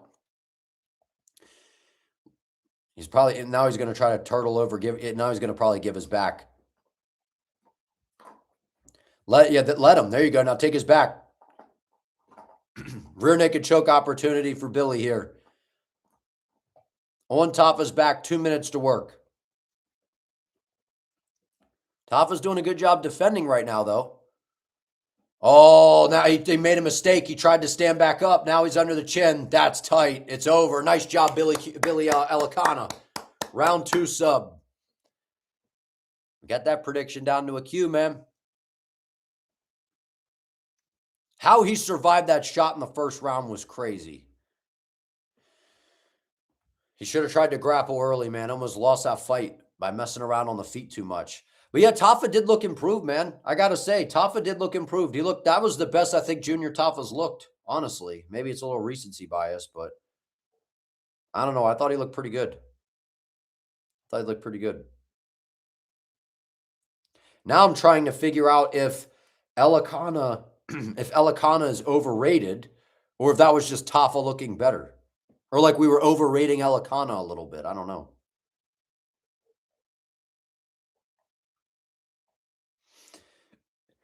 Yeah, so championship rounds just posted via Damon Martin that Esteban Ribovic has accepted an offer to fight Renato Moicano at UFC 326 on March 7 after Brian Ortega pulled out.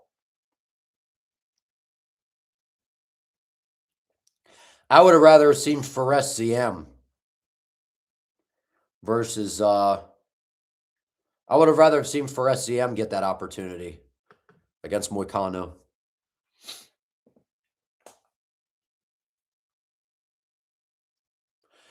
Hey, man, Tafa actually looked decent. Either Elikana we were kind of overrating him, or I don't know, man. I mean, Elikana should have won that fight, but Tafa looked pretty good. He looked better than what we've seen in the past, at least, so got to give him credit there, but he can't grapple. That's the bottom line. He can't grapple.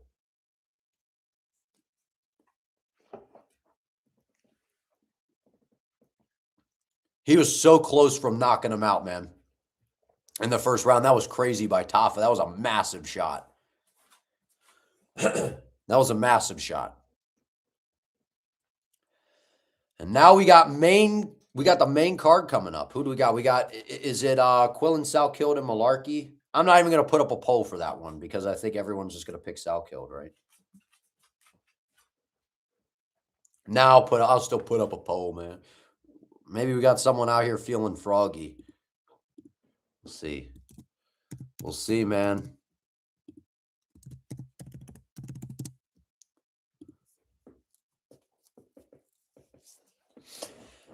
Yeah.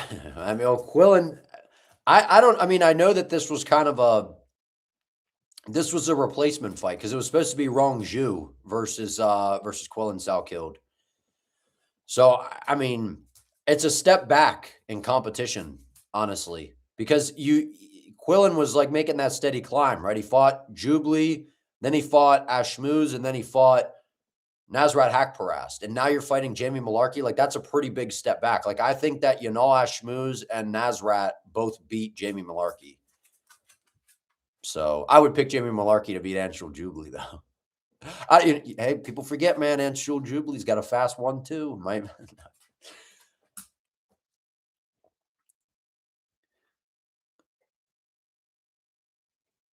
Yeah, that's right. I remember Nasrat. I couldn't remember if he destroyed him or not, but I remember him beating the brakes off of somebody. Was it Mullarkey? Mullarkey's the guy that the UFC, like, because he's like kind of durable and like moves around to where like he looks like he knows what he's doing. So he's not like a can, but he's not like that good. So it's like, oh, it's a decent win. You beat Mullarkey. You know what I mean? The UFC's sneaky with Jamie Mullarkey, man. They're sneaky with how they feed him to these prospects.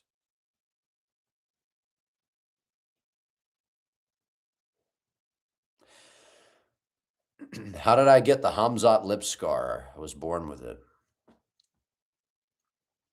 He flat, yeah, and that nasty head kick was nasty, man, from Salkilld on Hack Paras. That was crazy. And it's crazy because, like, obviously it was a beautiful setup, but I wonder if that fight plays out. Like, what does that fight look like? You know what I mean? You got it, Craze, cleft lip, man.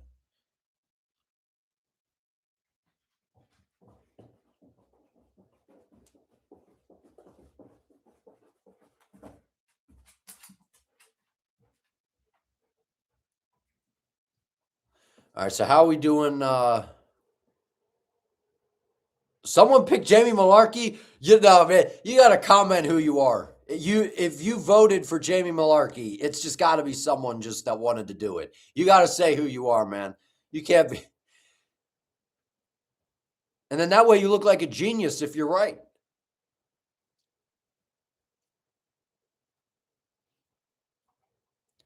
Glad to see Finney lose due to so one-dimensional and boring. Hey, man, he had Malkoun diving for the legs in round 3. Why does the Australian crowd sound so deaf? I don't have the audio on. I found it a lot more enjoyable to watch the UFC fights without listening to the commentary. I like John Anik's play-by-play, but I can't stand the color commentary from the commentators. Like Daniel Cormier, I honestly like can't stand his commentary anymore. Why did it flip to the Espanol prelims, man? What are we doing here? What's going on?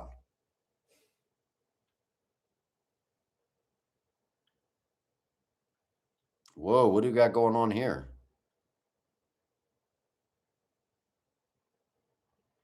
Hello?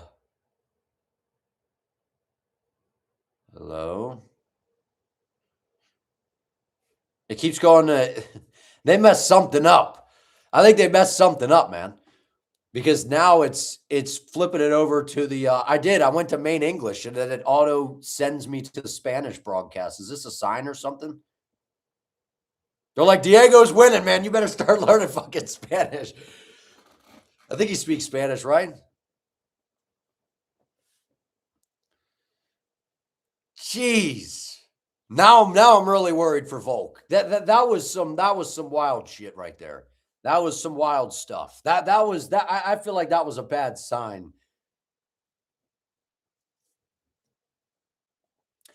Gotta wait 5 more minutes. No, it flipped over. What's up, Tyler? How you doing, man? He probably picked Mullarkey because it was probably a punt play to have more money on the other fighters. Maybe.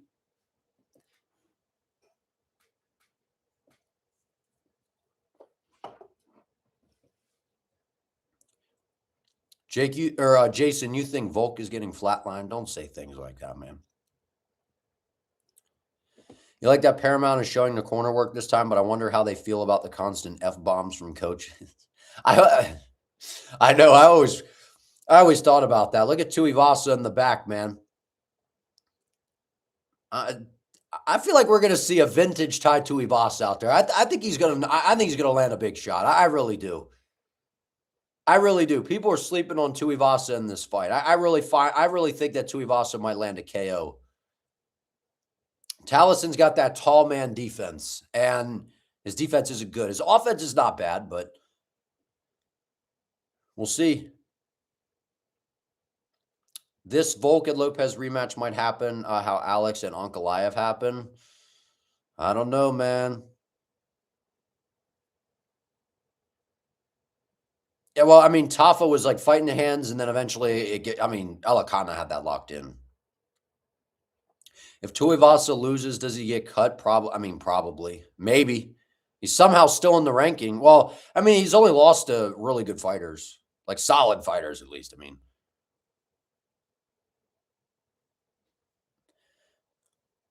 What's up, Tony? I appreciate you tuning in, man. I appreciate it. Man. Thank you. See, there it goes again. Watch now, main. What? Oh, there we go. Fiziev and Ruffy. That is my favorite fight on the card. And it's a pick'em. It's at a pick'em odds, man. And I swear, if we see any grappling in that fight, shame on whoever it is. All right, go out there and try to get a bonus. That is a fight that I want to see art. I want to see a striker's delight. I love that fight, man. Love that fight. I know that it really, man. They keep switching. They kept switching it over to the Spanish broadcast, and I'm under the English one, and it just kept bugging in. And then now it's finally corrected. But they were basically like, "Get ready for Volk to lose, man. Prepare your tears." Still, yet wouldn't be on a 6-fight losing streak yet. The odds for Ruffy and Fiziev, it just said on here that it was at Pick'em on the UFC's thing here.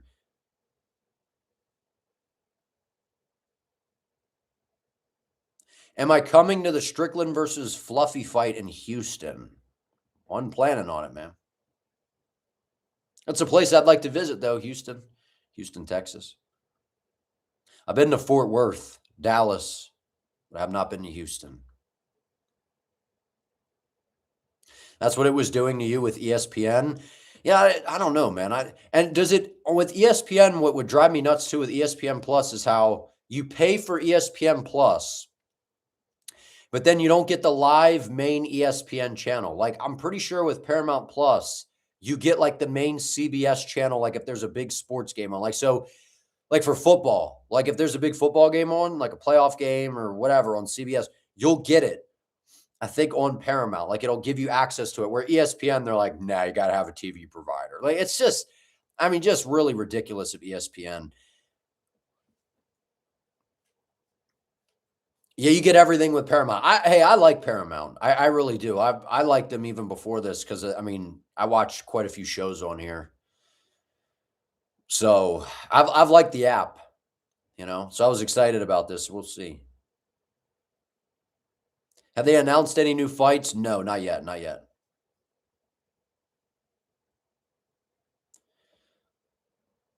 You watched the last fights and now you're switching to Lopez for a finish. I mean, I could see it. It's definitely real. It's definitely legitly possible here. So I wouldn't be surprised.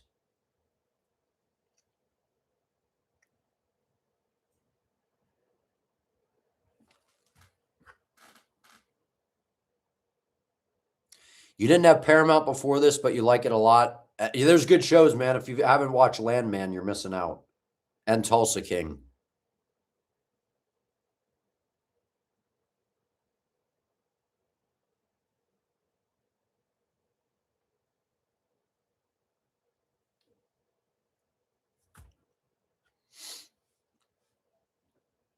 You think Quillan's going to win by a decision? Maybe. Maybe. Anything with Stallone is top. I haven't seen one thing from Stallone that I don't like. So he's my favorite of all time. Sly Stallone. He was in you guys seen the movie? I think it was Bulletproof. I think it was called Bulletproof. Where he plays the guy, his character's name in there is James or Jimmy Bonomo or something like that. I don't know if you guys have seen that. If you have not seen that, that's an underrated Sly Stallone movie. I know. Well, now they got the little intro going here. We got to get this main card rolling, man. Let's get it popping. Do you guys watch on the multicam view? I did last time, and I wasn't like wild on it. I wasn't wild on it. I thought it would be like a little bit different than what it was. I mean, it was all right, but I'd rather just kind of watch the full screen broadcast, I guess.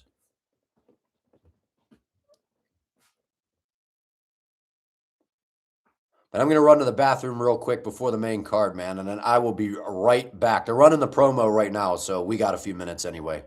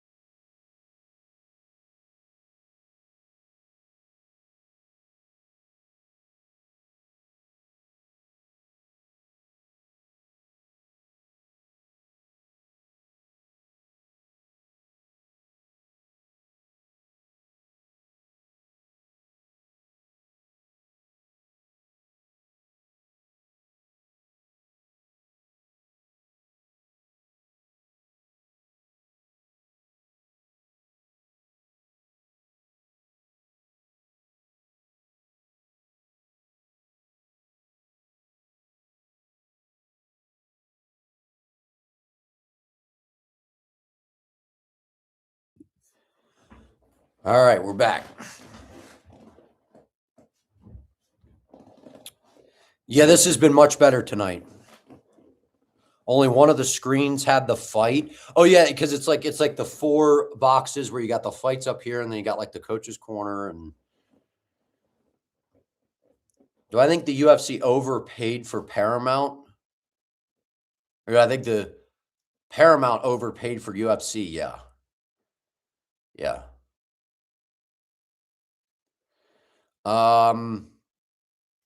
This has been much better tonight. The flow has been much better. I agree. I agree. Well, that's what I was saying. Is it was probably going to be a learning opportunity. You saw an interview where Volk said he was going to go out there to knock Lopez out.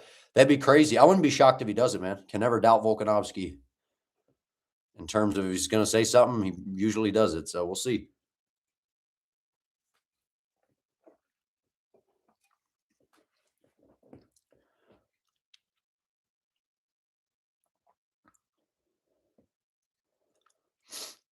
You had the corners, the crowd, and the fight. You wouldn't mind if it was 2 of the fight and see. Well, what I was going to say is do 3 boxes. So across the top, a big rectangle box, which is the fights. And then below, you have the 2 corners.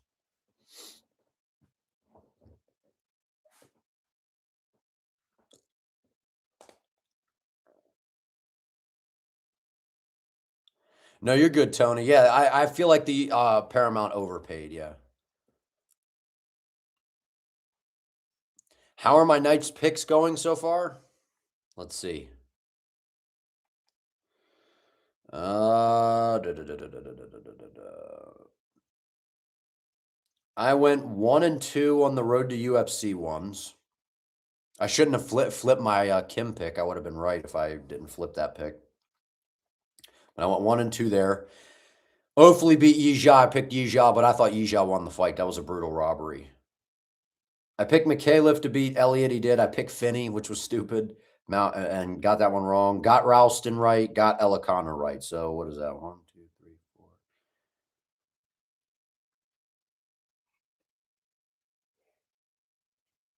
So we're like 500 on picks right now.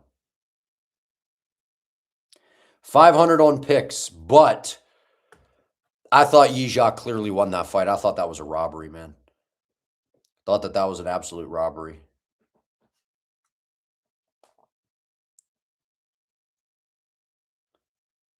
Well, at least we got a couple picks right now, just in case we get skunked on the main card. I said at the beginning of the live stream, this was one. You get a card like this every now and then, where there's a card that you just sense you're either going to do really well on picks or you're going to do really bad, and there's no in between. And that is this card. That's this card. I should have stuck with my Dom Fawn pick, and I didn't for some reason. Well, because I watched a little bit more film on him, and then I changed my mind, which I shouldn't have. And then Malkoon, I should have picked him to beat Finney, but it is what it is.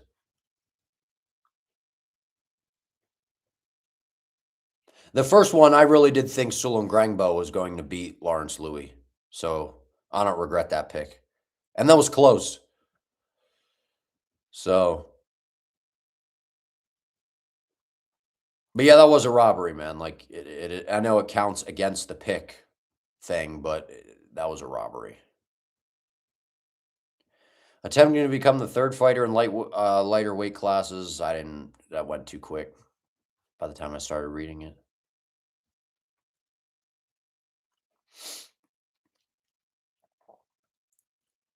Let's get this thing rocking and rolling, man.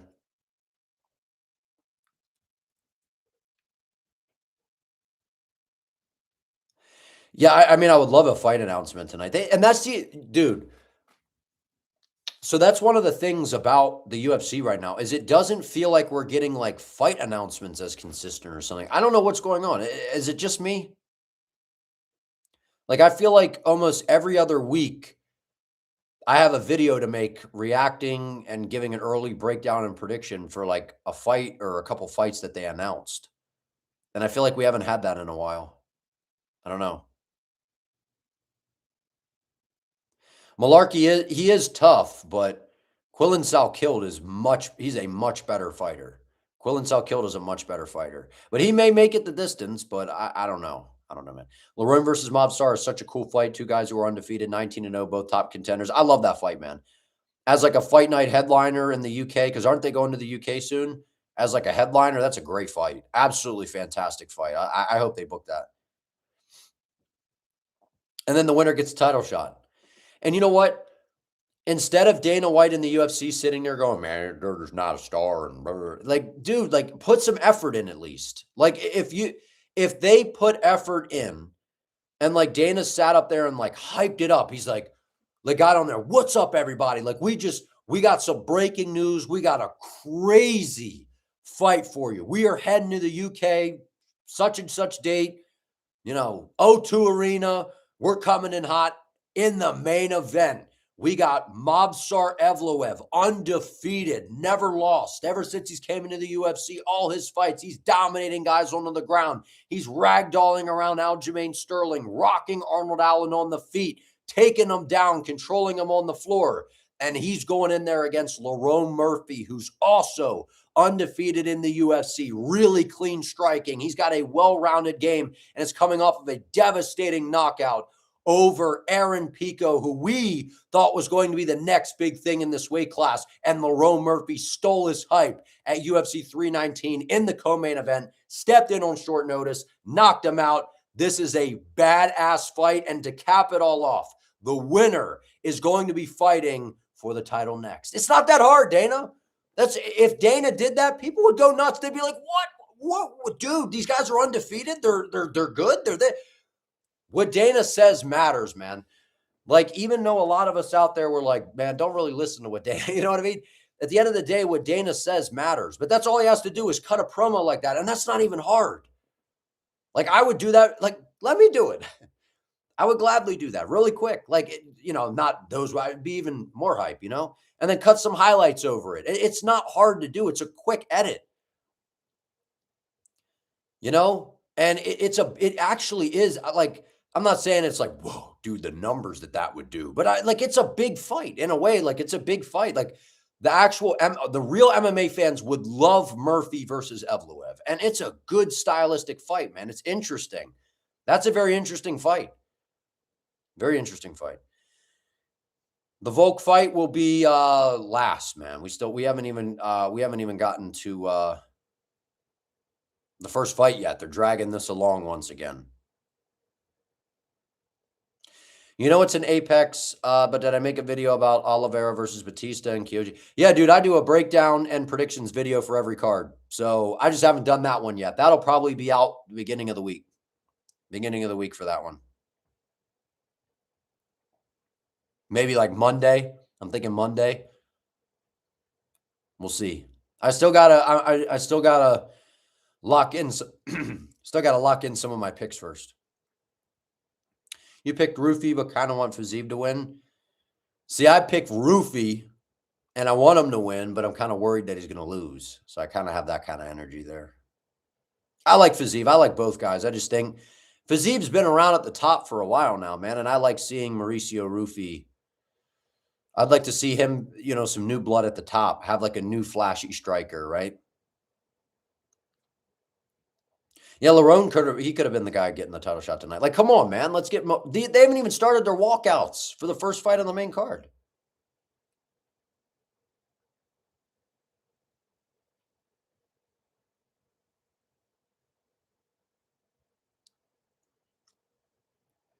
Imagine hyping up Arman now after everything he's been doing with streamers lately. Hey, man, Arman and Ilya, I think is the best fight the UFC can put together right now. I think it's a big fight, number one. I actually think it's a huge fight. Like, I think that is a big fight. And then stylistically, very interesting. And I think it's the best skill for skill fight in the UFC right now, without question, hands down. Arman at 145, I think he's just talking. I don't think that's a reality. I think he's just playing around, to be honest. You want to see Manuel Torres versus Gamrot? They might book it, and hoping that Manuel can knock out Gamrot. I would pick Torres to win. Torres is really good. I picked him at his last fight. He's really good, man. Yeah, for SCM, He's going to be a top contender for sure. He already, to me, he would, you put Fiziev in there with Gaethje, he beats Gaethje. You put him in there with the Gaethje that fought Pimblett, and against that Pimblett that showed up, he beats those guys, man. You won that glove signed by Armin and DJ? Oh, how'd you win that? How'd you win that? But yeah, that is a really good fight. That is a really good fight. Do I think O'Malley fell off or was never that good? I just think Song Yadong is really good. People just overlook Song. I think Song's not an easy fight. He was a decent stylistic matchup for O'Malley to be able to have, or, for O'Malley to have success because he's going to chase after him and look to strike it. His wrestling isn't that great. But at the end of the day, he's really good. Song Yadong is really good. So O'Malley's got to be careful because he's powerful.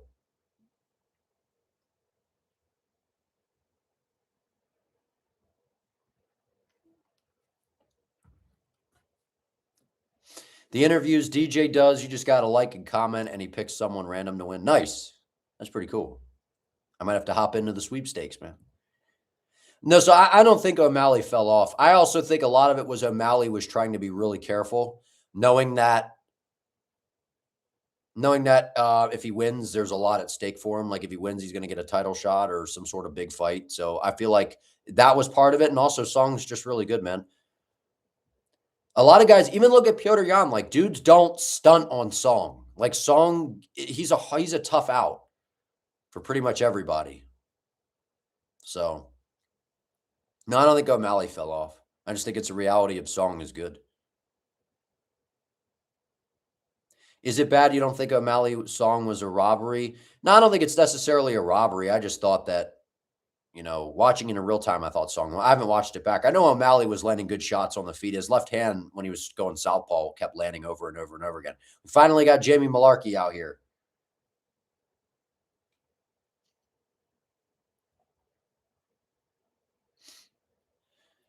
Thoughts on Sam Patterson versus Joe Alvarez? I love that fight. That is a car wreck waiting to happen. That's a great fight.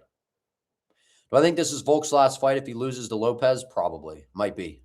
If you guys could do me a favor, like the stream, and if you're new, if you could sub and help me out, I would appreciate it.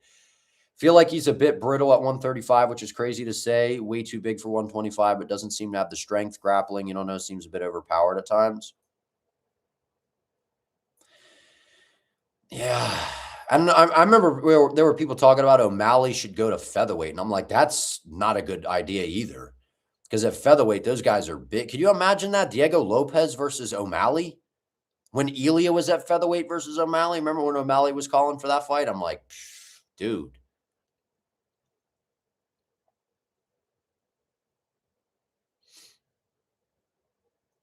I hear Salkilld. They're showing some walkouts, man. Good.